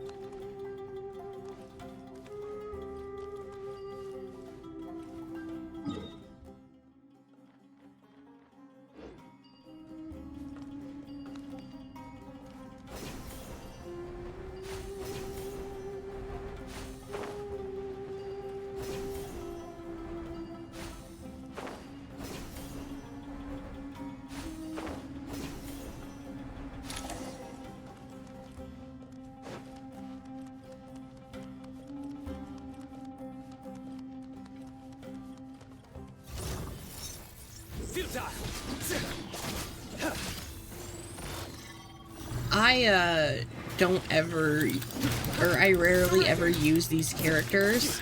I don't really know how they work. I don't think I've ever had Sethos in one of my teams.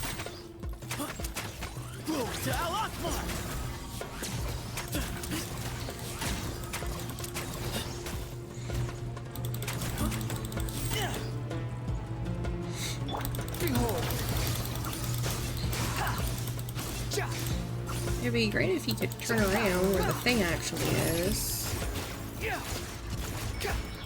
Cry louder.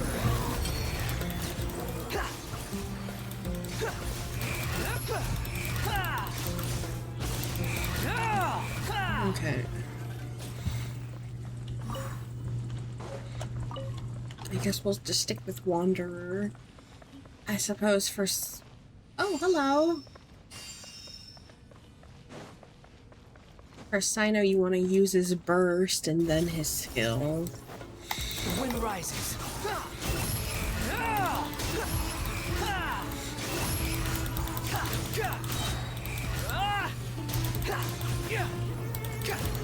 Unsightly insects.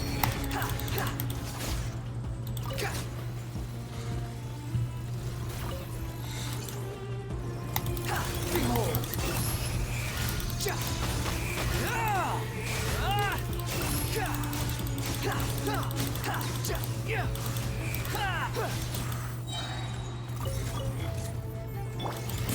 Through me, justice is served. These devices should still be usable even though they're broken down. Let's take them back for the others to review.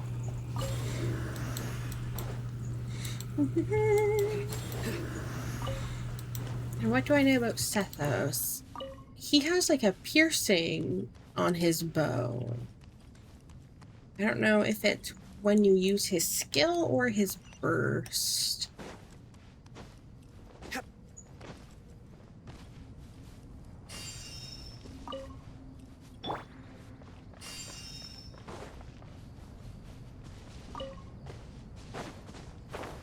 I've been meaning to make some more variety in some teams, but I haven't really done that yet.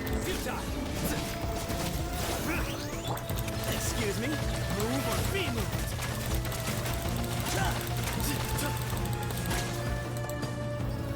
Yeah, I think I still prefer the Wanderer. Squall and fury. Upon the gale.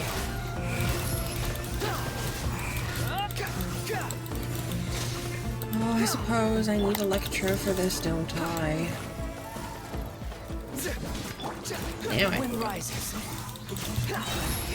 Bow your head.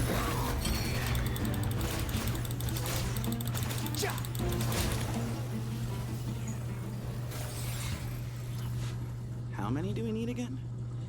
Enough to make an Akasha terminal for everyone who doesn't own one. I remember you telling me how revolutionary these Akasha terminals were. You've used one before, right? The Academia declared the Akasha to be the most powerful and comprehensive wisdom dissemination system in history. That should give you an idea of how powerful it is. Certainly sounds impressive. Neither Hat Guy nor I have ever had an Akasha terminal. Well, if it all goes to plan, that's about to change.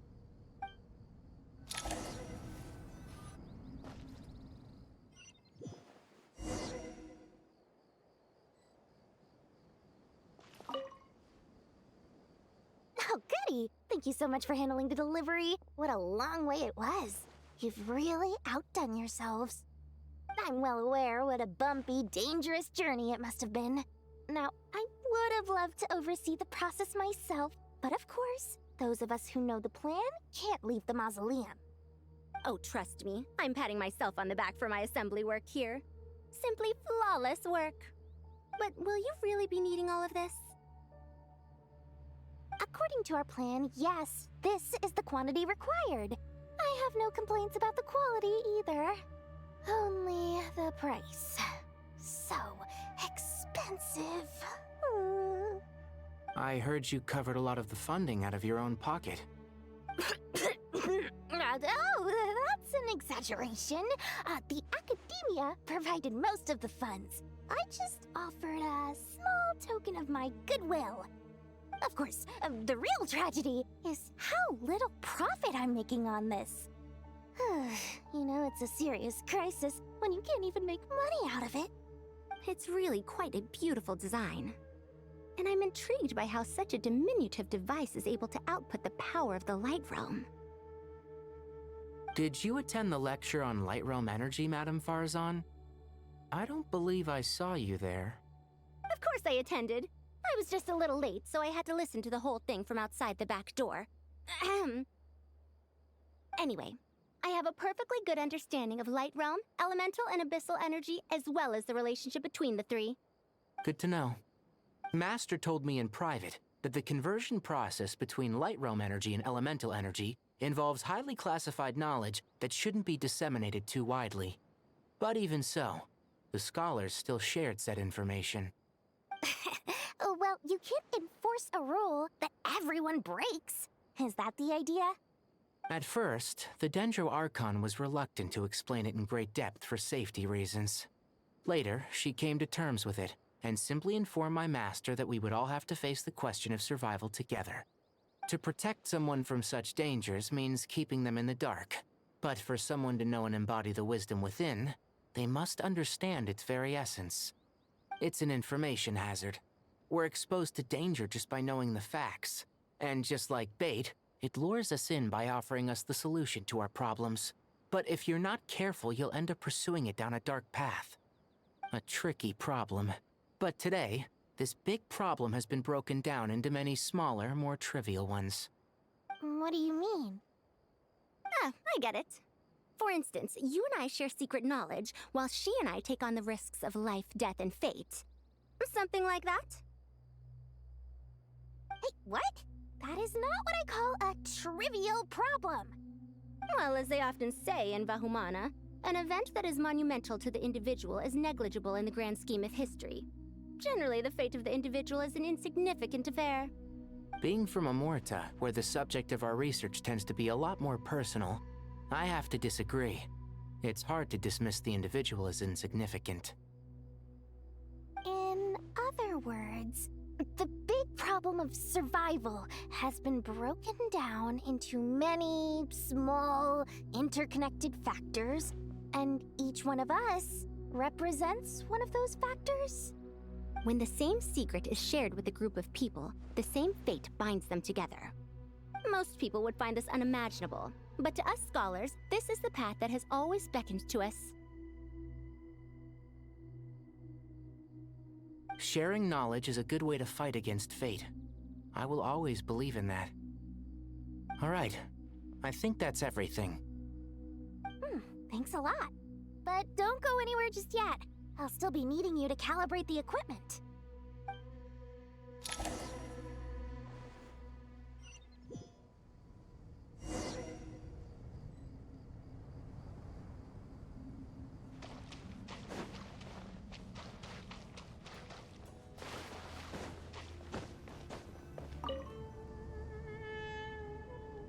Okay, the materials are ready. We can proceed with the next phase. Alhaitham, how are you getting along? Most of the information in Aru is written in ancient desert scripts. Some of this is written in a tribal language, while other parts seem to be a variant of an Oasis script, based on the glyph forms. Oh. Not lost to history, I hope. Some are. All we can do is infer the meaning based on the rules of related languages. Although, this section actually fills in some of the missing historical record. I'm transcribing it so we can bring it back to the academia. After Aru started up, 2 more lines of text appeared here. Can you read them? Humans may not read what is written by the gods, except by not reading. Victory should not be easy to attain, for it symbolizes divine wisdom. Knowledge must not waver, for it has external borders. Is this a clue to solving a puzzle? Or is it being symbolic? You can't read it unless you don't read it. Victory is wisdom. Knowledge is confined by borders. Wait, I think I've got it. It's a metaphor, isn't it? It's talking about... a chessboard.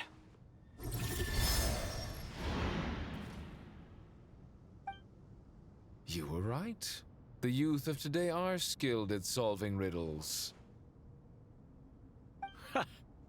Have the secrets buried in the desert not been unearthed over the years all the same?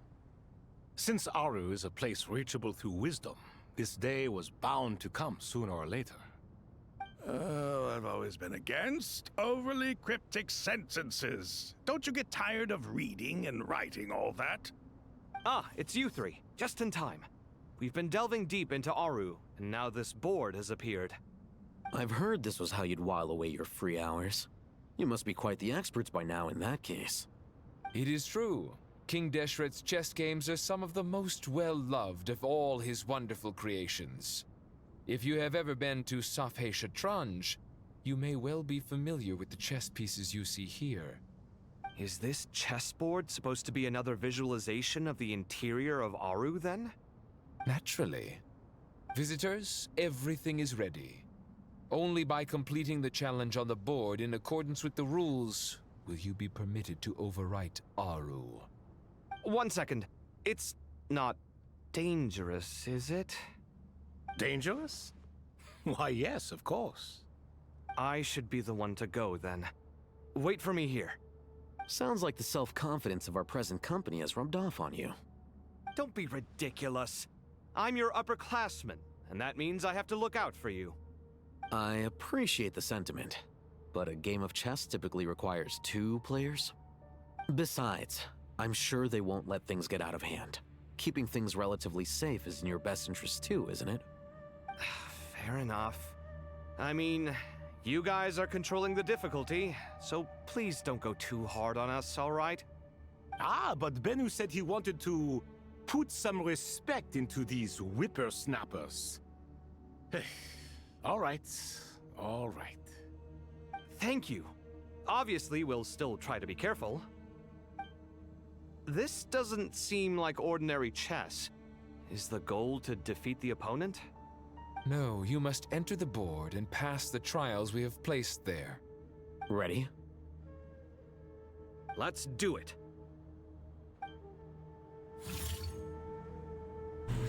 Hello, how are you today?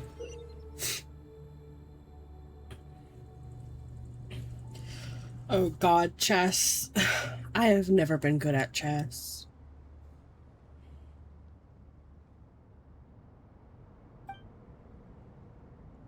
Oh.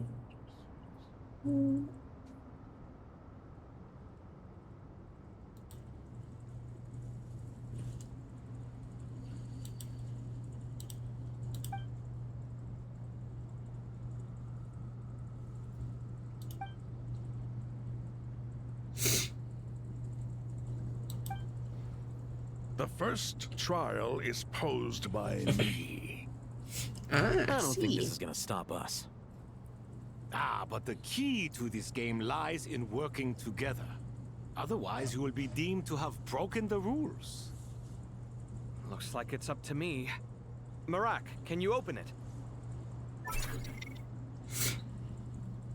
King Deshret's favorite primal construct.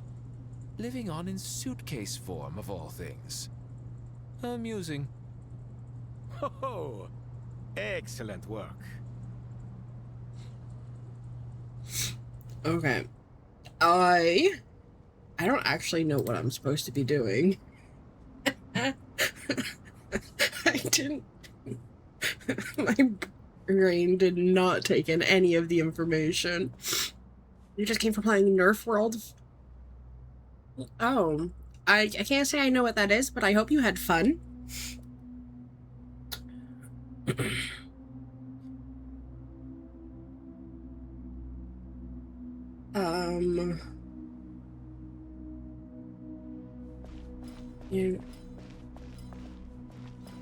Well, we're just gonna... Strange time to catch up on sleep. I'm not sleeping, I'm thinking. It's not that simple, you know.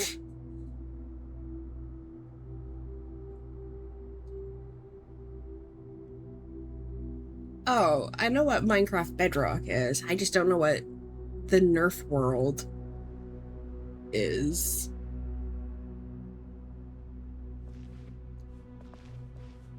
Do I do something here?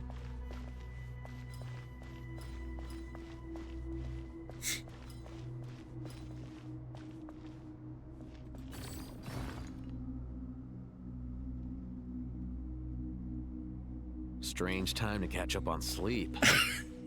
I'm not sleeping, I'm thinking. It's not that simple, you know. I guess that makes sense. Wait. Isn't this just gonna get me stuck?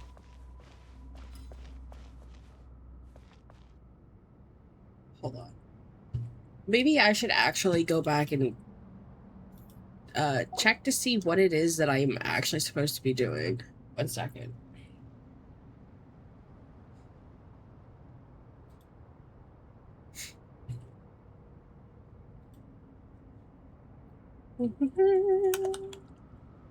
Strange time to catch up on sleep. I'm not sleeping, I'm thinking.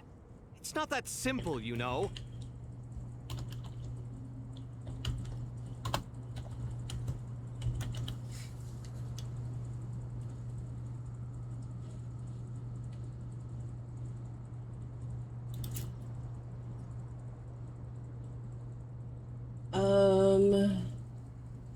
What am I doing? Because I was maybe assuming that I'm supposed to be taking these pieces to... Strange time to catch up on sleep. You know what? Let's just reset the board. The first I trial can is posed switch. by me. I don't think this is gonna stop us. Oh. Ah, but the key to this game lies in working together. Otherwise, you will be deemed to have broken the rules. Looks like it's up to me. I just have to push these out of... Okay. King Deshret's favorite primal construct. Living on in suitcase form, of all things. Amusing. I guess I should have just Excellent work. switched the characters so I could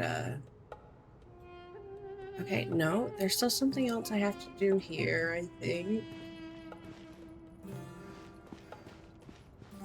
Do I need them both there? Yes. Okay. Now is the time for my trial. Now, don't be nervous. I'll make it nice and easy for you. Really? Thanks in advance. We appreciate it. Okay, so we need... Okay, so he can't push anything, but Kaveh can. So let's push that. And then let's take him up. So that gets rid of that. And now I need him. I need you to move back so I can move him over.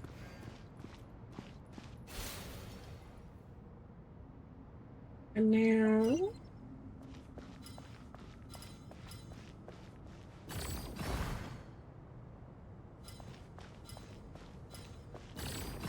push that out of the way. Push that out of the way.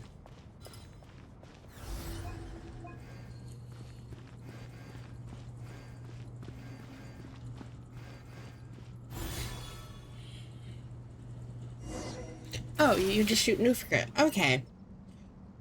I suppose that makes sense with the Don't you name. think this all rather inappropriate? You may as well be handing them victory on a silver platter. Do not expect me to follow your lead. Ha! Suit yourself.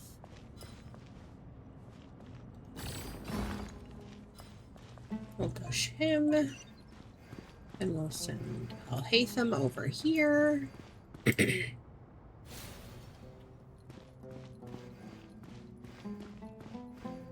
And then I should be able to get this one.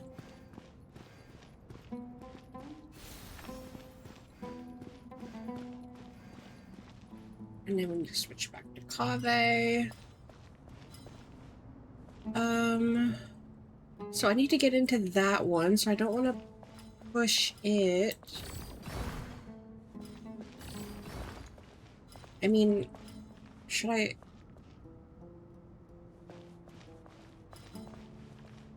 I think I'll just push it back. Oh, no, I can't push it back.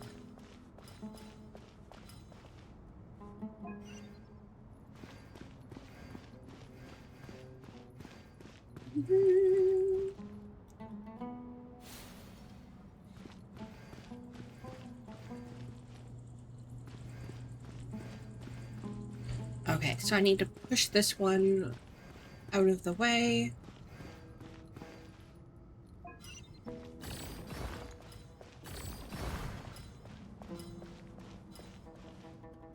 Push it down and that way.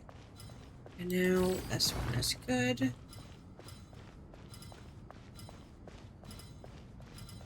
In we go.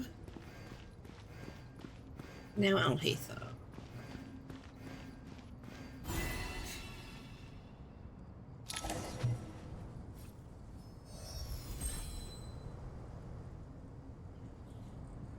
Done. Finally. It's over. But seriously, that was incredible. Standing on the chessboard felt completely different from standing on solid ground. And also... Oh, sorry. I'll save my thoughts for later. Thanks to the three of you for helping us out with this. Is it just me, or were you giving us quite a lot of guidance along the way? We made but a humble contribution. You lived up to our expectations. Bravo! Our aid was not given for naught. In addition to the existing functions, I'd like to ask you for another favor. Since Aru's interference shield can cover the entirety of the mausoleum, it should be possible to extend its range even further. Perhaps you can find a way. So, building upon the existing functions to... I'm with you! Imagine for a moment. What would the ideal outcome look like if this function were compatible with the devices? I agree. This is the best solution possible. Please, everyone, we beg you to help us. Me, oh my! Well, since you ask so very nicely, I suppose... Goti? Croco? What do you say? Naturally.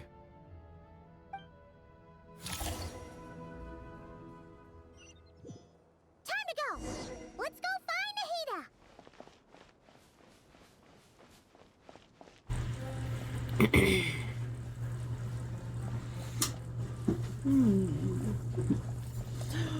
Charlotte, what are you doing, kitty? Well, she got into something that she wasn't supposed to, earlier today. But it doesn't seem like it's had any, ill effect on her yet.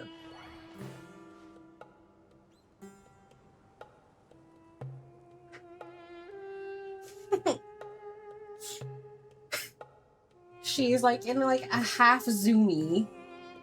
She has like a tiered ball toy, and she's sitting in front of that. She's got like her arms and the ball tracks. Charlotte, are you being a little hellion? Okay, on with the Archon quest. There you are. Miss Nicole truly is an angel.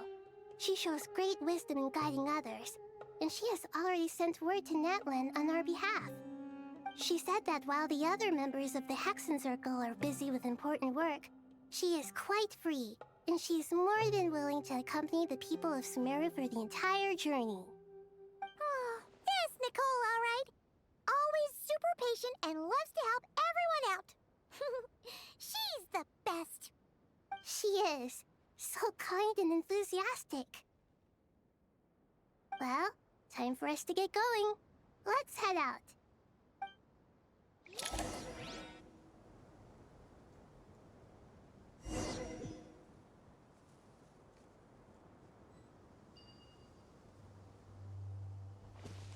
I do hope that we get more scenes in the future with the different Archons interacting with each other. I know we've had a few so far.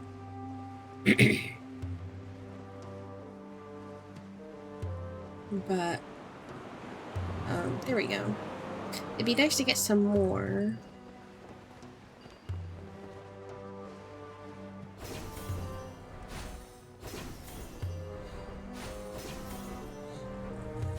I want all of them interacting together.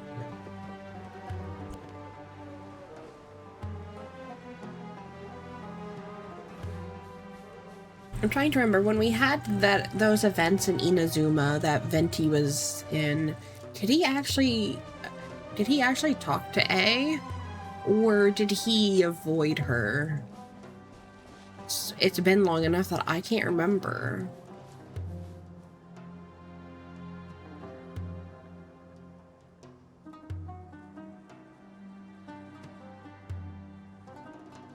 This should be one of the closest places to Natlan in all of Sumeru.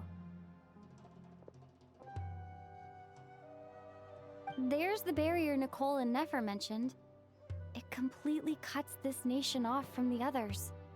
But why? why separate you from the rest of the world now specifically? And if I'm not mistaken, Irminsul was polluted once before, wasn't it?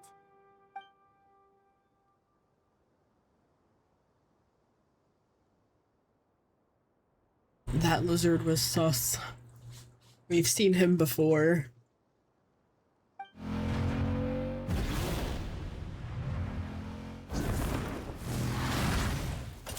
Good question. I'm wondering the same thing myself. That voice. Malika, you got here pretty quickly. Hello, traveler. It's been a while. Hello there. Hello, Dendro Archon. Malika, I apologize for asking you to meet at the border on such short notice. I also apologize for not being able to greet you in person. The form in which you see me now is one carried by the Traveler. The real me is inside the mausoleum of King Deshret, and I am reaching out to you with my mind from here. Irminsul has been infiltrated by the Doctor. We must be on our guard, as he can spy on information in the world from within the tree. Fortunately, there is no record of the Traveler in Irminsul, and you are still within Natlan's borders. My records will be preserved in the Night Kingdom, rather than the ley lines. As long as the Night Kingdom remains disconnected from the ley line cycle, the Doctor has no way of knowing my movements. Exactly. So by meeting each other in this way, the meeting essentially never happened. No wonder Paimon didn't come. You were concerned that her activity would be recorded by Irminsul. The Natlanese have heard about the situation in Sumeru. With the borders sealed off, merchants have been forced to stop their shipments. It's pretty serious, and you're the ones bearing the brunt of it. I'd like to address the question you raised at the beginning. I can offer a brief explanation, although it will sound rather cruel. I don't reach this conclusion gladly, but Irminsul predates the Heavenly Principles. It existed long ago, when the dragons of Natlan were at the height of their power. So even when the people of Sumeru became ill because of pollution, it was not a critical issue from the perspective of Irminsul itself.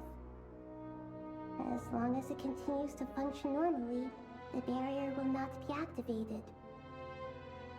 But this time, the Doctor's invasion has directly affected the tree. That is what caused the barrier to deploy. The Heavenly Principles established a rule that when Irminsul is plunged into grave danger, a portion of power will be reserved to isolate Sumeru. That way, even if Sumeru is destroyed, the outside world at least has some time to catch its breath. We'd certainly need it. The Heavenly Principles created almost everything that exists in Teyvat today. To them, preserving the existence of the world and its inhabitants takes priority over protecting Sumeru. Meaning, protecting Sumeru now falls to you. Yes. My own power may be limited, especially compared to yours. But that doesn't mean that we're just gonna sit around and wait for the end. If necessary, I will utilize any and every means at my disposal. Nicole of the Hexen Circle didn't say exactly what this meeting was about, but after hearing everything you've said so far, I think I can guess where this is going. That's right. Nahida and I discussed it at length. We both know how presumptuous this is, but... You need the Pyronosis, don't you? Yes, you guessed correctly. Originally, I only intended to borrow it, but the situation is far graver than I foresaw. So instead, what I ask of you is to please give the Pyronosis to Sumeru. Why do you sound so nervous? There's no need to be shy. Surely a gnosis is pretty important to a god. I guess, but it's not as if losing it would suddenly render us powerless. But I'm sure you don't need me to tell you that. With all the nations you've traveled to, and all the gods you've met, you must have realized that by now.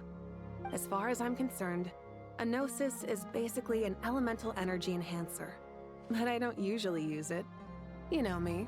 I like to think I'm pretty strong without it. Yeah. Not about to dispute that. So you see, you don't need to sweat it. Here, take the Pyronosis. Uh-huh. Just like that? Uh-huh, just like that. To tell the truth, I've always toyed with the idea of giving it to someone who needs it more than I do. I know you accompanied Nahida here to try and increase the chance of success. It's a good thing you did, because your involvement is one of the main reasons you've managed to persuade me. Are you sure about this? Handing over your Gnosis just because of me? I won't try to quantify it, but trust me. Handing over the Gnosis to Tumaini is far from the craziest idea I could think of.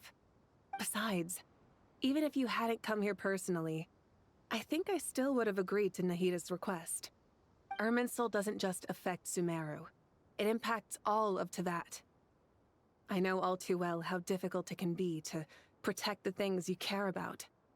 So logically, morally, or however you want to cut it, helping you is the right thing to do. You don't need to tell me the specifics of your plan. Where the Gnosis is involved, the tighter the secrecy, the higher your chances of success. Moika. My heartfelt thanks go to you and the people of Naplan. Don't mention it. But now for the hard part. How do I actually give it to you? The Irminsul barrier is right in the way. I have an idea.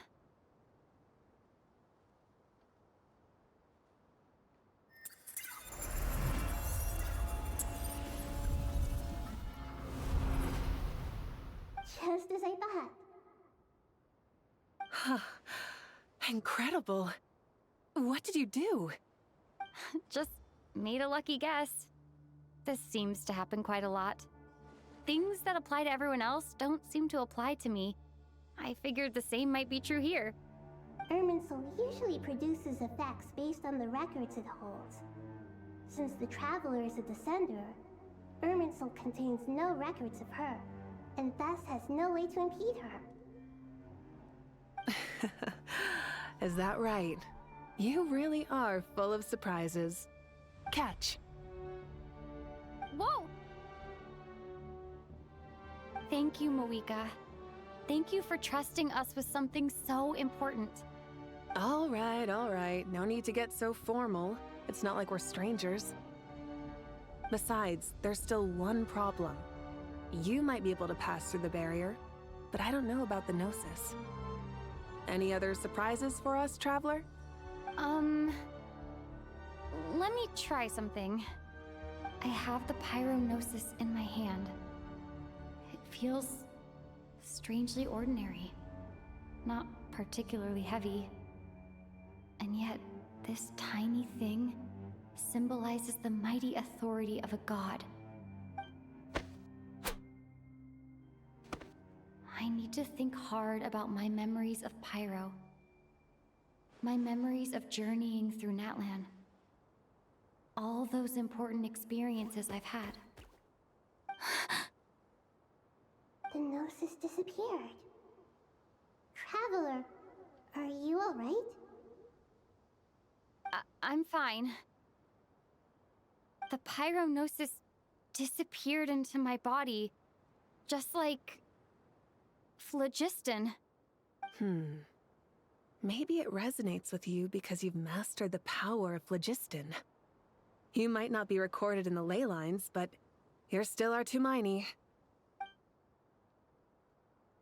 Whew.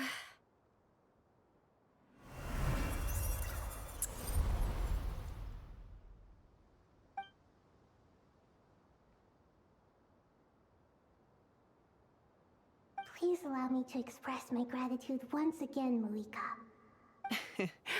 Pleasure. Well, I've given you all the help I can. The rest is up to you. Good luck. We won't let you down. Yeah, we aren't about to lose.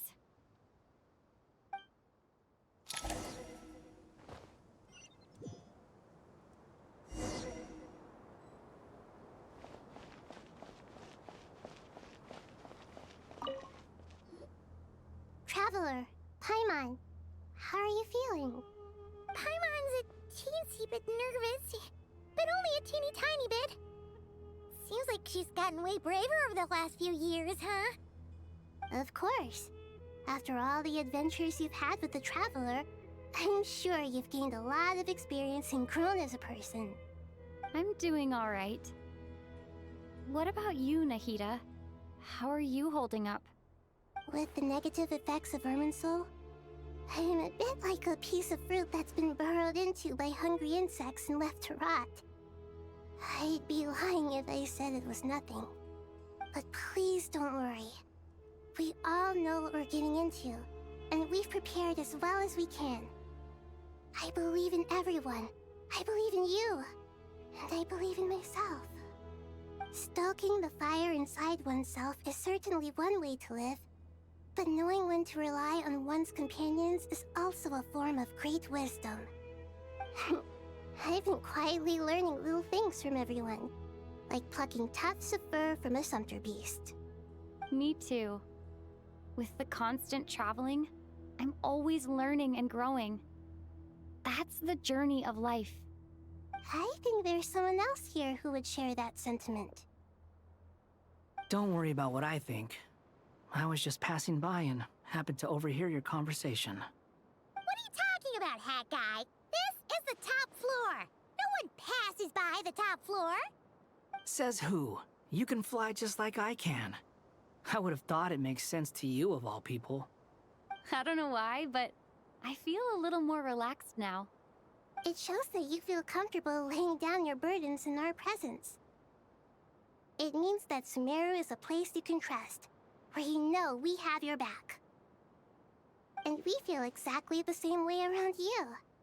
That's what it means to be friends.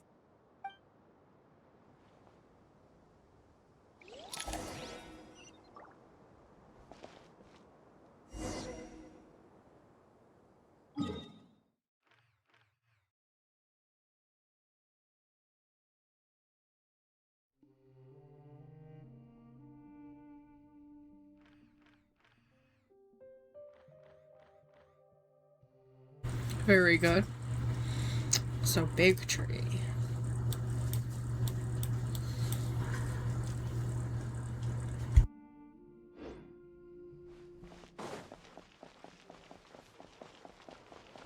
Let's see what these people have to say.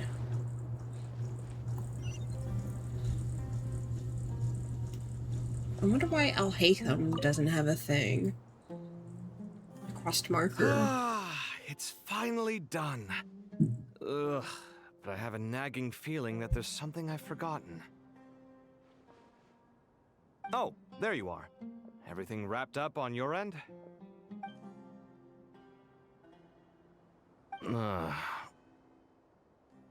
Okay, fair enough. That was a pointless question. We were working in tandem, after all. You must really be exhausted. Well, it's been a busy day for both of us. When work ends, you clock out. No looking back. Yeah, we're definitely due a break. Probably a little late to start drinking now, though. I'll stick with water. Here, this one's for you. Thanks. You want a bite to eat? I can grab us something. Or wait, I think there's a stove nearby. Let me take a look. Are you nervous? A little, yeah.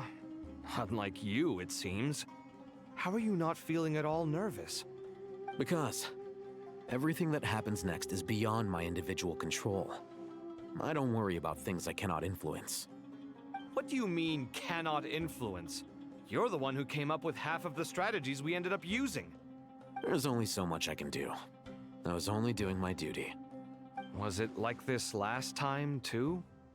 You mean with Azar and his accomplices? Yes and no. The situation back then was easier to control, but we weren't as prepared as we are this time. So the enemy is stronger, but so are we. I still vividly remember the way you interrogated me in the library after the fact. Where were you when Sumeru needed you most? If your memory is so vivid, you might also recall that it was you who came looking for an argument. You're often the one who initiates these things, you know. I came for a conversation. I didn't know it was gonna turn into an argument. Anyway, at least I showed up this time. So, what do you think? What do I think? I think we're certainly better off for it. It's good having me around to help out, huh? Absolutely. As a citizen of Sumeru, you displayed a remarkable sense of responsibility in the face of disaster. Certainly feels that way. I just shudder to think how the world would have ended up if we hadn't gotten control of the situation. So, do you think this is what impending disaster looks like? The sky is so clear, and there isn't a whiff of decay or destruction in the air. It's hard to imagine that the fall of humanity could happen on an ordinary day like this. Awful things happen all the time. Sometimes people can stop them, and sometimes they can't. What you and I have done is increase our chances of stopping this one. Lofty ideals may provide no defense at all against nihilism, but perhaps little decisions can. Oh, nothing. It's nothing. I hope everything works out tomorrow. It will. As long as we stick to the plan, our chances of success are good. It's really strange. You're my junior, yet you always seem to act more like an upperclassman than I do. I think it's mostly a matter of temperament. Ugh. Walked right into that one, didn't I?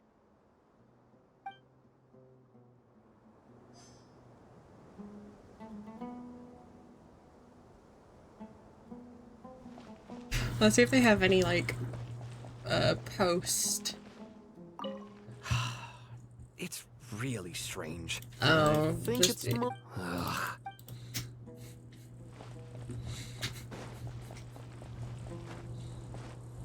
I wonder if I actually have to use the... Oh, wait.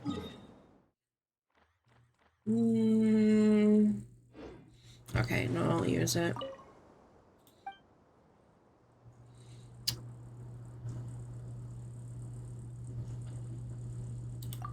The upper level, maybe? Wait, I'm on the upper level.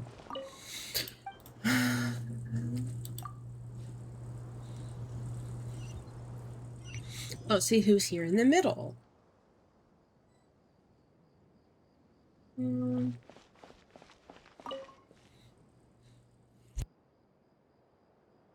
We'll make our move after sunrise tomorrow.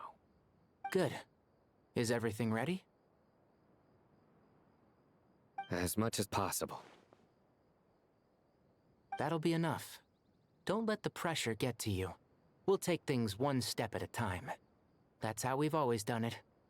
Master Tainari! Mr. Sino! So this is where you were. I brought some juice and some water. Would you like some?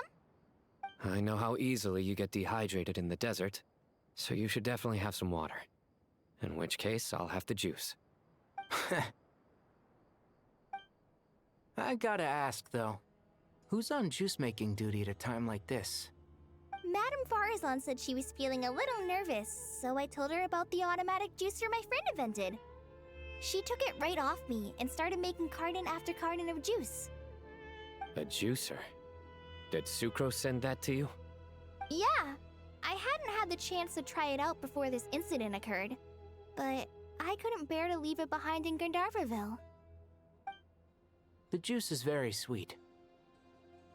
I think so too. Kale, how are you feeling? Physically, I'm okay, but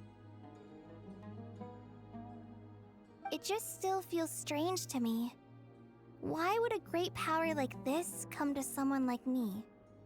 I know the feeling well. That same question ran through my mind every day as a kid. At At least now, you have someone who can relate to you. All the more reason that you should apply for Spontamod. Tainari fiercely opposes the idea, though. Those two things are completely unrelated. What are we all chatting about, Would anyone like any juice? Oh, you have some already. I had some earlier, ma'am. Maybe give the extra to someone else? Very well, very well. I shall be off then. There's this enormous power, and then there's little old you. You feel like there's no connection between the two. And that sense of dissonance is difficult to get used to. Yeah. But after all this time, I can't believe this stuff still gets to me sometimes. Makes me feel a little childish. Kale, just because we normally keep the conversation light doesn't mean we can't discuss deeper issues. I don't think it's childish at all. You were the victim of a terrible crime. It's normal to struggle with the fallout from it. You have absolutely nothing to be ashamed of. My professor once told me that no incident can be considered truly resolved until the victim says it's over. Your rage and your pain are completely justified. Thanks. Miss Nicole said that the same god remains which were once used to inflict so much pain upon me have now become a weapon with which I can protect everyone. It's like my own personal kind of evolution. Every innocent person who's been hurt needs time to realize that it wasn't their fault. I was the same, but it's all about to be over. Tomorrow, it ends for good. I don't know if you've noticed, but you rarely stumble over your words anymore, and your outlook has become much more positive. It's a big change from how you used to be. And since this isn't over, you can settle the matter on your own terms. It's time you seized back control. I believe in you. Yeah, Sumeru is my home, and it's so important to me. I have to protect it. No, I will protect it. And once you're done, how about you come back and apply for Spontamod? Stop it with the sales pitch, would you? Hey, excuse me. There are still 3 unclaimed cups of juice here. Why don't you take one each? Ugh, my arms are getting sore from carrying them around everywhere. Madame Farazan, why are you... Here, let me take them off your hands. Thank you, Madame Farazan. Drink up and enjoy my handiwork. I think I'm going to make something else now instead. Please, try to relax, Madame Farazan. Your nerves are starting to get the better of you. I know, I know.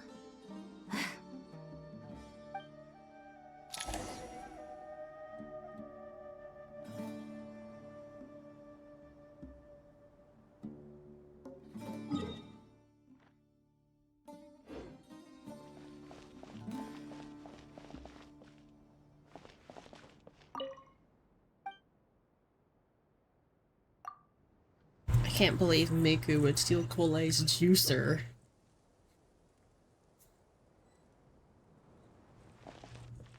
Okay, so we have Nefer.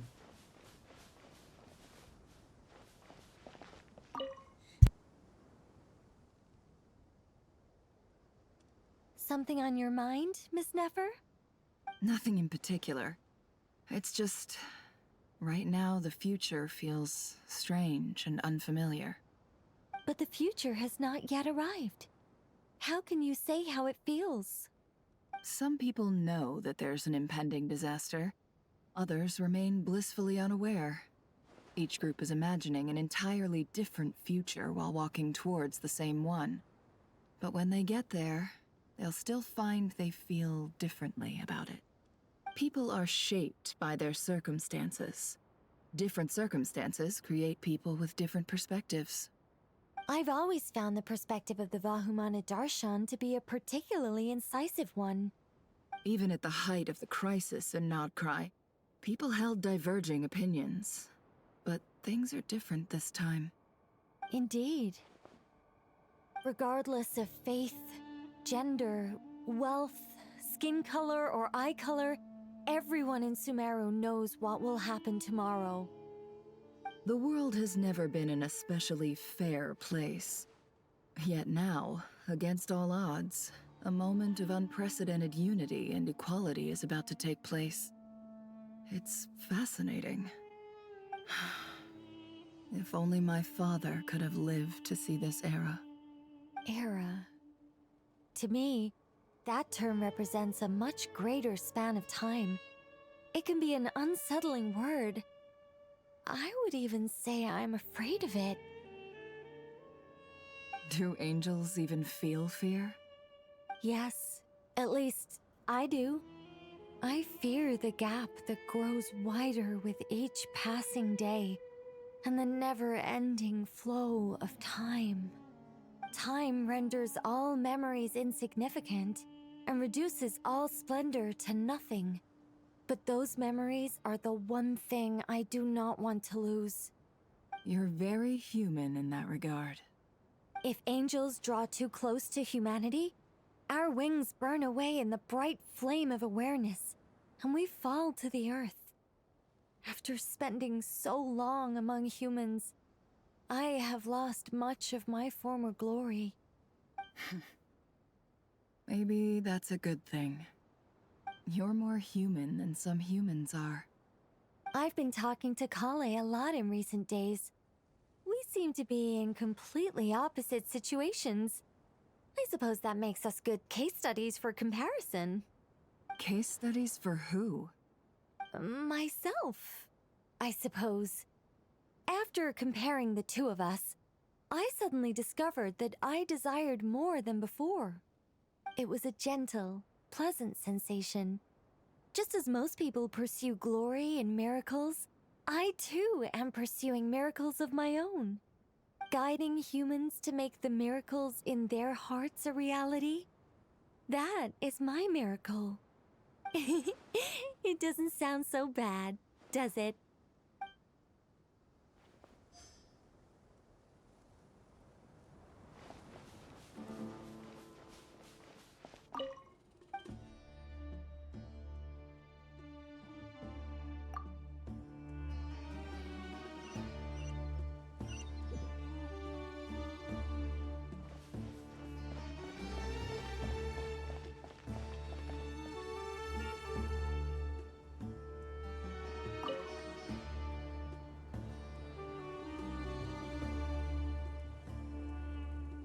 Look at the time. I should head back. I'm so sorry. I was in a hurry and didn't look where I was going. Are you all right? I'm fine. Wait, you're... Have we met? Not exactly. I think we may have crossed paths by the house of Dana before. Oh. Ah, you're Hat Guy! From Vahumana, right? You recognize me? The clue's in the name, Mr. Hat Guy. Fair point. It's getting pretty late. What's keeping you up? I could ask you the same question. If I'm not mistaken, all the workload for the Ratawa Hisdarshan wrapped up a good while ago. Well, I have something of a background in Satyavada life, so I was helping the Dendro Archon make some preparations. But I must have lost track of time. Did you find the experience enlightening at all? Honestly, it was tedious and uneventful at first. But eventually, I think I did sense some profound truths. But they also brought a lot of suffering with them. I was told that I even shed tears while I was meditating, though I have no idea why. Sorry. I hope I'm not scaring you. Not at all. It just proves you're very accomplished in your research. Good night. I wish you all the best for tomorrow. Thank you, sir. You too.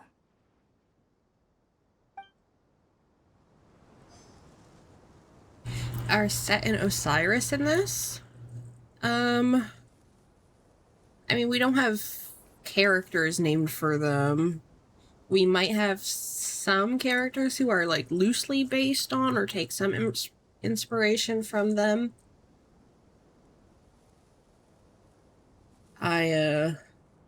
it was quite interesting that they put Wanderer and her in for a conversation.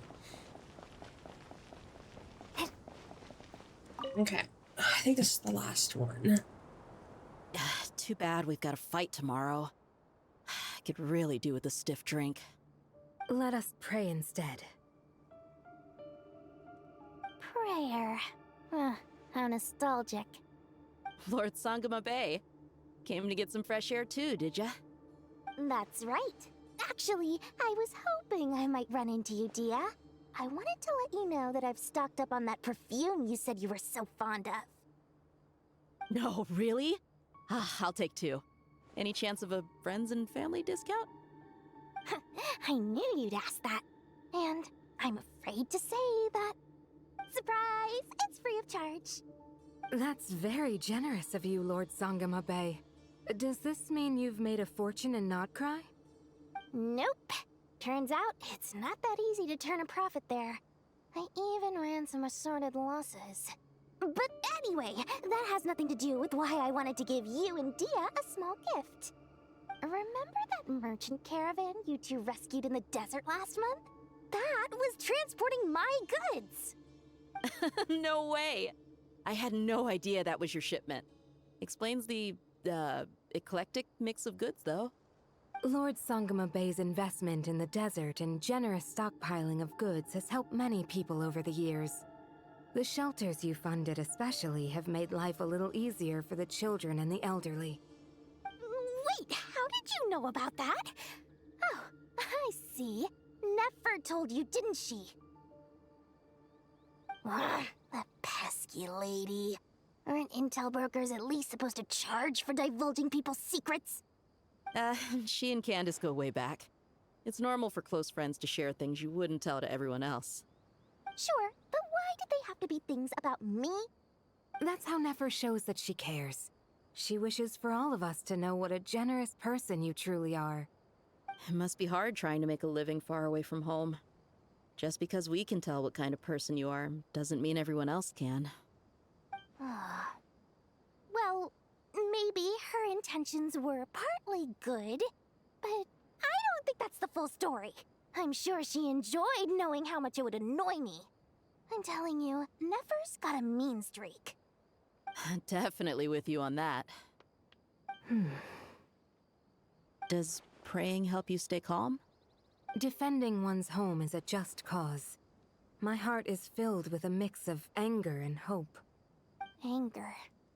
You know, being able to get angry is a good thing. It shows that you're in touch with the real world, and that you have the passion to pursue something you believe in. Oh, my lady? What are you doing out here? Just taking a walk to clear my head. And look where I ended up. Were you praying just now? Yes, Miss Dunyarzad. Would you like to join us? Come on, it's fine. She won't mind who you pray to. Oh, then sure. I remember you, Miss Dunyarzad.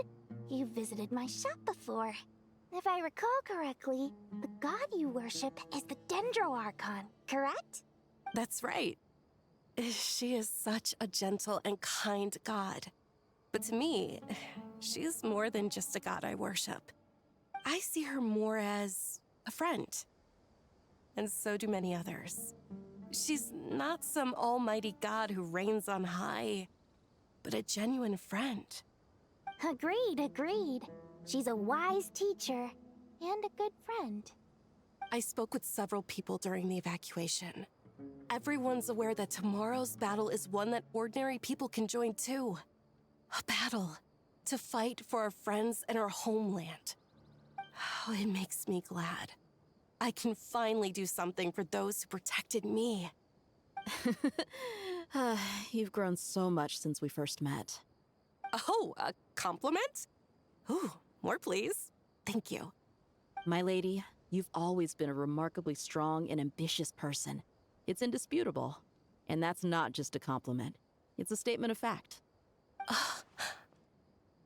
What are you praying for? Our beliefs may not be entirely the same, but we both wish for the same thing. I pray that everyone will rise to the challenges ahead and return safe and sound. I pray for the safe return of all my companions.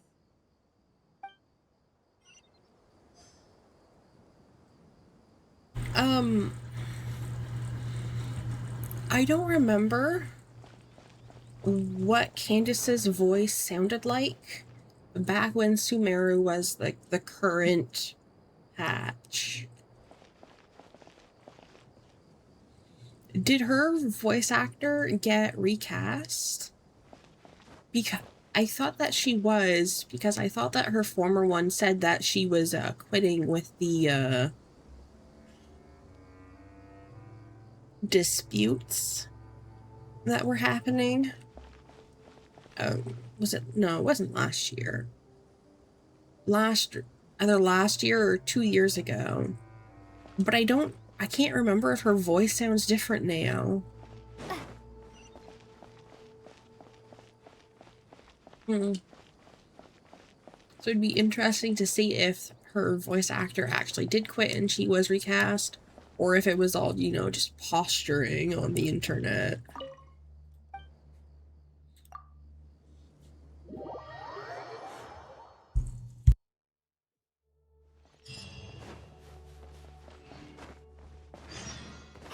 Time to go! Let's meet the others at the mausoleum of King Deshret.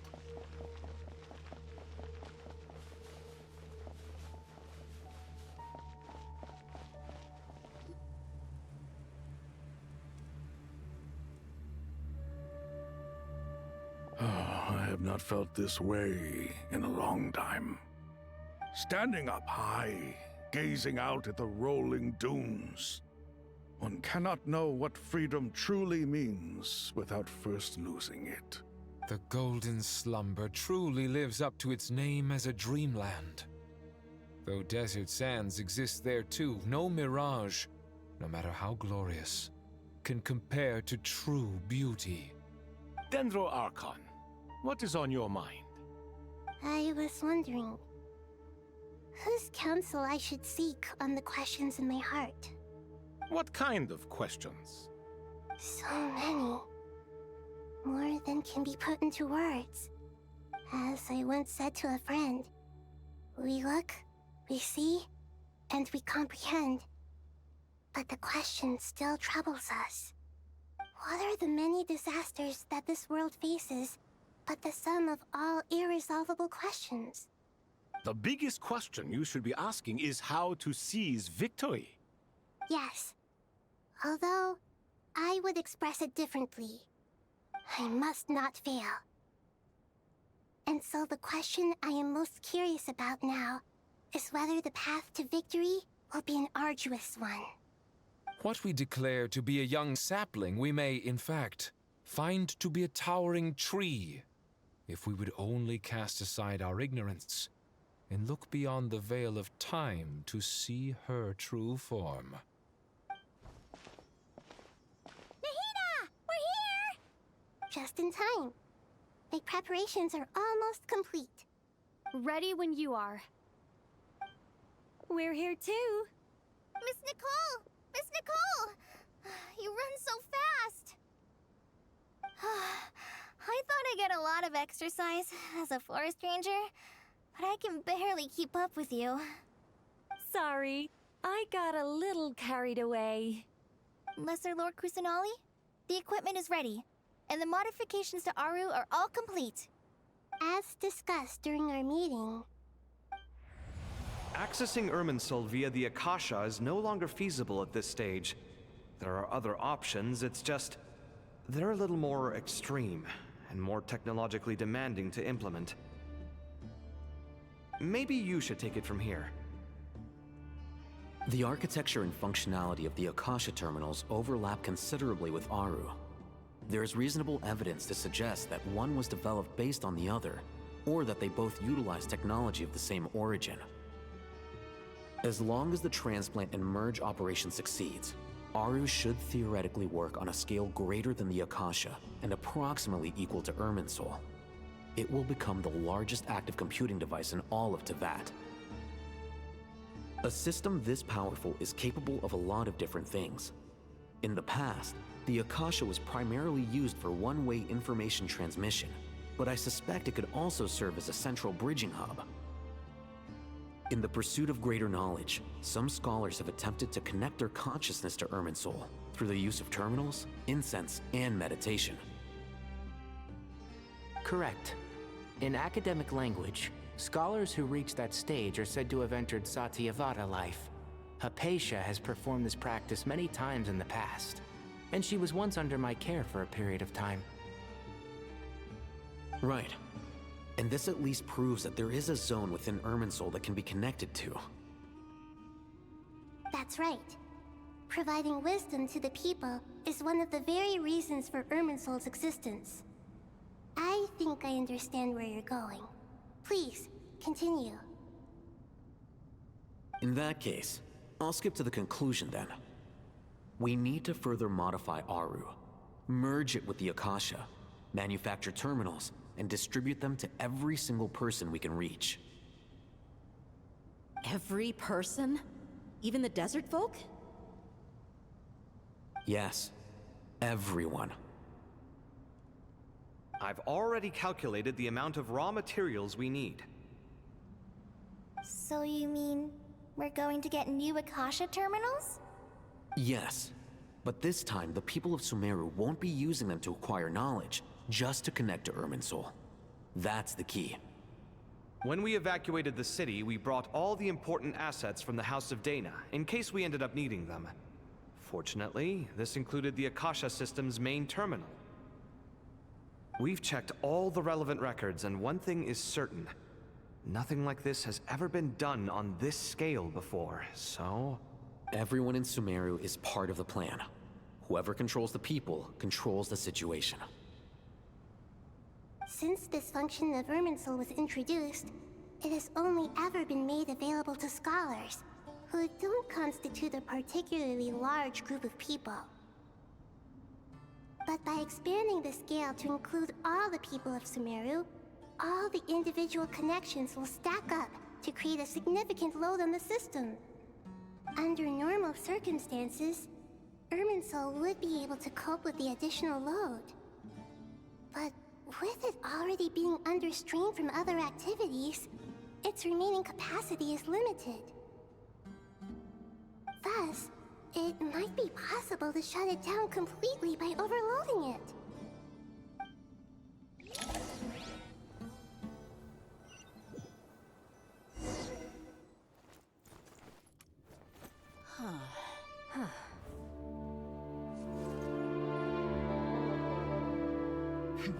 Counting down.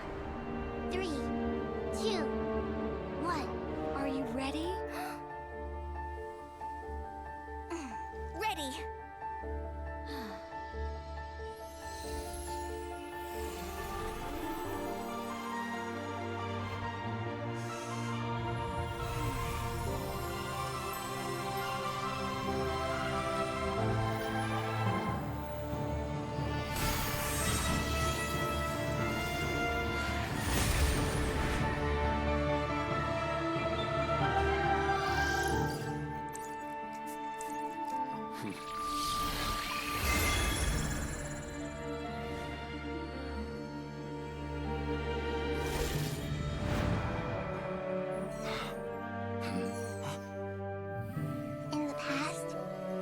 People sought knowledge, they turned to the Tree of Wisdom.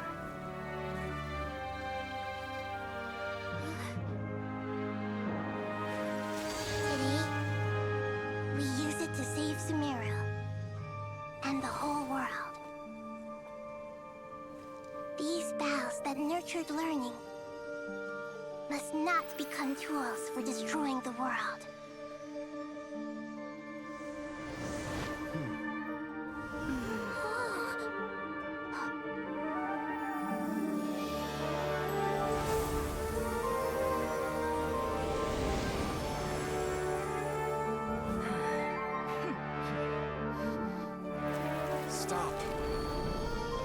Please stop. End this transformation.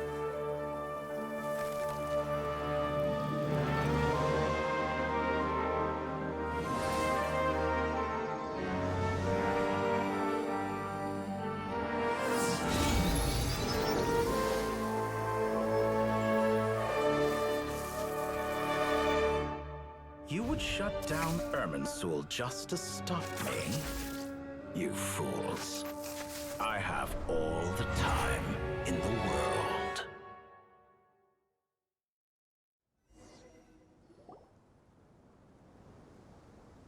Success! The evil Irminsul tree has stopped growing! Great!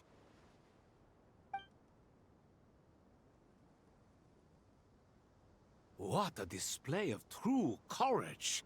The courage to think and the courage to act! I never thought I would witness the shutdown of Irminsul with my own eyes. Perhaps this is human wisdom in action? Indeed, only humans could do such a thing. Gods are few and far between. What was once created for spreading knowledge is now used for another purpose. A rather ingenious plan. I am grateful to you three for your help. Only thanks to you were we able to extend Aru's interference capabilities to cover all terminals. Now, nobody who wears a terminal will have their activity accurately tracked by Irminsul. No matter how many eyes Dottore possesses, he will not be able to see us clearly. Now for the next step. I will need the help of your supreme powers once again. How might we be of service, Lord of Dendro? I need to reach the Eternal Oasis immediately. Right now? In that case, Ibis King, would you agree that this is a fine opportunity to dust off our old tricks? Never. I assume you have that chess set with you? You mean the one you gave to me as a gift? Asking for it back, are you? How could I? You misjudge me. I just wanted to show you another way you can use it. Connect to Safei Shatranj.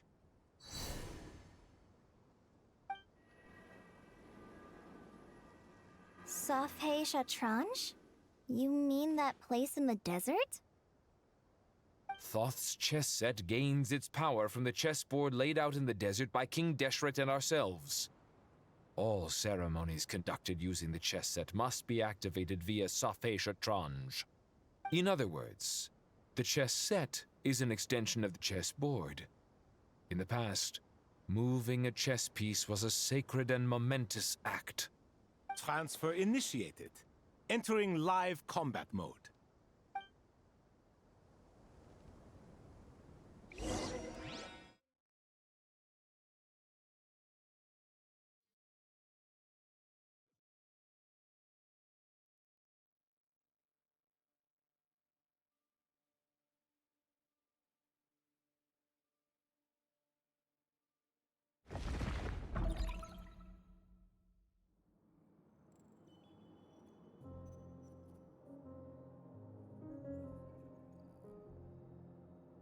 We haven't heard a single word from our spy in the desert. I'm afraid he might have been captured. Never mind. But we spent years turning him. And a lot of Mora.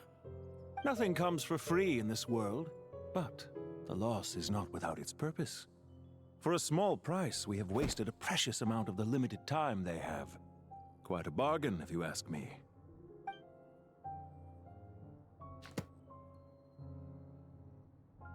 Understood. Weighing profit against loss is a necessary part of life. But to tell the truth, I have been operating at a loss since this all began. Since many centuries ago, in fact. For instance, why would a banker act as the executor of a will? If you hadn't deposited your personal belongings at Northland Bank, I would have no reason to be here right now.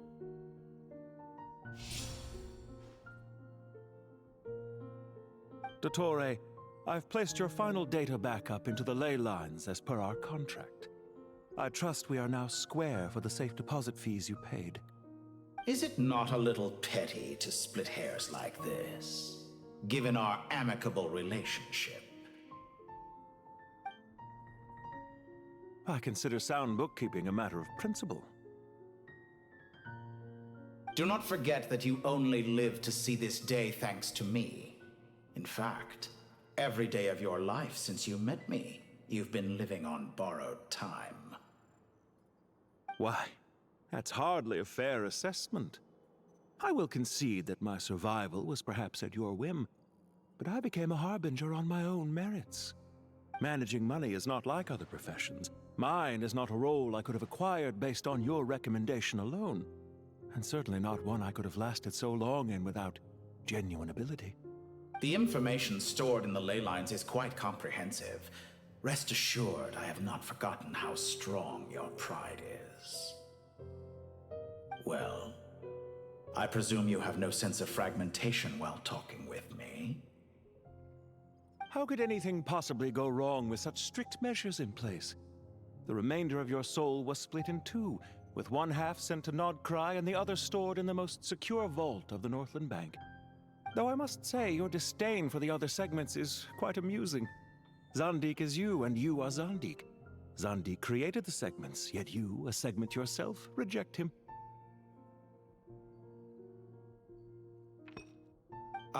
That is, Zandik, created segments of various ages in his later years.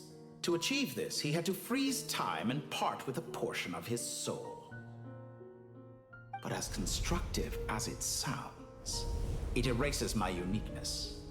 If each segment is equally me, then by the same token, none of them are truly me. A soul living forever in the past inevitably holds different views than he did in his later years. The same thing that completes me also restricts me.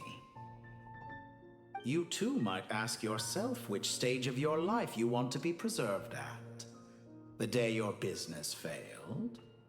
Or the day you were framed by a gang and sold off to a medical lab as a test subject? We needn't dredge up the past. This undesirable plan was eventually scrapped. Lesser Lord Kusanali was quite right. I needed an opportunity to eliminate myself. And after that, I concluded that there was no more effective plan than directly splitting the soul. Once the soul is transferred out, you will find that creating a physical body is far simpler than creating a puppet. The other half of your soul suffered a crushing defeat in Nodcry, you know. And yet in the process, I obtained the information I always wanted, did I not? Because now we finally know where the best testing ground truly lies. I once thought your ultimate goal was to ascend to godhood. But as it turns out, that was merely one of your experiments. Experiments take many forms. Most people are too eager for success, too fixated on the end goal. They forget that the experimental process itself is just as important. A suspiciously vacant seat, a new face. I trust you can put two and two together. The reason it doesn't exist is because someone tampered with the record. What can I say? After all your efforts, you really did uncover the world's secrets. So, is the new world you promised a lie? No, it never was. I am glad to be able to control Irmin's soul from within. Now I shall attempt to create a new world inside the existing one. Almost everyone faces the prospect of death, but not a single person has ever been able to experiment unrestrained in the afterlife through sheer force of will. I am the only one to have overcome this enormous challenge. Would I not be letting the world down if I didn't make the most of the opportunity to experiment? Clearly, the dividing of your soul did not affect the magnitude of your ego. Out of all the versions of you that have ever existed, this you is the most insane and the most radical. Is that why you chose to work with me? Which was it then? My insanity? Or my radicalism? Could I call myself a venture capitalist without a suitably ambitious plan to invest in? Yours happened to fit the bill quite perfectly. Well then, I must say, while I am surprised enough that you showed up at all, what surprises me more is that you chose to present yourself as my former subordinate, and not as the banker Pantalone. Why make things harder than they need to be? Exposing my true identity in a situation like this would only serve to destroy diplomatic relations between Snezhnaya and Sumeru. I daren't imagine the consequences. Showing up in the name of the original antagonist gives you the recognition you rightly deserve, while also being sensitive to Snezhnaya's predicament. It was an easy win. As for why I'm here, if you're suggesting that your credit is in the negative, I won't argue with that. Many people say that about you. I'd argue that a significant factor in your willingness to cooperate is the fact that you have but a few years of life left after my death. Living and dying together has a way of binding two parties together rather closely. Is it not true that a relationship should be judged by both the positive and negative returns it yields? So some of what I said actually made it into your head after all. It's true that I hope you don't die too soon, but don't you find that a strange thing for me to say? After all, you've already had quite a long life, especially for a human being. Let's not pretend that you're any more innocent than I am. Are we not the same in this regard? We both despise the existing laws of this world, and neither of us enjoy being under anyone else's control. Is it really so greedy to want the world to operate by a new set of rules? Of course not, my dear friend. And as I've said before, mutual interest is the foundation for the most reliable of relationships. You can attest to that. I just hope there never comes a day when I have to work too hard to prove that. Regrader, sir. People have been spotted approaching Sumeru City. How strange. Despite your access to Irminsol's data, it appears the soldiers noticed before you did. They must have found a workaround.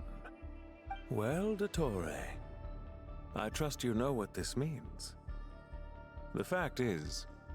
They're coming. They'll breach the city gates any moment now. But even so, I would say Irminsol is a wonderfully convenient thing on the whole. If you do manage to create a new world, perhaps you could plant one outside my office, too. I'll consider it. What do you need me to do? Stall them? The experiment will take time. Stall them for as long as possible. Very well. But you're really asking for the moon here. Have you heard this story? There was once a guilty man, kneeling in the center of a church while an angry mob outside waited to bring him to justice. He pleaded with the gods, begging them to grant him one final request: the chance to finish confessing his sins before he was sentenced.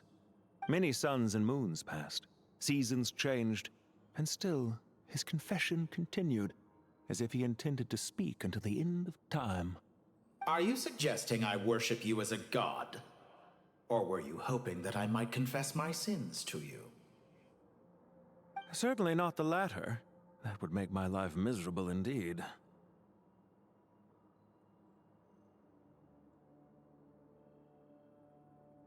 For someone who despises them so, you never seem to have any objections to me creating or becoming one. At first, I thought you'd be furious. Concerned I would terminate our partnership, were you? Not at all. You had reasons why our partnership must continue. Don't you find people's attitudes toward gods amusing? A god descends from the heavens and people worship it unreservedly, blindly following whatever rules are given to them. And yet, when they see an ordinary person gain godlike levels of power by virtue of their own hard work, they treat him with nothing but suspicion, even if he is a compatriot. Is that supposed to be a compliment? No.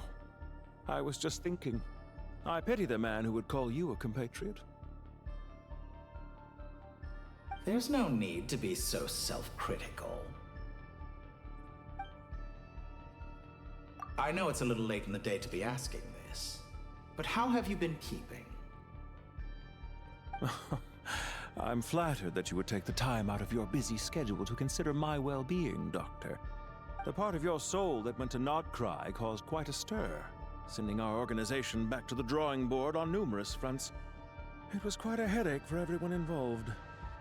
Dear me. I must have caused you no end of trouble.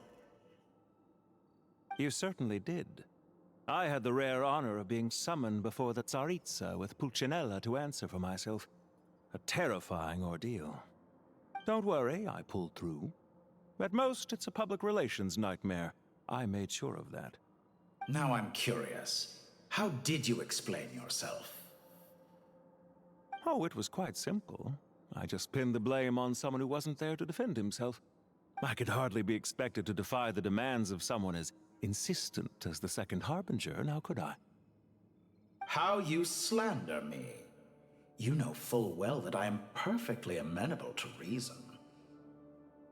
There's no question that you are partly to blame for the ruin of my reputation over the years. Do you have anything lined up for when this is all over? Hard to say. Field work always takes quite a toll on me, as you know. Once I'm back at Snezhnaya, I'll start with a well-earned cigarette. Why are you so eager to ruin your lungs after I went to the trouble of replacing them for you? If you have an issue with it, feel free to try to stop me.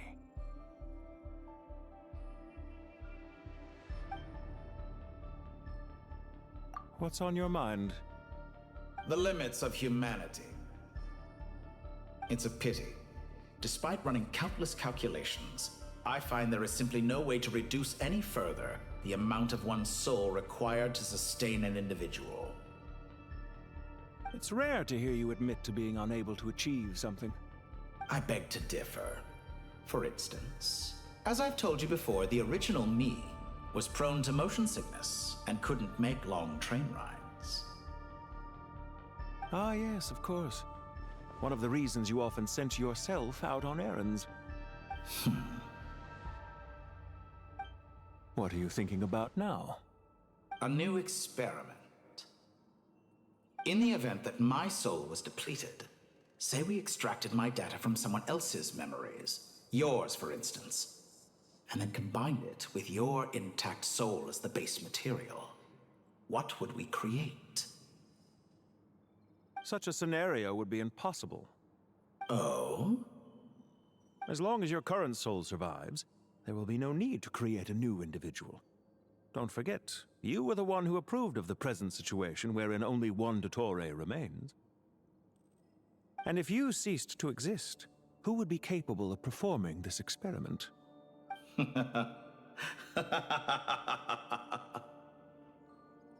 Since the day I met you, you've always excelled at talking your way out of a quandary.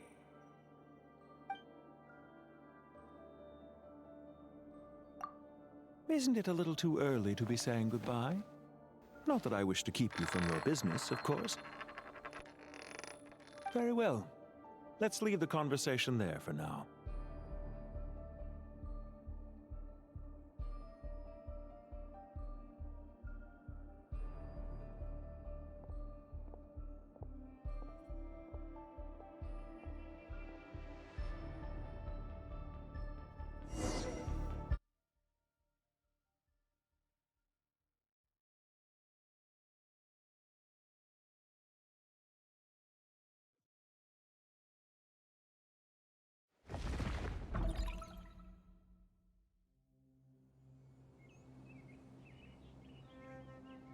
The power of King Deshret's 7 pillars is truly remarkable.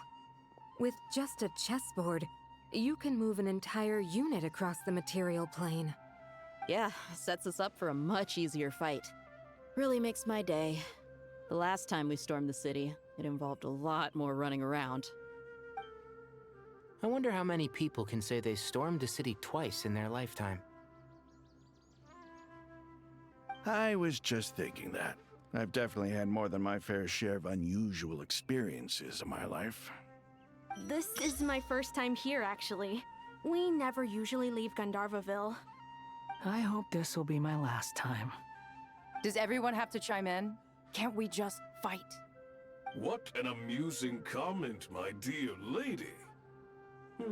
Yet humans often alleviate tension via small talk, do they not? Whoa! Why is Candace's shield talking?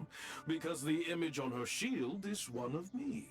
And I, of course, can appear wherever I wish to. Well, la-di-da. Isn't that fancy? Could I get in on this? You wish for your gauntlet to speak? Why, certainly. Ahem. I think you'll find that it is I whose image is carved hereupon. Thanks. Definitely feel stronger now. You're welcome, my lady. I am glad to lend you my power. Sino, what's the situation? There are troops stationed at every entrance. As we expected. A frontal assault will suffice. Everyone, stick to the plan. We'll take the main entrance. You head for the House of Dana's side door. Move out.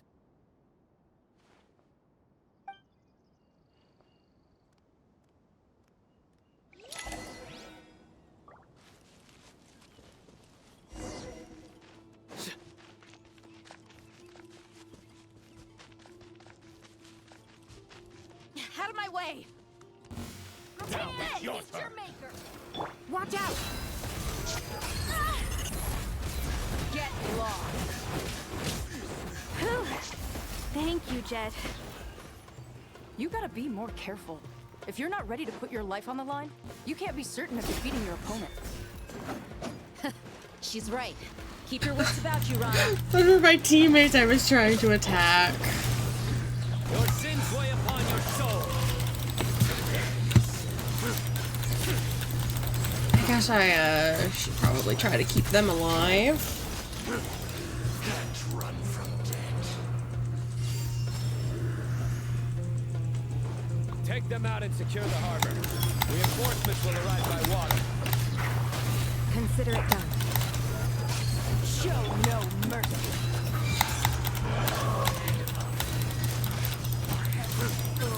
Be gone! Their penance is due! Winter shall be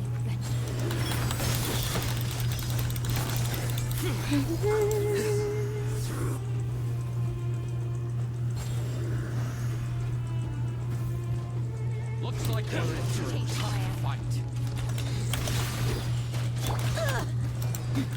Look alive! Hi! Grant us your blessing! Judgment is upon you. Stand condemned! Use the force officer. Guilty! Your penance is due! You stand condemned! jammed.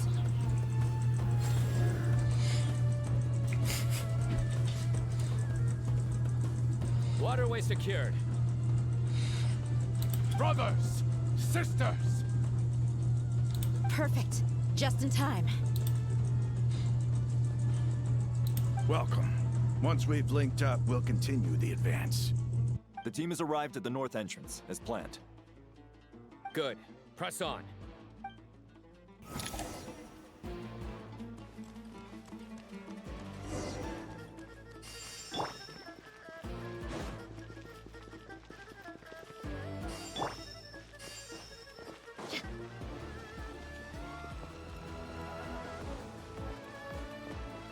I thought the stack of boxes was a treasure chest for a moment.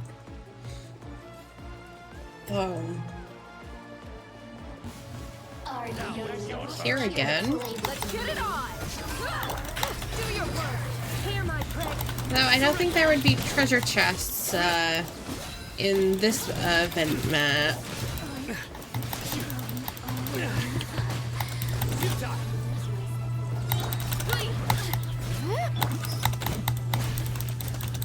Buckle up! Ha!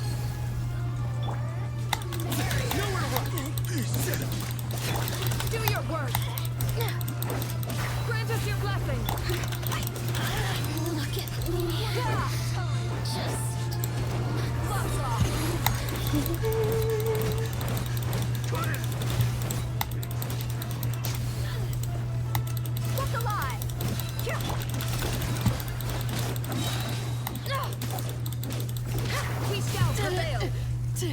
long. Okay. I haven't used Candace very much either.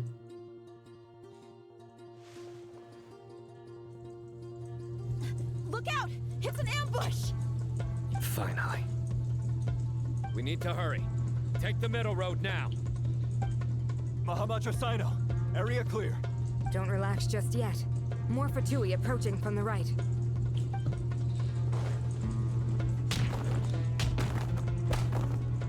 Irminsul cannot track our movements. If necessary, we could split up. Don't worry. We'll wipe them all out. As you can see, our people came raring to go. Good, good. How are things with the Traveler? Can Tainari keep her safe? Don't underestimate Tainari just because he's a forest watcher. He can handle it. All right. You know that's not what I meant.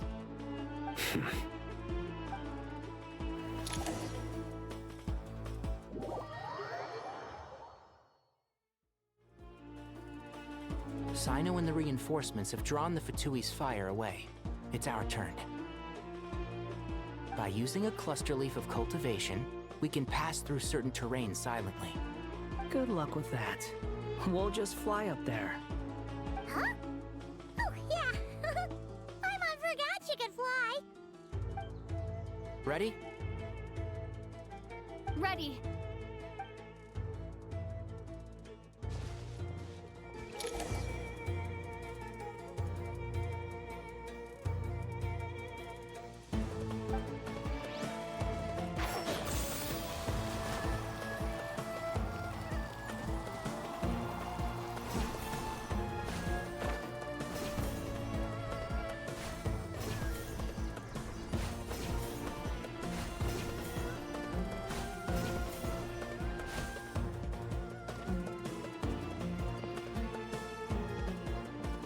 One with the Force.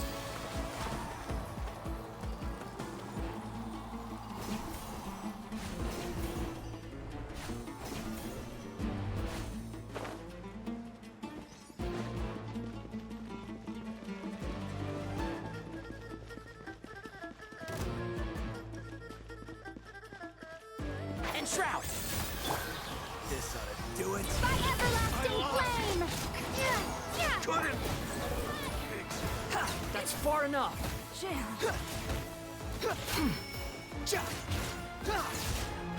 Squall Fury. So...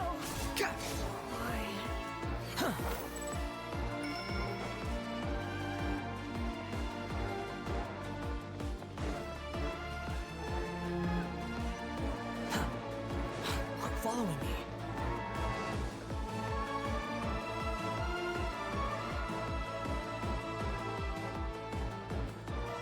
Fatui soldiers up ahead.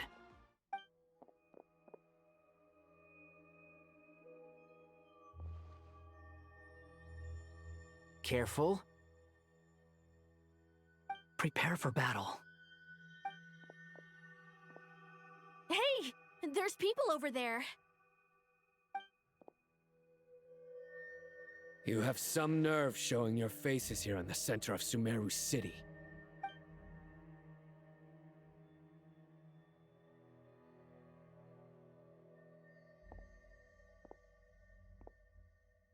You're right on schedule. Well, this guy sure as heck isn't your average Fatui sergeant. They've stationed quite a few people nearby. It definitely looks like they were waiting for us. But something feels off. Everything about this guy feels too deliberate. I highly doubt he's just a subordinate of Dottores. And he's no mere sergeant. Whatever his rank is, it's high. Much higher than we thought. So you've been waiting for us. But it looks like you're geared up for a conversation, rather than a battle. Very clever, General Mahamatra Sino. I know you're the one in charge of this siege, and I look forward to making a deal with you. A siege? Sumeru City belongs to us! Historically, yes. But things can always change. We have quite a sizable force with us, you know. For instance... There's a Fatui ambush at the north gate. Can you handle him? We can for now. Yes, I'm quite sure both sides can hold their ground for the time being. The battle has not yet reached its climax. But what happens next? Do you enjoy watching bloodshed? Surely some of those here are people you count as friends. Once a war begins, some people must die. I doubt you wish that fate upon anyone you know. Wait a second. It's a trick. He's not even there. Silence! He disappeared. What was that? A ghost? Curses! He was never there to begin with. That was just a shadow projected there to lure us in. Enough talk! Attack! I apologize for being unable to accompany you at this crucial moment, but I am compelled to leave for reasons beyond my control. Please excuse me. Sumeru's General Mahamatra is quite ruthless. It's a good thing I wasn't there in person. Your illusion held them up for a time just fine. But now that they have seen through it, they will realize you were just a decoy. Decoy or not, what matters now is that they will be heading your way imminently. Not imminently. They are already here.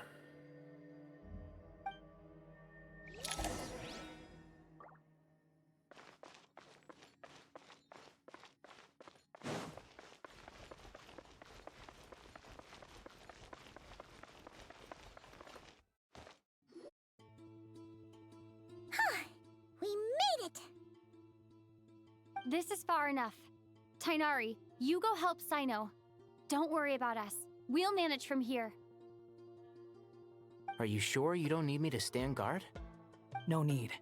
Once the connection is established, we'll disappear from the sanctuary of Surasthana. Go help the others. All right. Goodbye for now, then. Please tread carefully.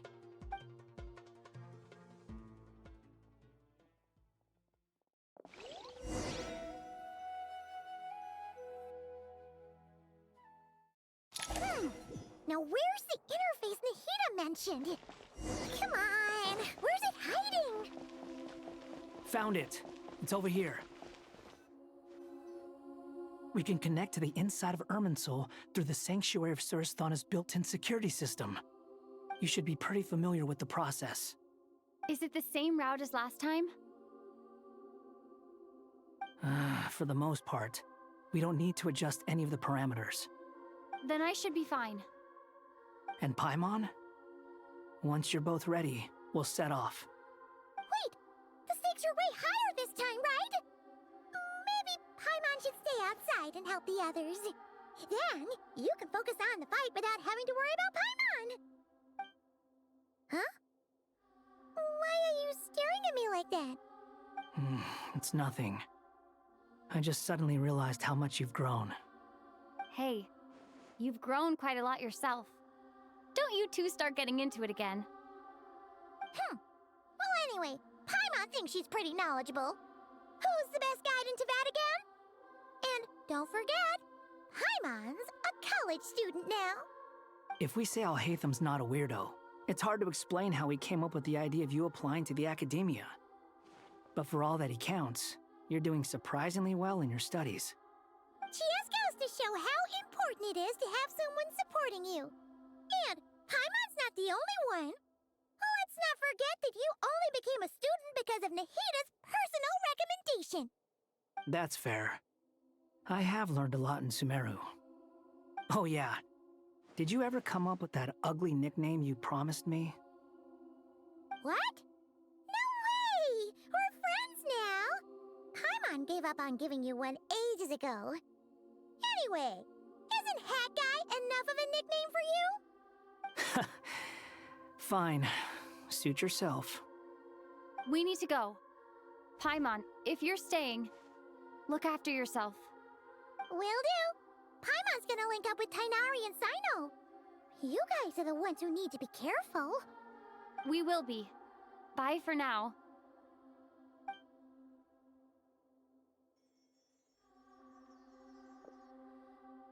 Initiating connection. I haven't done that Archon quest either. It's sitting in my quest log.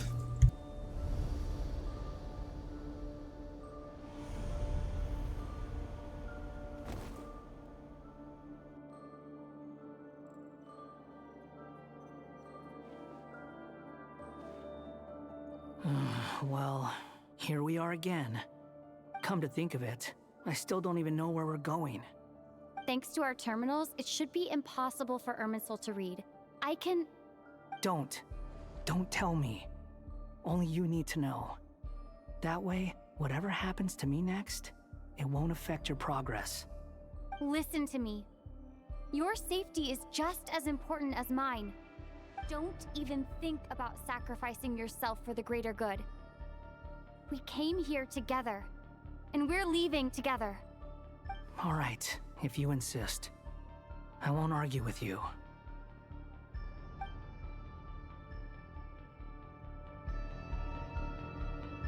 This isn't my traveler. Oh yeah, no.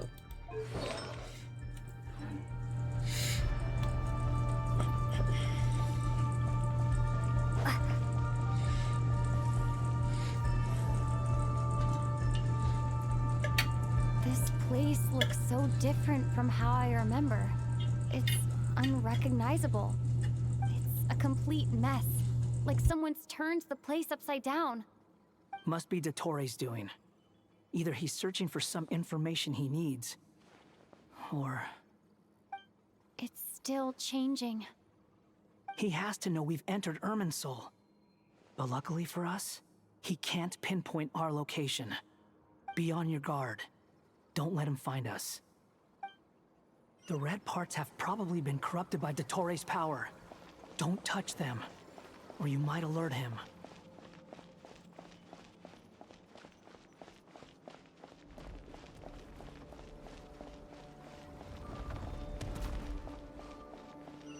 He's looking for us. Tread carefully. That wall could be a problem. Fortunately, it looks breakable. Give it a shot.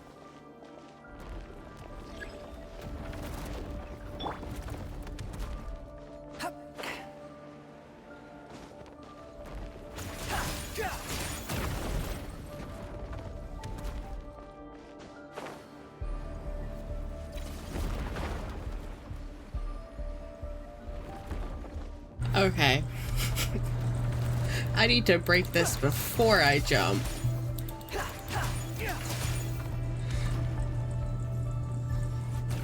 Okay, so it regenerates.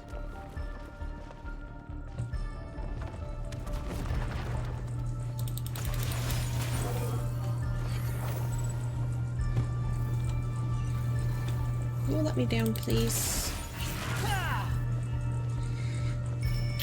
We will wait for his skill to be back up. I don't remember how big this one was, so we will wait.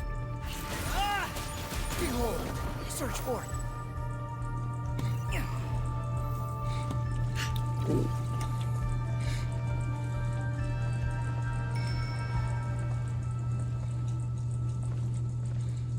I think I'll just try to skip it.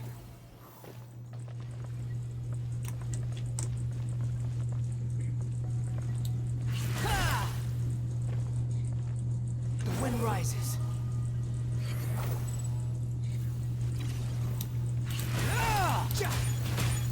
Okay, so I can't actually tell if it's coming up onto my platform or...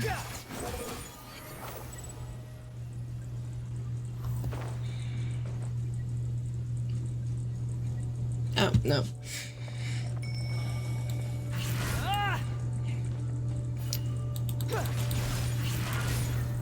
Squall and Fury. The same old trick again? Are you kidding me? Let's handle it just like we did before. This cheap trick isn't gonna stop us.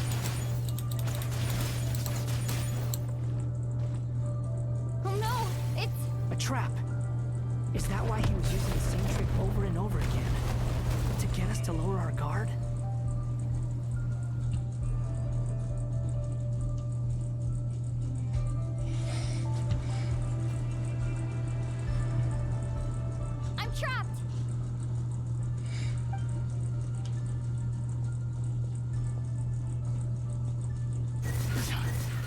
Why won't this thing budge? Hello? Hello? Can you hear me? Nicole? Is that you? Yes, it's me. I'm monitoring your progress from inside the Eternal Oasis, and I have to say, this terminal is simply marvelous. It makes tracking you so much easier. I couldn't see anything at first, but now that you two are inside, I can use your location with support from the terminals to get a partial view of the situation inside Irminsul. It's not the clearest image, but it's better than not being able to help at all. So, here I am. I can't intervene directly, but I can help to guide you out of the jam you're currently in. So please, just follow my lead. Dottore in his current form is a blight upon both Irminsul and the ley lines. Pay attention to your surroundings. There must be sources of his contamination. Is that one of them? Precise, good work. But we're not done yet. Stay close, and let's see if we can find any others like it nearby.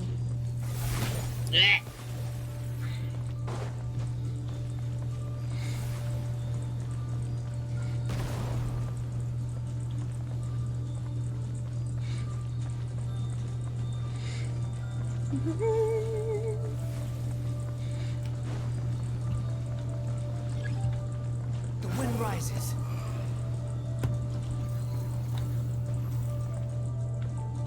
This must be another one. Agreed. Now... Oh, wait! Watch out! It's Dottore. I think he's found us.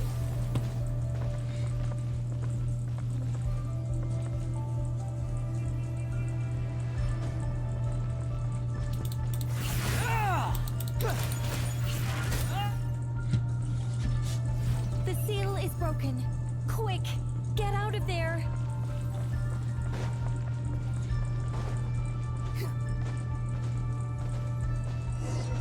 And where exactly do you think you can run to?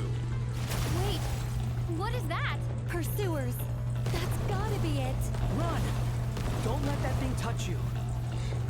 It is definitely going to get me.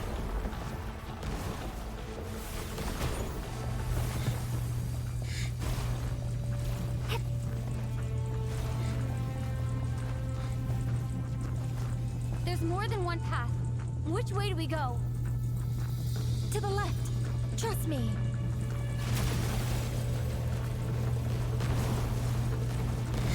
Fleeing like vermin. What a pathetic sight. Hey!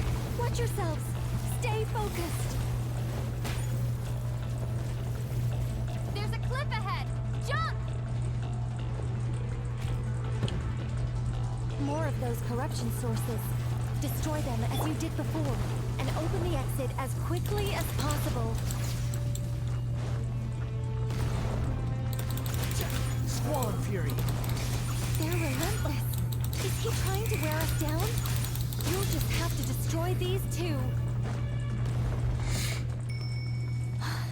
I think the pursuit is over. Hard to say. Stay alert.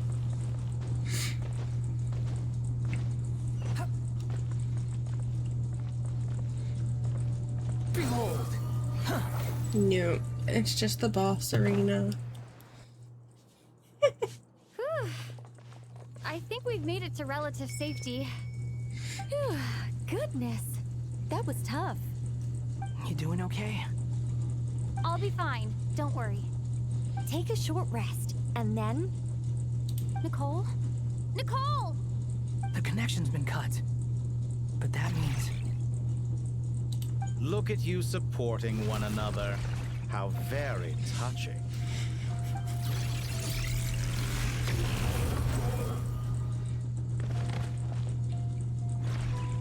Dottore! Took you long enough to find us.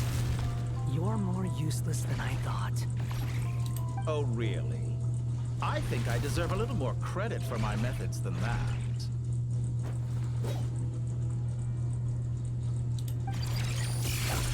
Rather than hunting you down, I chose to let you roam free. I indulged your presumption that I was unable to track your movements. played along with your clever little plan. Fleeing is for animals, but I rather enjoy watching you flee. Some things lose the will to run altogether as soon as you put them in a cage. If that's true, then why did you come looking for us? Because I wanted to observe you up close, of course. Don't misunderstand me, I'm not here for a fight. Is it so unusual that I wish to greet my old acquaintances in person? After all, it's been a while. Scaramouche.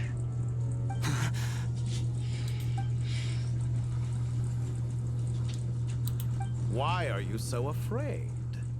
I have done nothing unprecedented in discovering the truth. Nor did I go to any great lengths to uncover your story. You made a bold series of moves in deciding to erase yourself. And with the power of this great chronicling device called Ermin's Soul, you were able to achieve something quite remarkable. Once most people form an opinion about someone, it tends to imprison their mind. Yet you managed to erase every trace of your existence. A novel take on death indeed. However, this meant that you stood out to me all the more when I saw you in Nodcry. I didn't even have to go looking for you. Just the sight of you was enough for me to intuit the truth. For someone in my position, connecting the dots was a trivial affair. It would have been more surprising if I hadn't managed to piece it together. You seem very pleased with yourself for figuring it out. I'm sure you'd even be more delighted to learn the full extent of your crimes. That would hardly be necessary. Besides, isn't there something that concerns you more right now? Something that fills you with dread? Let me put your mind at ease. I have no intention whatsoever of restoring any of the records you deleted. For one thing, it would be exceptionally difficult. But more to the point, I doubt that the prospect of losing your current life is all that frightening to you. Because in your case, the cruelest twist of fate is that you'll never again have the chance to make up for any of your mistakes. Isn't it? Dottore?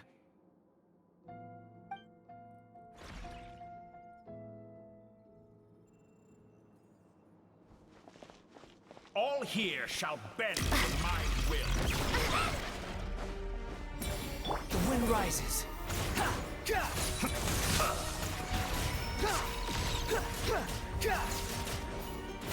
Behold!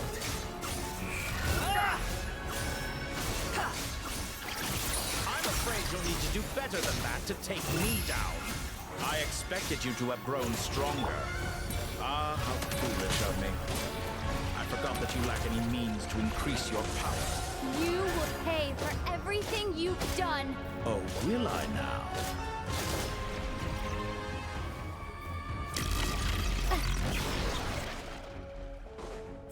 Time to ignite! The wind rises. You're dead.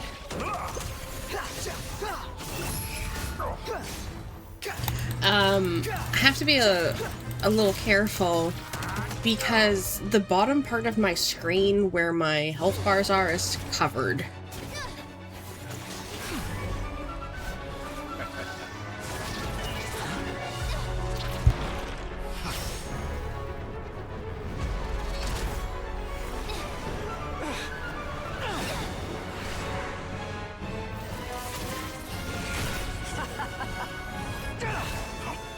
Does the prospect of death amuse you? I could ask you the same question!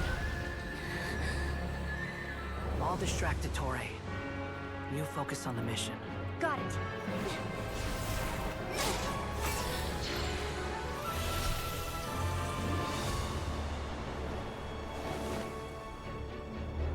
For the hopes and dreams of the masses. Open the secret door on this enchanting night.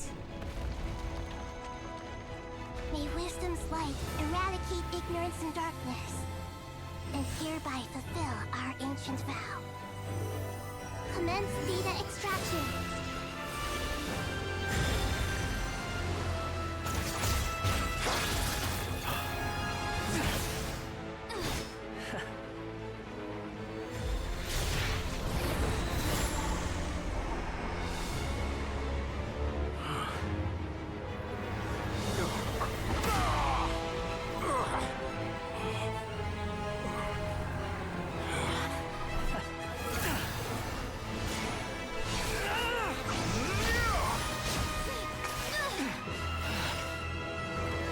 You cling to outdated ideals and stand in the way of progress.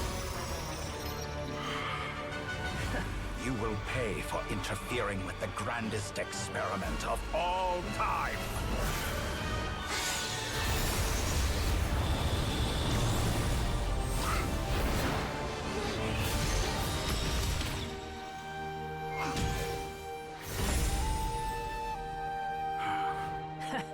Good timing. Dottore, as clever as you are, you fail to understand wisdom. Wisdom takes many forms, but the path you have chosen eschews them all. Huh.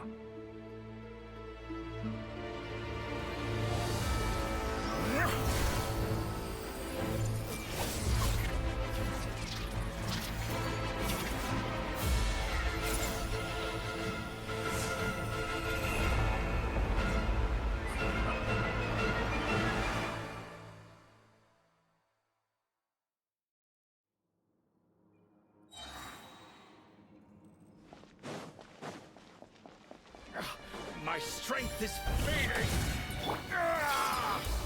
Since you are within Irminsul, it stands to reason that only power you wield comes from it. Extracting the information from Irminsul just to strip me of my power. I will find his weakness.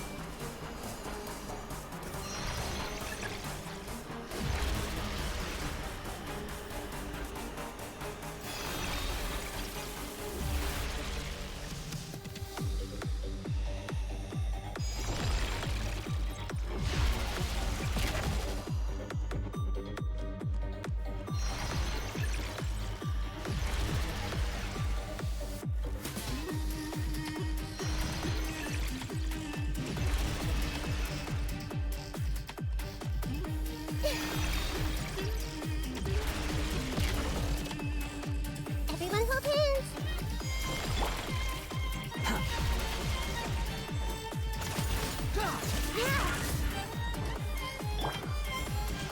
I admire your attempt to introduce a new variant, but it's nowhere near enough.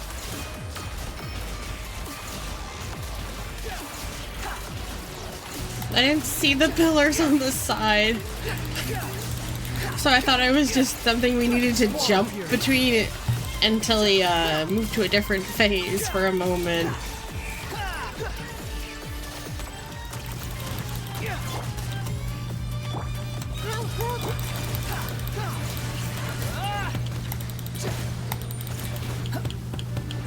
If I can... Upon the gale.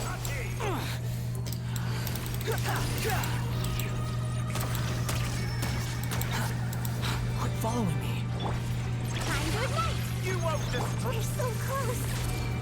Just hold on a little longer! I'll hold him up. Traveler, Hat Guy, the rest is up to you. We certainly have a knack for surprising each other, don't we? I'm just getting started. It's time! Say your prayers! The enemy is dancing, but watch your back!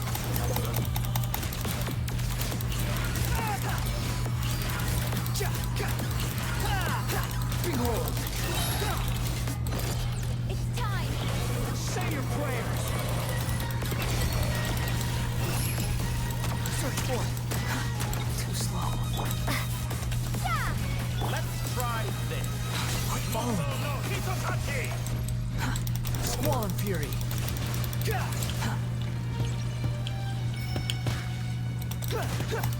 Behold! Upon the gale.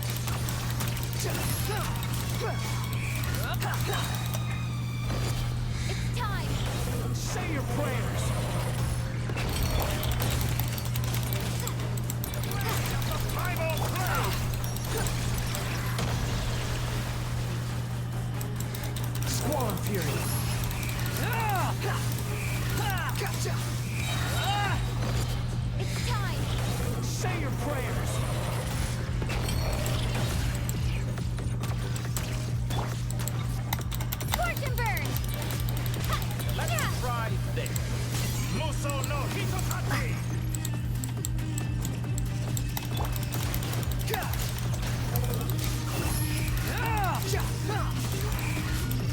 Upon the gale. It's time! Say your prayers! Finally, time for you to die. Excited? Time for me to die? How could I approach this place if death was something I feared? The last gasp struggle of a dying man is a pretty pathetic sight. It's time! Say your prayers!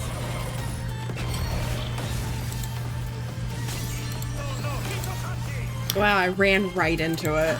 Too slow.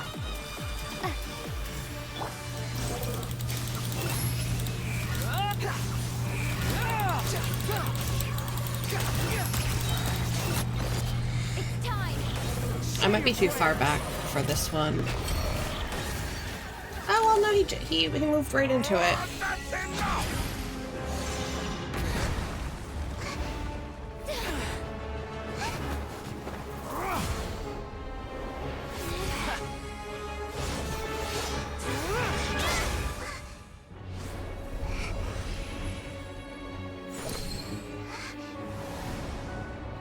It's all yours. Do with it as you see fit.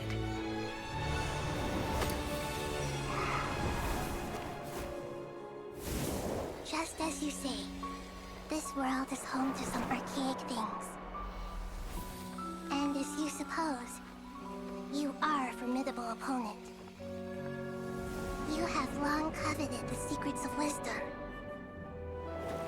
So now, I will demonstrate true wisdom in action. I invoke my supreme authority as the keeper of Irminsul. Commend me or condemn me. But give your verdict now!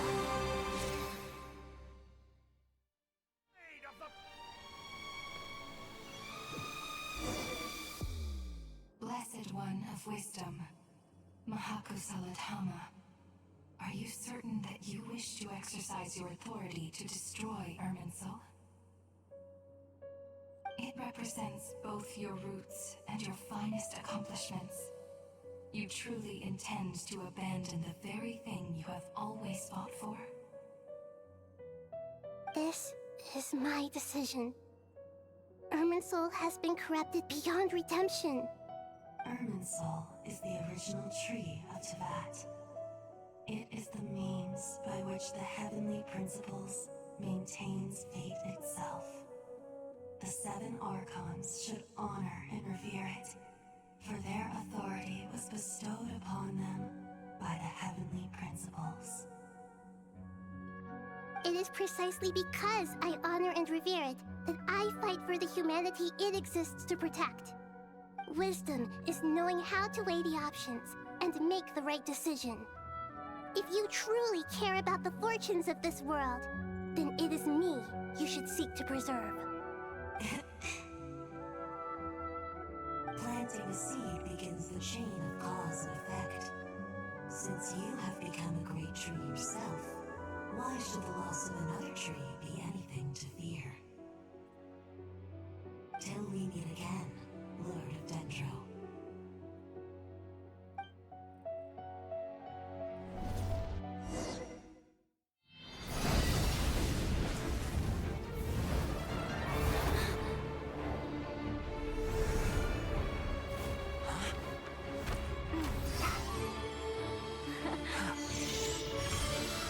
The first flame.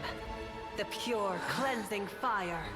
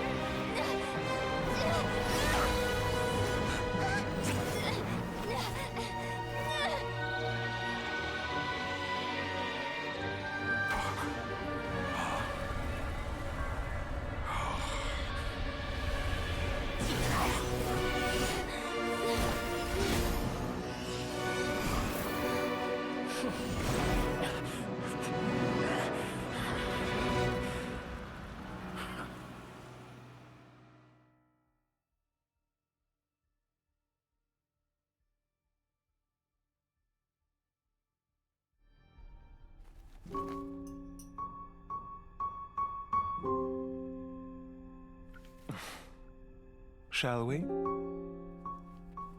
Where were we? I was suggesting that you needn't perform when signing a contract.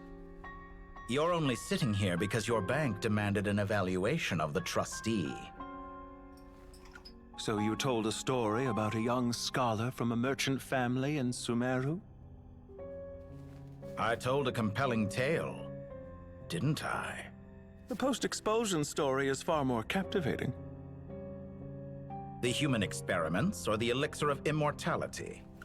The part where you die. Ah, yes. My favorite part. The 35-year-old Segment thought of himself as Dottore, reserving the name Zandik for the original specimen. Of all the Segments, he was the most selfish. After his expulsion, Dottore searched for a new direction. He joined the Fatui, studied Elazar in great depth, secured resources. He was rather fortunate in his career. Zandik turned to Conrian technology and successfully created his segments. But this was not immortality. Even with backup segments, his body would still age. Still, thanks to Snezhnaya, Zandik found the ideal base for his experiments. Then a perfect partnership materialized at a crucial moment. The year that both parties realized they needed more time. Fortunately, Zandik succeeded. In a miraculous turn of events, he gained the extra time he needed. I seem to recall it differently. All right, it's true. No matter how much elixir he took, Zandik remained human and continued to age. Then, on the morning he turned 85... Help me up! Call for help! Surely he would be rescued, Zandik thought. But to his surprise, no one helped him. Zandik was too selfish for that. Don't forget, you're one of us. Yes, and we're all waiting. Waiting for me to die. Pantalone arrived for a meeting and happened to witness what followed. He found it unsettling. I never said that. But the Zandiks were unfazed. It was a rare opportunity for self-dissection.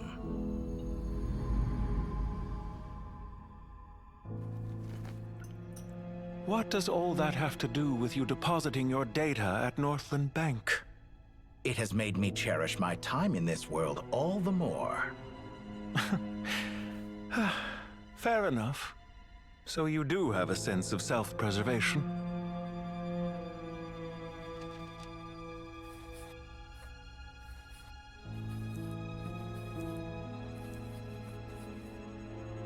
What do you mean?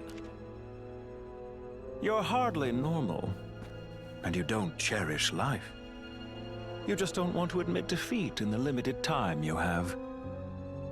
Even so, don't I deserve an interesting ending? I'm counting on it.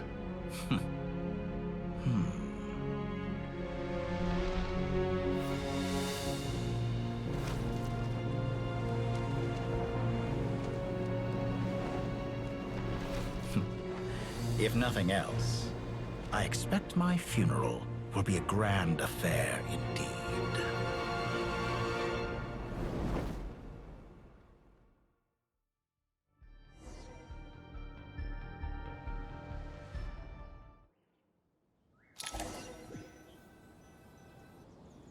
What a magnificent fire. In Snezhnaya, we light fires to ward off the cold. Fire, it seems, is antithetical to ideas such as cold, frozen, and unchanging. Perhaps it has always been that way. From the beginning, fire has been used to drive away wild beasts and warm the body and mind. You could say it's a form of treatment. One that cures the human heart of mortal fear. Mortal fear? Something you haven't been acquainted with in a long time, by the sounds of it. Whereas you, I'm sure, must know the feeling quite well indeed. I remember when we first discussed the elixir of immortality.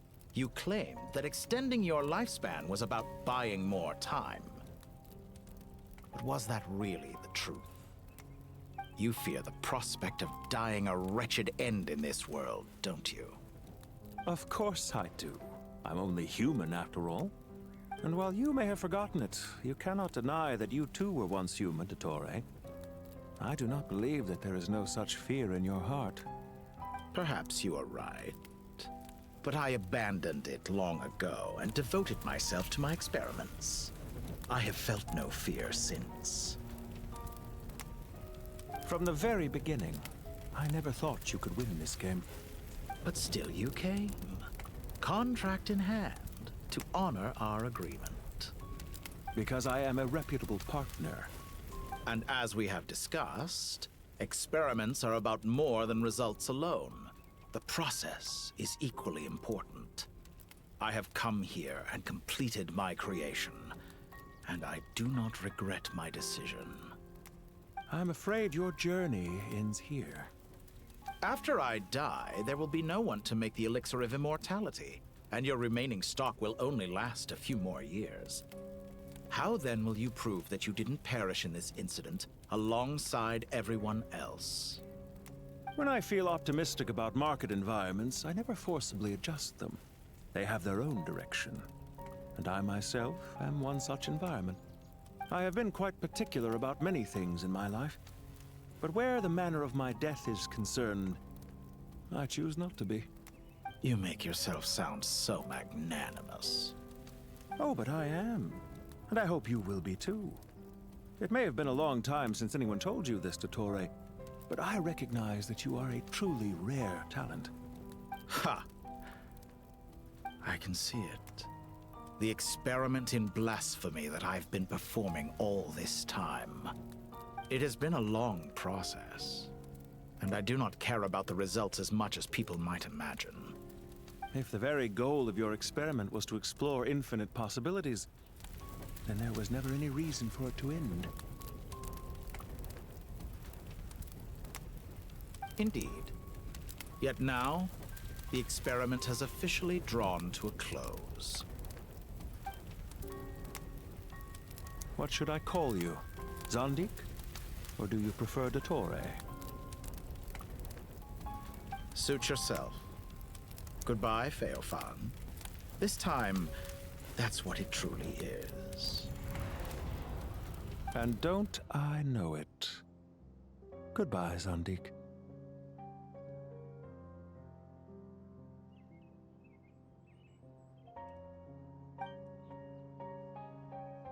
I could have carried out many more experiments, but to me, Lord of Dendro, this outcome is certainly not the worst.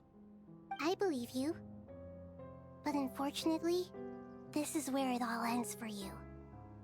This experiment does not belong to you, nor do any of the results. Experiment? It sounds like you're trying to outdo me in my own field. Wisdom is conveying information in terms that people can clearly understand. You know exactly what I mean. Indeed. I can see no further outcomes. Ha. You have a formidable mind, and you are braver than I thought. Setting fire to the very thing your survival depends on. Your previous threat was empty, but this time, it is real. When necessary, wisdom can be as fierce as an inferno. Some of the flames that incinerate you come from within yourself. Perhaps you are right. You see what lies at the bottom of the human heart, and that is your wisdom. Here is where your journey comes to an end. All that is yet unknown belongs to those of us who will carry on living. It seems I have unwittingly been your arch-enemy all along. But now, it's all over. I do not deny your intelligence. But what you refer to as experiments, I would never describe in those terms. They are events that take place in the real world, and they are so much more than mere data. Goodbye. We will never meet again.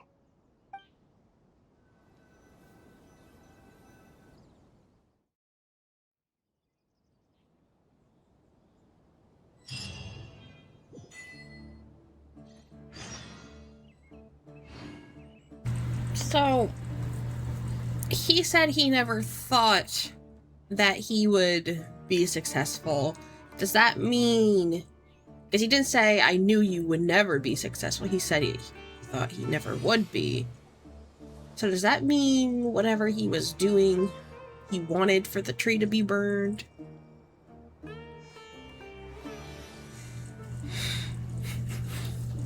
I'm still like 50-50 on if he's actually dead this time.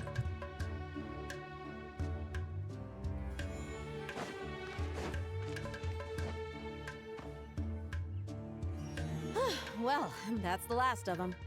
Everyone on the list is already back where they should be. It was a long, hard road, but we finally finished escorting everyone back.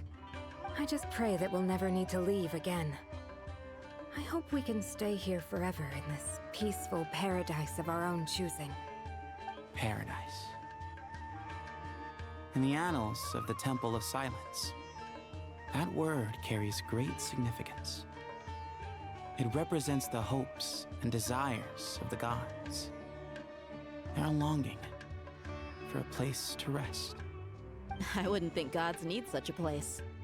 People always think they're the only ones who can lose their homes. They forget that gods too need a place to reside. As the Goat King once said, a god without his people shall cease to exist. Gods need their believers every bit as much as their believers need them. Only we can truly understand how much the desert faith has faded over the centuries. But we still talk about the gods as though they're part of our lives. Given the myriad ways in which gods and humans interact, I'd say they really are. How else could Dunyarzad consider the Dendro Archon a friend? Well, that sounds about right to me. Describing them as friends sure makes us feel a whole lot closer. If you told me a few years back that I'd have this many friends, I'd have called you a liar. Belief is a choice, just like friendship. We've made our choices through battle. The right ones, wouldn't you say? I'll be heading back to the Temple of Silence. I heard the Goat King and the Ibis King decided to pay us a visit. How about you? It's back to Aru Village for us. Still plenty of supplies to distribute and people to help. Until next time, old friend. As long as you can find the time, you're always welcome to visit us in Aru Village. Right back at you. Make sure to drop by the Temple of Silence the next time you're free. Or it is that two of the other 7 pillars, Shezapang and Bennu, might also be dropping by. Since you're wearing the symbols of their power, it'd only be fitting if you came to see them for yourselves. Dropping by? That makes it sound like they're visiting a neighbor's home. Well, the temple was founded by Hermanubis, so I guess to them, that's exactly what it is. Guess that's true. All right. We'll make sure to find time to stop by. Stay safe on your journey home. I will.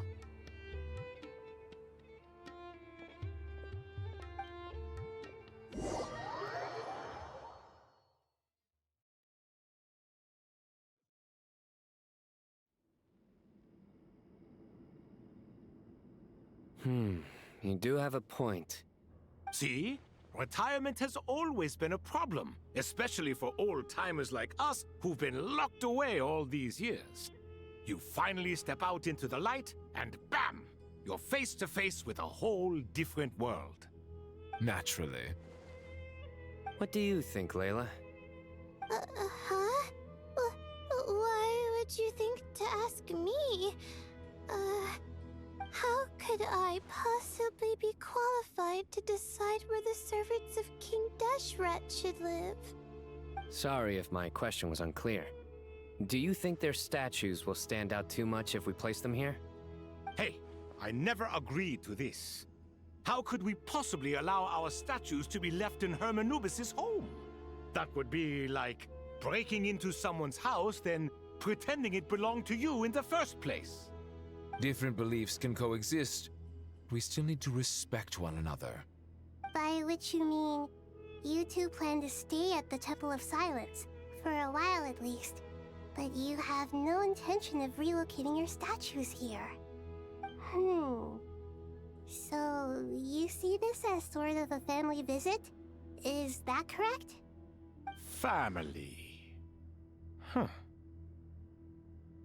You could say that. In a sense, Hermanubis would view this as his home. Just look at this place. Magnificent, is it not? The sad truth is, in the past, all three of us invested so much into misguided ventures. We failed to build what we should have, and wasted so much time instead. And what do you mean by that? I mean that for the most part, time spent associating with the likes of Sobek, and, let's say, Thoth, might reasonably be considered wasted. Why does that not surprise me? Go on. Anyway, given how much time we'll all be spending together, I'd say that the bonds we built will end up proving to have been a sound investment. Once Sethos, the current leader of the Temple of Silence, returns, you can discuss the matter of staying here with him. But judging by the expressions of everyone here, I imagine you'll receive a very warm welcome. This sacred ground houses untold knowledge, after all. What better place for the servants of King Deshra to appear in the mortal world? How about we share a meal together first? I imagine it's been many years since you last tasted fresh food. Oh, that sounds wonderful! After so many hundreds of years, I can only surmise that desert cuisine has become a lot more varied. Are we having a get-together? If you'd like, I can help prepare some food. After all, Lord Thoth, you helped me so much in the desert, and I still haven't properly thanked you. Oh, my, that would be wonderful. I'm touched that you still remember. How the times have changed! To the people of today, it seems the Ibis King has become a kind and passionate god. And you, Mr. Herreshoff? What kind of god do you wish to be? To be honest, I haven't given it much thought. How about you, Dendro Archon? Do you have any hopes for your future? Me? I'm very happy with my current life. Forgive my bluntness, but you do not seem to derive your authority from majesty and might, like Lord Al-Ahmar. Clearly your approach has its advantages, but also its dangers, don't you think? I do, but projecting a majestic front doesn't really suit me. Besides, my relationship with others isn't simply one of a god and her people. Not putting on airs might earn you more adoration. Exactly. Besides, I really like parties where everyone brings their own food, and we all come together to share. You should join us. I'm sure you'll find it fun. Last time when we got together for a picnic near the Avidia Forest, it was quite the occasion. Seeing as you're already here, how about we hold the next one in the desert? Can we do that? Wouldn't Tainari have to transport a ton of drinking water? Don't worry, I can help out. Layla, would you like to join us next time? Me? Sure. The more the merrier. That way we... Don't take this the wrong way. I just think you should know. When it comes to passing the time, chess is more our thing. In that case, Dendro Archon, what do you say? If I were to compete against you, I can't say with certainty I'd win, but I certainly wouldn't mind giving it a shot. Where's Sobek? I'm sure he'd be good for a few rounds. Cards, cards, cards! I'll always prefer chess. I wonder what variant of chess we're talking here. Mr. Thoth, is there some sort of astrological significance to this game? Oh, I'm glad you brought that up. As long as the leader of the Temple of Silence agrees, we can search Hermanubis' place for books to teach you how to play.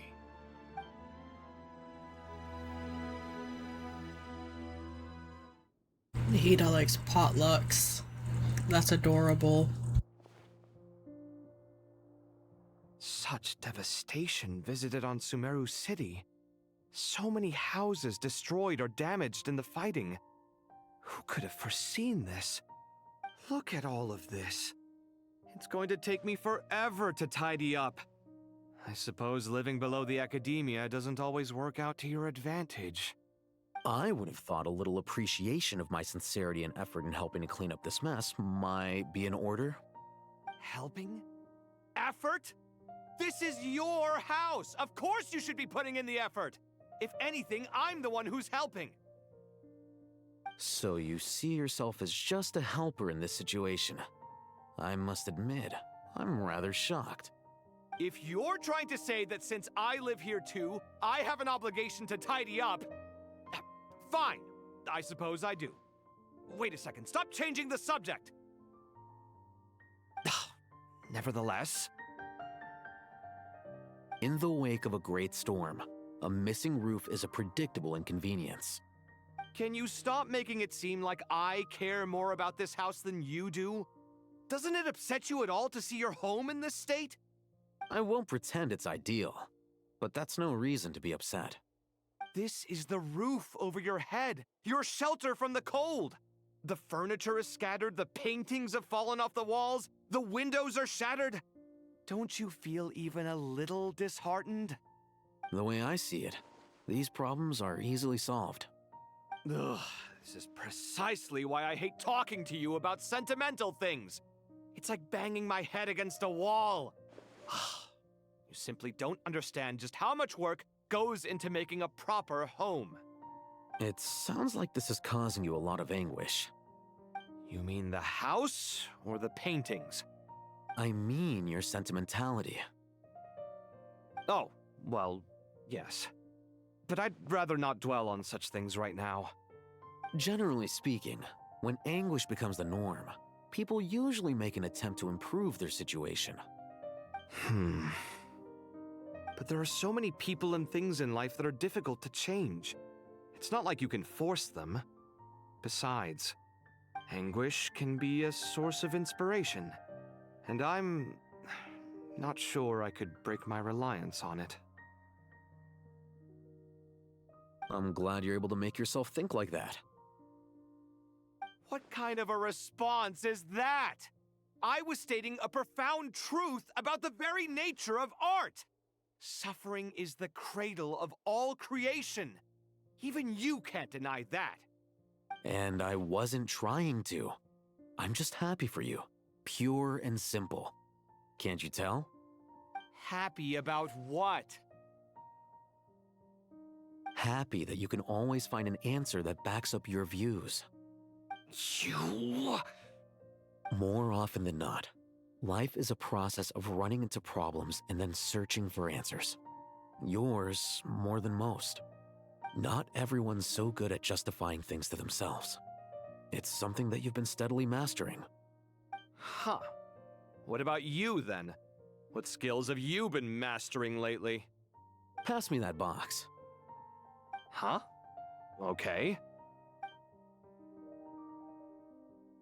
You may consider this my progress on the path to mastery. What? Wait a second. Isn't that box mine? Hey, it is!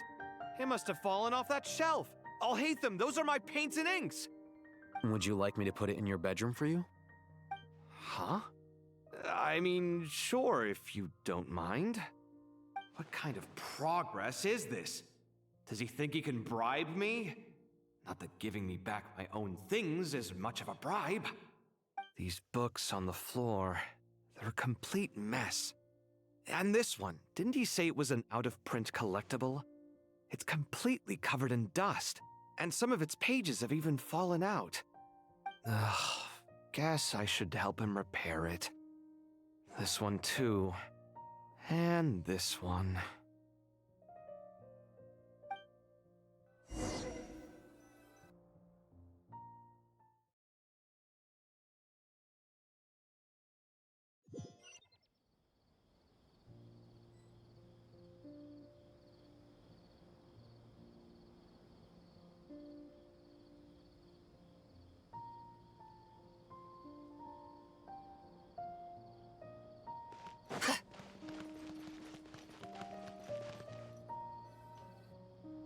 Local sumter beasts, imported goods. Such a bright future ahead. I can picture the Mora just rolling in.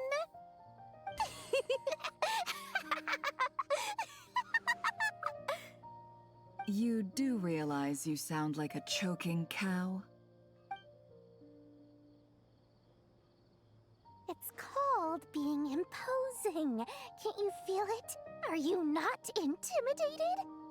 Oh, I'm positively shaking in my sandals. What commands do you have for me, oh mighty Lord Sangamabe? You've got a lot of nerve, Nefer. You went and told Candace and the others everything, didn't you?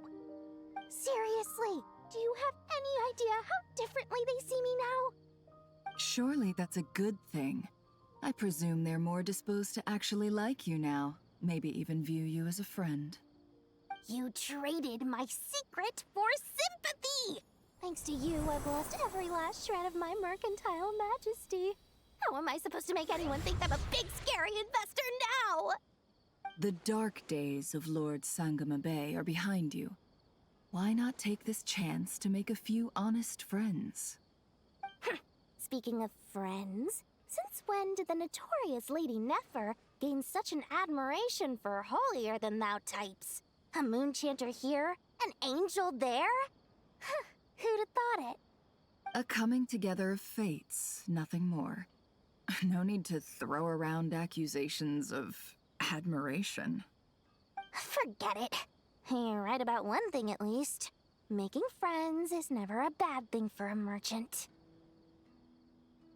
So, I really took a loss this time.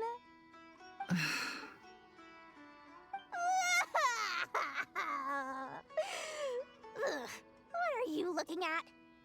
I'm trying to see if you're really crying or if those are just crocodile tears. A little birdie told me that when Lord Sangamabe makes money, the tears flow from the center of her eyes, but when she loses it, they flow from the corners. Which is it this time?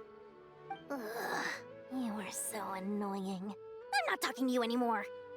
Nefer, thank goodness you're here. I've been looking everywhere for you. Huh? Well. If it isn't the House of Dana's very own librarian. What can I offer you today, Miss Katayun?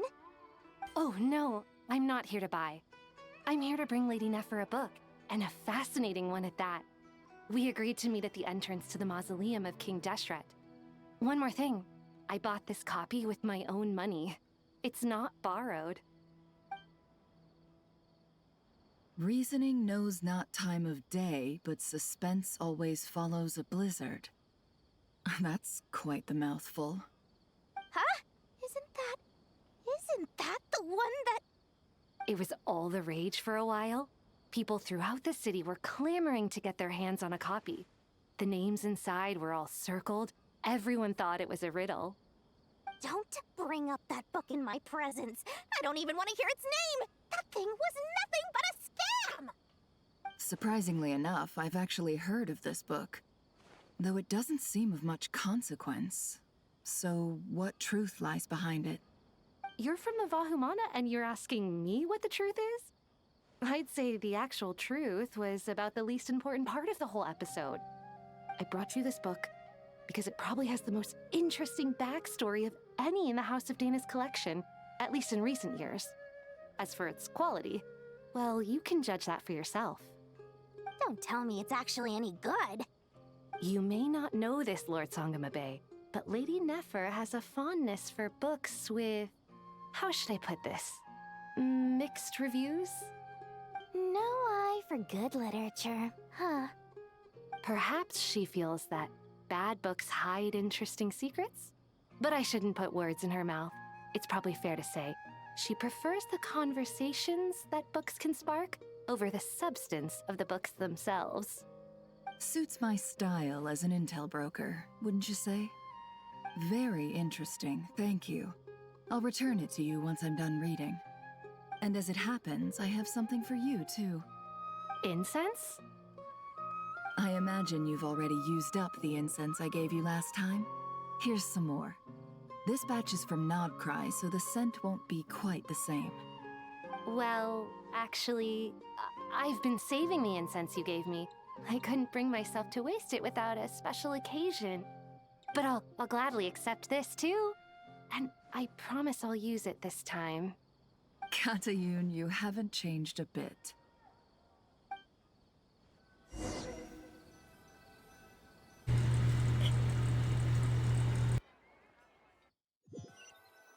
Hello, Galen.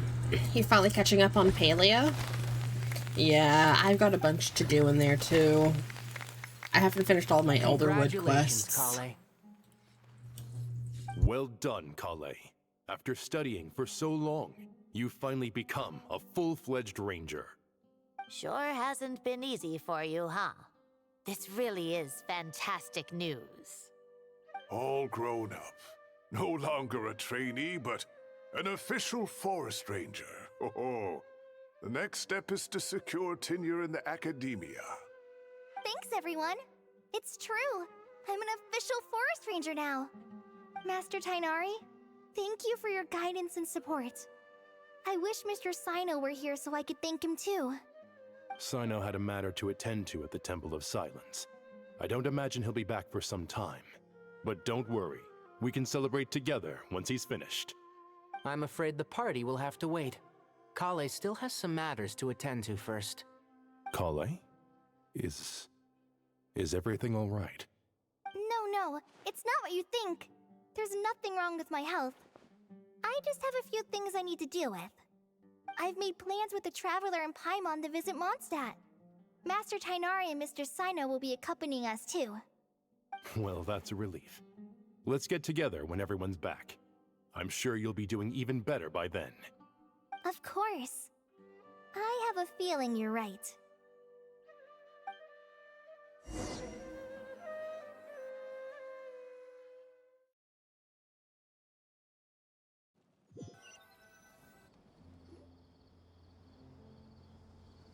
Phew! After all that catching up on sleep and food, Paimon's feeling full of vim and vigor again. For someone who spends so much time resting, your recovery routine is surprisingly simple. Hey! Paimon's been working her butt off too, you know. She flew all over the city helping everyone out. Don't worry. I saw how hard you worked. Alright, we all know you're the most hardworking person in Teyvat. As long as you're rested and full, that's what really matters. Paimon's been looking around the place, and it seems like the city's already on the mend. But Paimon's been wondering how Nahida's doing. We should check in on her. Oh, okay. We actually get to move a little bit.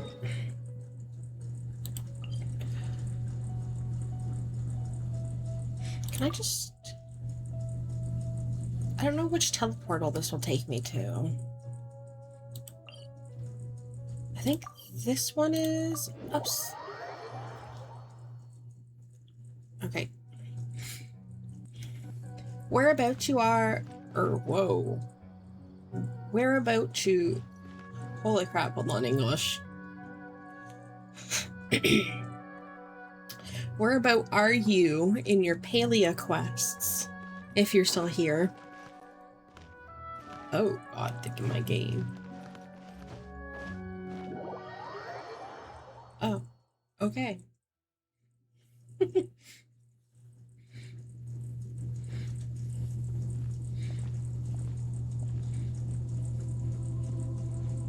Nahida! And Hat Guy's here too! Traveler, Paimon!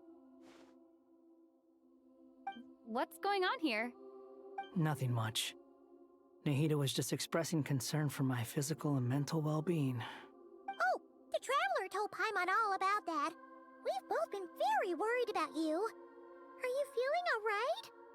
You make it sound like I'm on the brink of some kind of breakdown. Truth is, I'm doing much better than you might imagine. If we can just get to the bottom of Dotori's intentions, we can minimize his negative influence. That's the sort of thing I excel at. Just listen to that newfound optimism. It seems like having you enroll in the Vahumana was a truly inspired move. I can really see the positive influence. Observe, a classic Sumeru specialty. Chalking everything up to education and learning. To be honest, even I can sense the change in you. Everything Dottore said to you was a way to manipulate your mind. Fortunately, you're no longer under his sway. Can someone as old as me really continue to grow? If it helps, just think of yourself as a late bloomer. It's all a matter of phrasing, and it comes down to what standards you measure yourself by. For a puppet, developing at such an age is perfectly normal. But if you choose to call yourself a late bloomer, it sounds more like you consider yourself human. However you see yourself, well done. All right, I see what you mean.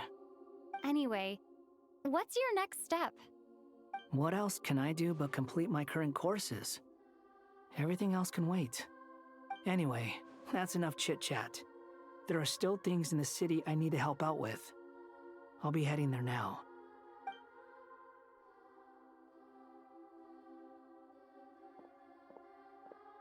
I'm so happy that Hat Guy is doing better than we thought. But what about you, Nahida? How are you holding up? The pyronosis burned down the corrupted Irminsul. The flames blazed for 7 days and 7 nights before they finally subsided. All that was left were the parts underground. Now, Aru shoulders the responsibilities that once belonged to Irminsul.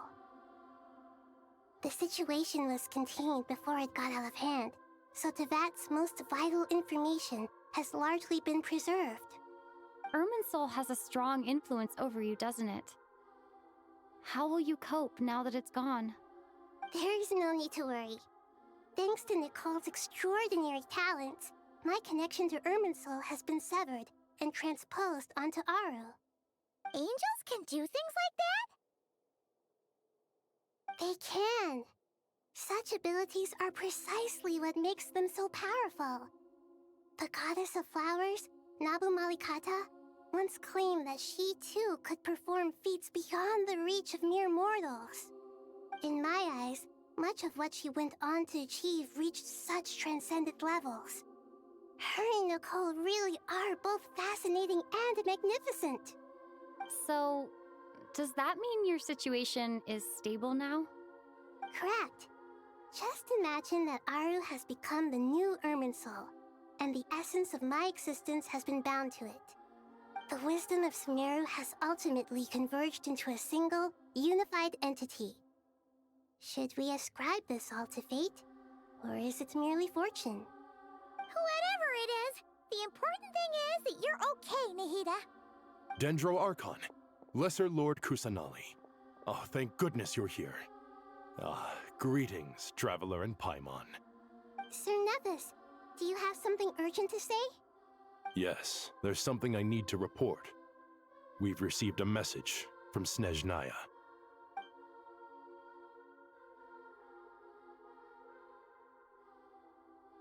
The Fatui Harbinger, the Rooster, sends us his sympathies, along with all the usual pleasantries.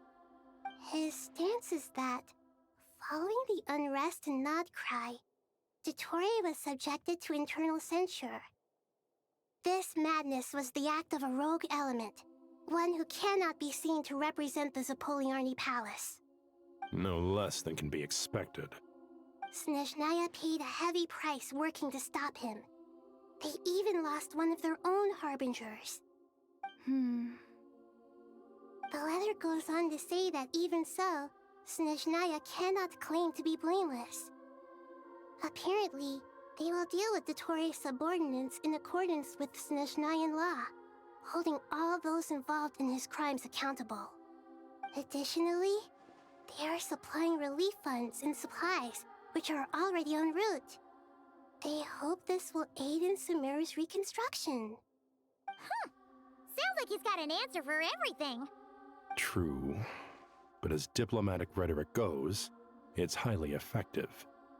Completely watertight, both in logic and sentiment. This disaster has had a profound impact on Sumeru. There is much that I will keep in my heart. The matter of Dottore can be seen as settled for now. We are sure to cross paths again in the future, and in that light, Snezhnaya would do well to uphold their responsibilities and keep a tight rein over their actions. With Irminsul burned, the flow of fate now carries many more possibilities. I will be watching carefully. Perhaps we can move on to a less serious matter? Dendro Archon, will you eat with us once this matter is dealt with? Everyone wishes to celebrate together. Your presence would be most welcome. Of course! Junior Zod, Sino, and Hypatia all told me the same thing. If there isn't enough room for everyone, we can arrange back-to-back feasts. What a wonderful idea. That just leaves the question of what we should eat. Not more tomatoes, surely. More? Dendro Archon, what do you mean by more tomatoes?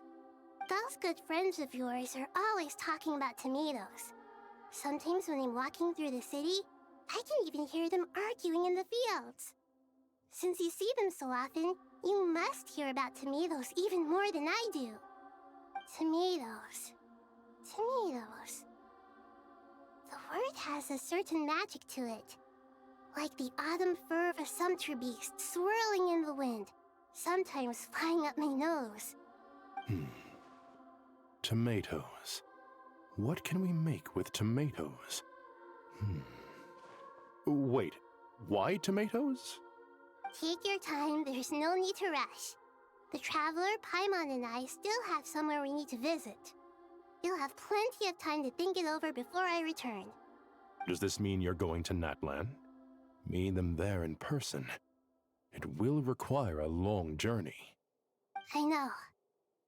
But this is necessary. I must go myself. Traveler, Paimon, we'll set off as soon as you're ready. Is that all right? Sure. We'll be ready whenever you are.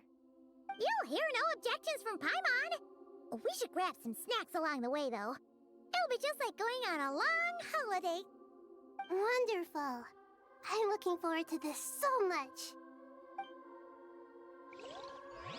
They're bewitched by tomatoes. A grave fate.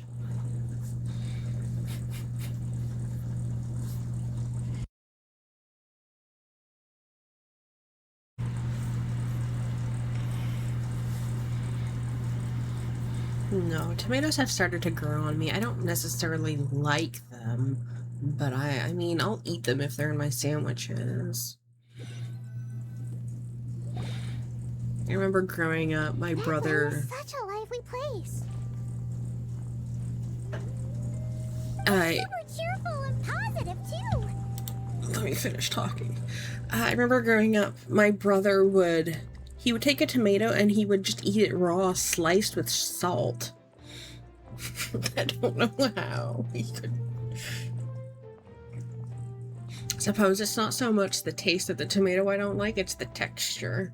So, it's so weird. I can see that. There are people outside exercising at all hours. Such a healthy way of life. You came. Welcome, welcome. You must be hungry from your journey. Would you like something to eat? Oh, thanks, but no thanks. We've been eating the whole way here. We had a mushroom platter, Sap's meat stew, butter braised chicken, hot sour pudding. Paimon's positively stuffed. All right, all right. No need for all that detail. I'm starting to get hungry myself. Maybe later then. We can wait till everyone's got an appetite, then I'll head out for a meal together. Sounds like a plan. Let's find somewhere to sit down.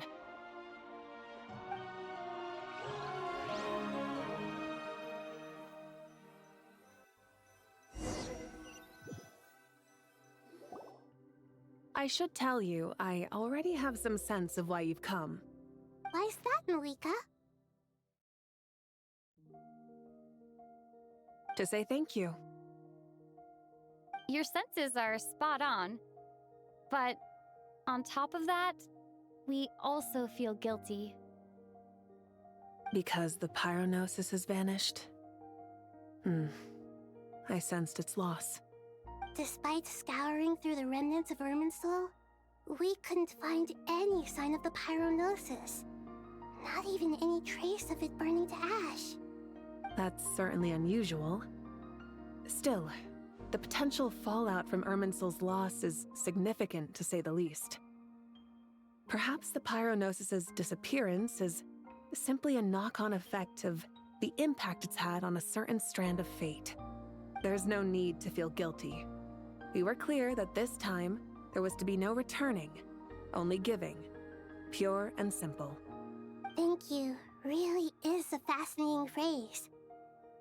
We use it to express gratitude for the smallest of things. Yet, when faced with a kindness too immense to describe, we use exactly the same words. It's not that we lack other means of expression. It's that when we truly need to express our feelings, the simplest and purest words are always the most powerful. You're right. In Natlan, we prefer simple expressions too. Companionship, friendship, support. They might not sound fancy, but the sentiment behind them is sincere. That's wonderful to hear. Sincere feelings are often a vehicle for the deepest wisdom of all. Irminsul's destruction doesn't seem to have done you much harm. I'm glad to see you're doing well. There's still a lot of work to do, but before we begin, we felt it was important to come here and speak with you. Partly to express our gratitude, but also because we felt that seeing you, in a sense, is like basking in warm sunlight. That's a nice way of putting it. I like that. To tell you the truth, though, I'm not a fan of somber meetings. So, since there's nothing more to say, why don't we go bask in some actual sunlight? The weather's beautiful today. What a great idea! Paimon's gonna lie back and soak up some rays!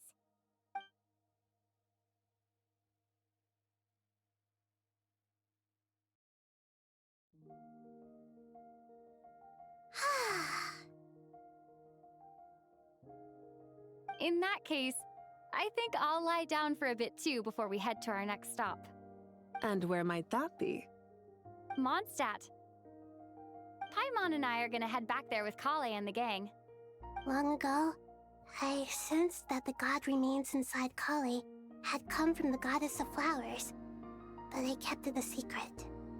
Those remains weren't hurting Kale, not as she is now. They simply exist. Besides, I could sense a deep yearning within her. A yearning for an ordinary life. A yearning to hold on to the hard-won happiness she now enjoys. With someone like her, I have a responsibility to keep her secret. She should be ready to face the truth by now. Whenever people meet, there is always the potential to create warmth and kindness. Every child grows up. But even as adults, they are still children in the eyes of certain people. Oh, just like how Paimon sometimes sees Nahida as a little kid. Is that so? Well, anyone who's friends with a kid is probably a kid themselves. Of course! And there's nothing wrong with that. When we get back, we'll actually be hanging out with another of our friends who happens to be a kid. Or more like looking after, in her case. Anyway, we'll always be there to watch out for our friends. Dear Sucrose, when you receive this letter, I'll probably be as busy as always. But busy with wonderful things. That's because I'm no longer a trainee. I'm now an official forest ranger. Impressive, right? Sino said that official rangers sound much tougher than trainees. Though he did say it was already pretty tough to start out with. You probably heard that something big happened in Sumeru recently. Don't worry, it's all been taken care of. We're heading to Mondstadt soon, so if you're free, maybe we could meet up? Plus, it's not just me. A few of us are going. Hey, do you still remember that time we all got together? You know, when we all went to the Windbloom Festival? It'll be just like that.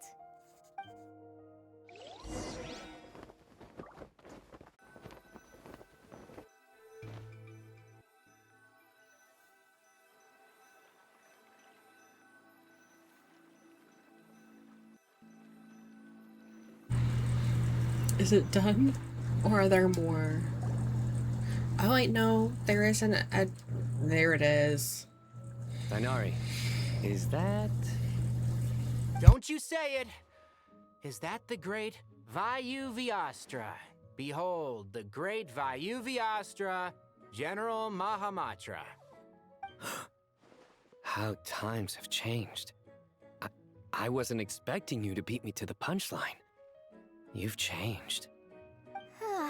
You've really upped the aggression in your battle against Sino's jokes. Kale, how did you know what I was going to say? For the love of...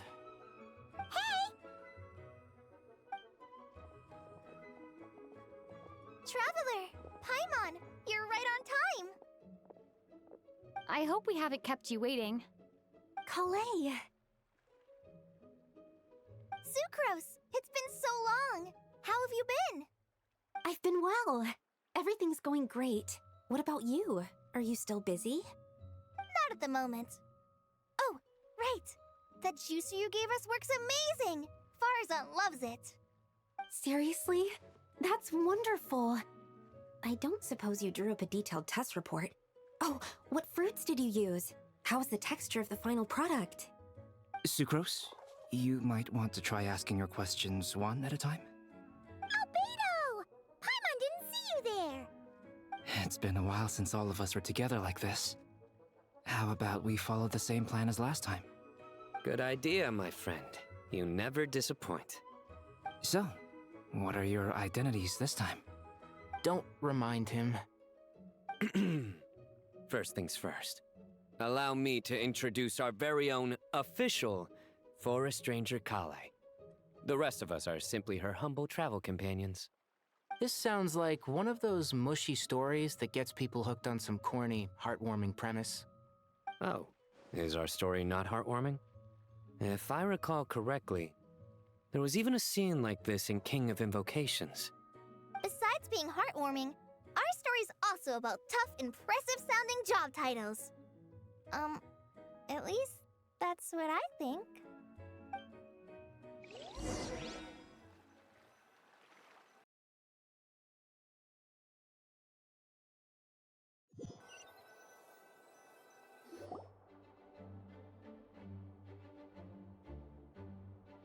Oh, you're here already? I'm still giving Dodiko a little trim. I won't be a moment. A trim? Does Dodoko need haircuts too? Of course. It's important to know how to take loving care of the apples of your eye. All of these trivial matters get left to me. It's because I'm an angel, and angels are, in a way, the guardians of all Teyvat. Oh, right! Well, that's definitely an impressive-sounding job title. What are you writing? I'm just brainstorming some cool-sounding lines. Oh, write them on these card backs. Of course. Clearly, my lines are pretty amazing, wouldn't you say? Miss Nicole. Kale? You seem a little nervous. I was just wondering, who was the person you mentioned who needed their wish fulfilled? Wish? What do you mean? Miss Nicole asked if we could meet up in Mondstadt once everything was over. She said a friend of hers had a wish that needed my help to come true. Well, you never mentioned that before. All we knew was that you'd arranged to meet in Mondstadt. But we thought it had something to do with the god remains. To be fair, everything I told you was true. Anyway, my friend is waiting. Come on, let's pay her a visit.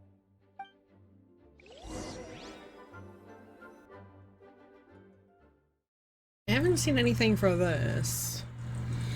I don't know what's going on.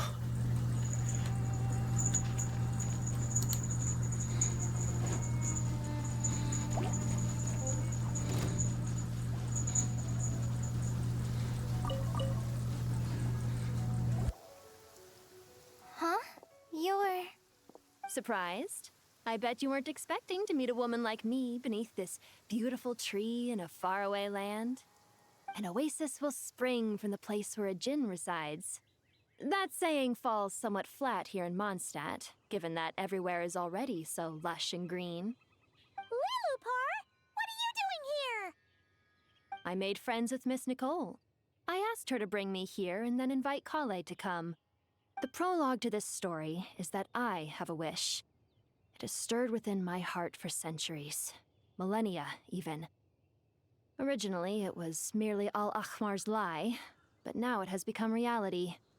Could this be related to the goddess of flowers?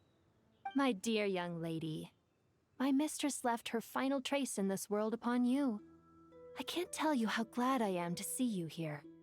And now I have seen you, and peered into your heart. You have experienced hardships and suffered setbacks.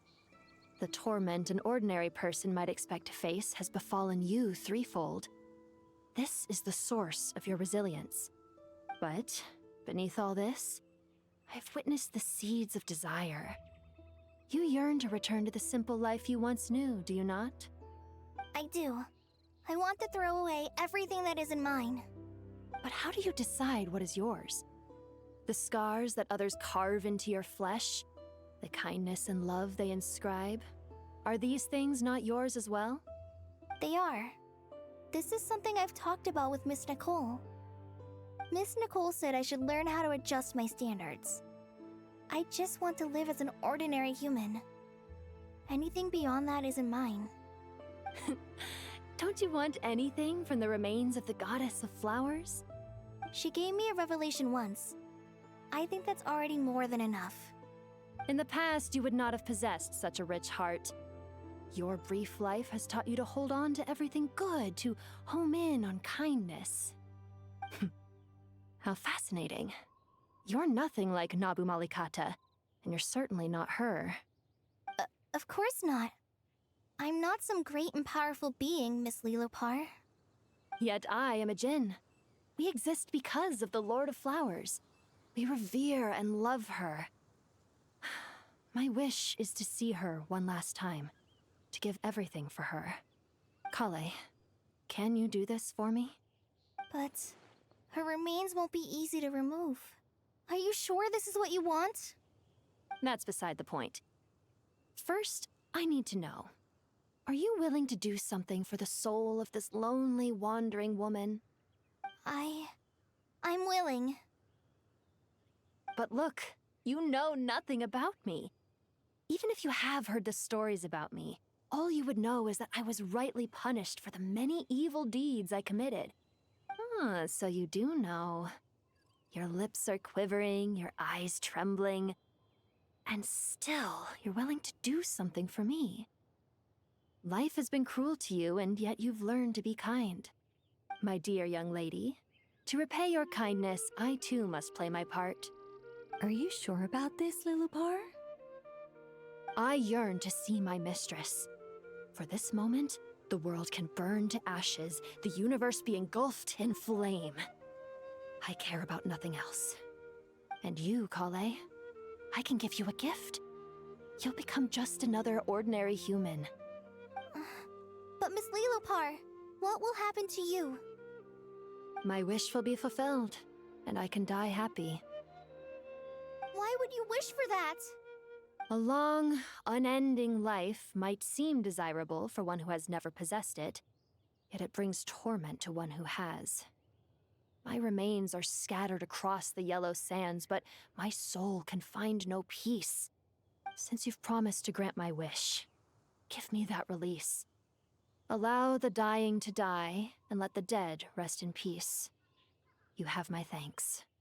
Kale, there's no pressure on you. What she said, it's all true.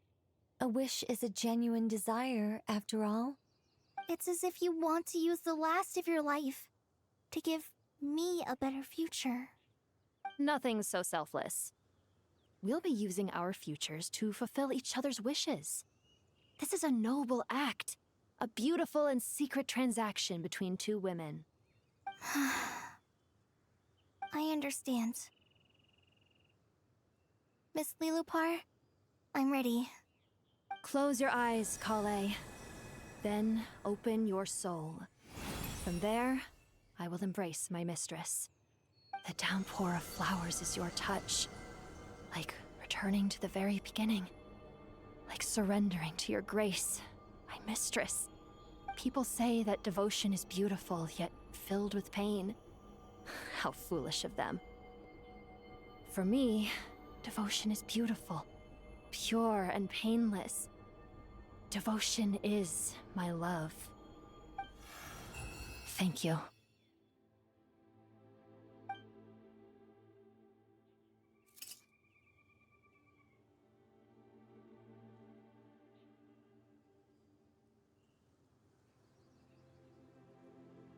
Lillipore! She disappeared? She left, carrying the blessing of flowers. Kale, are you alright? I'm fine. Now that the remains are gone, I don't actually feel any different at all. Those remains weren't hurting Kale. Not as she is now. They simply exist. Besides, I could sense a deep yearning within her. Kale must have already received what she was yearning for. I'm doing fine. I feel relaxed. There's really no need to worry. Then my wish has come true, too. To become ordinary? That's just one of my wishes. Actually, I have a few more. For instance, I want to protect the people I meet and help them find happiness. That sort of thing. So between Miss Lillipore and me, you fulfilled 2 wishes already, and protected 2 people. Wonderful, isn't it? I feel so fantastically happy. I guess that settles things here. So what's next? What do you want to do when we get back to town? Kale, look who I've brought to see you.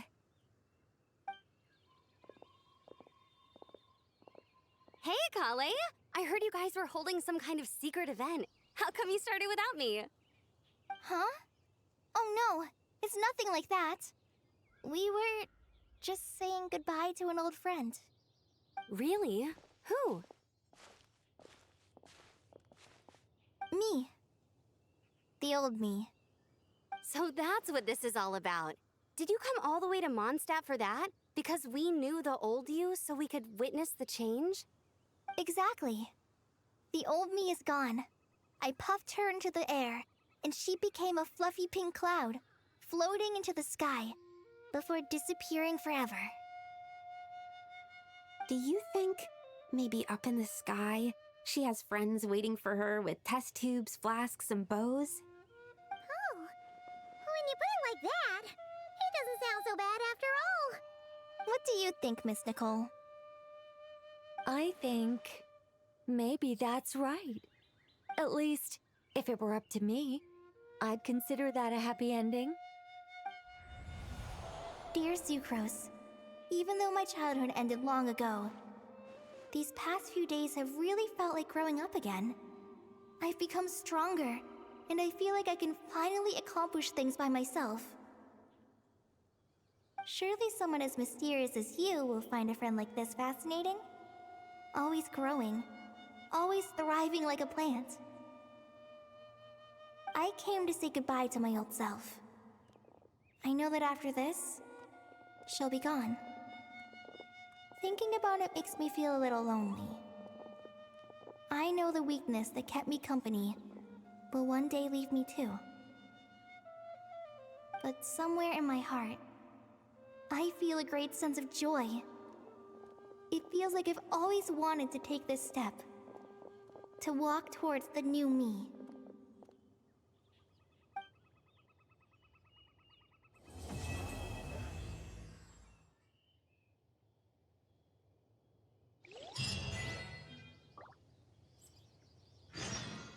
All right. That was almost 8 hours of cutscene. My goodness. The moon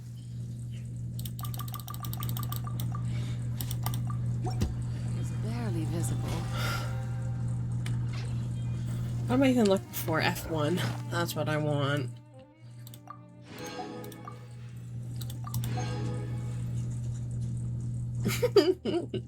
Yeah, see, I still have the inversion of Genesis to do. I've been putting it off because I can't think of what I want to name him. Ouch. Do I just want to put him in as Wanderer? I don't know. Okay, our commissions are done. Is there anything else I need to claim for today? Oh, all of this.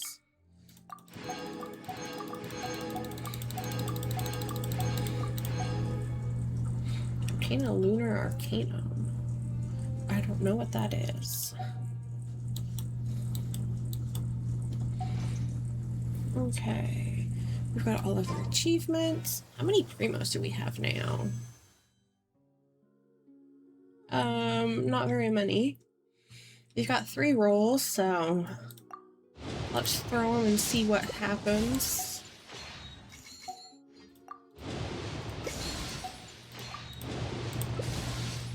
Just a bunch of weapons. I suppose I've actually got another roll.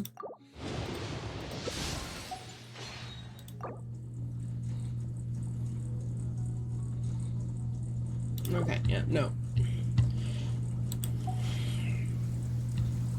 And that's alright, I've, Oh. Never mind, I guess I have more primos.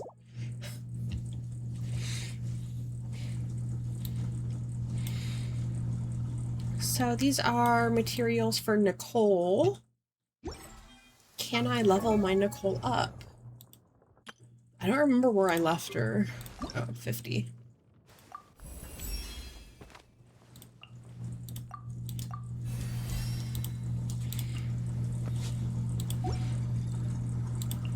And look, that gives me another roll. We've got a roll.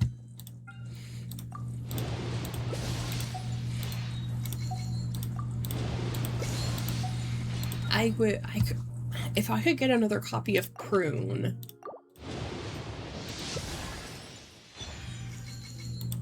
That's the wrong character.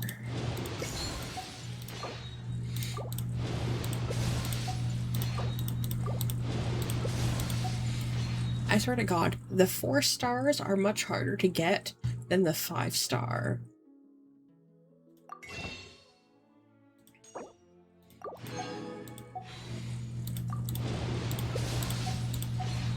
Alright, we've done our rolls, we've claimed our rewards. I don't think there's anything else that I need to do today. The whole world shares the bounty of the sky. It's almost been 8 hours. I really need to go to the washroom. So, this is where I leave you. Zabai, be quiet. We will be back tomorrow for Dreamlight Valley. We're gonna work some more on the ranch. I think where we left it off, we were doing some quests for Cruella. And then we still have to unlock the Pixie area, which will give us, I think it's Tinkerbell. So, good night. I will see you tomorrow for Dreamlight.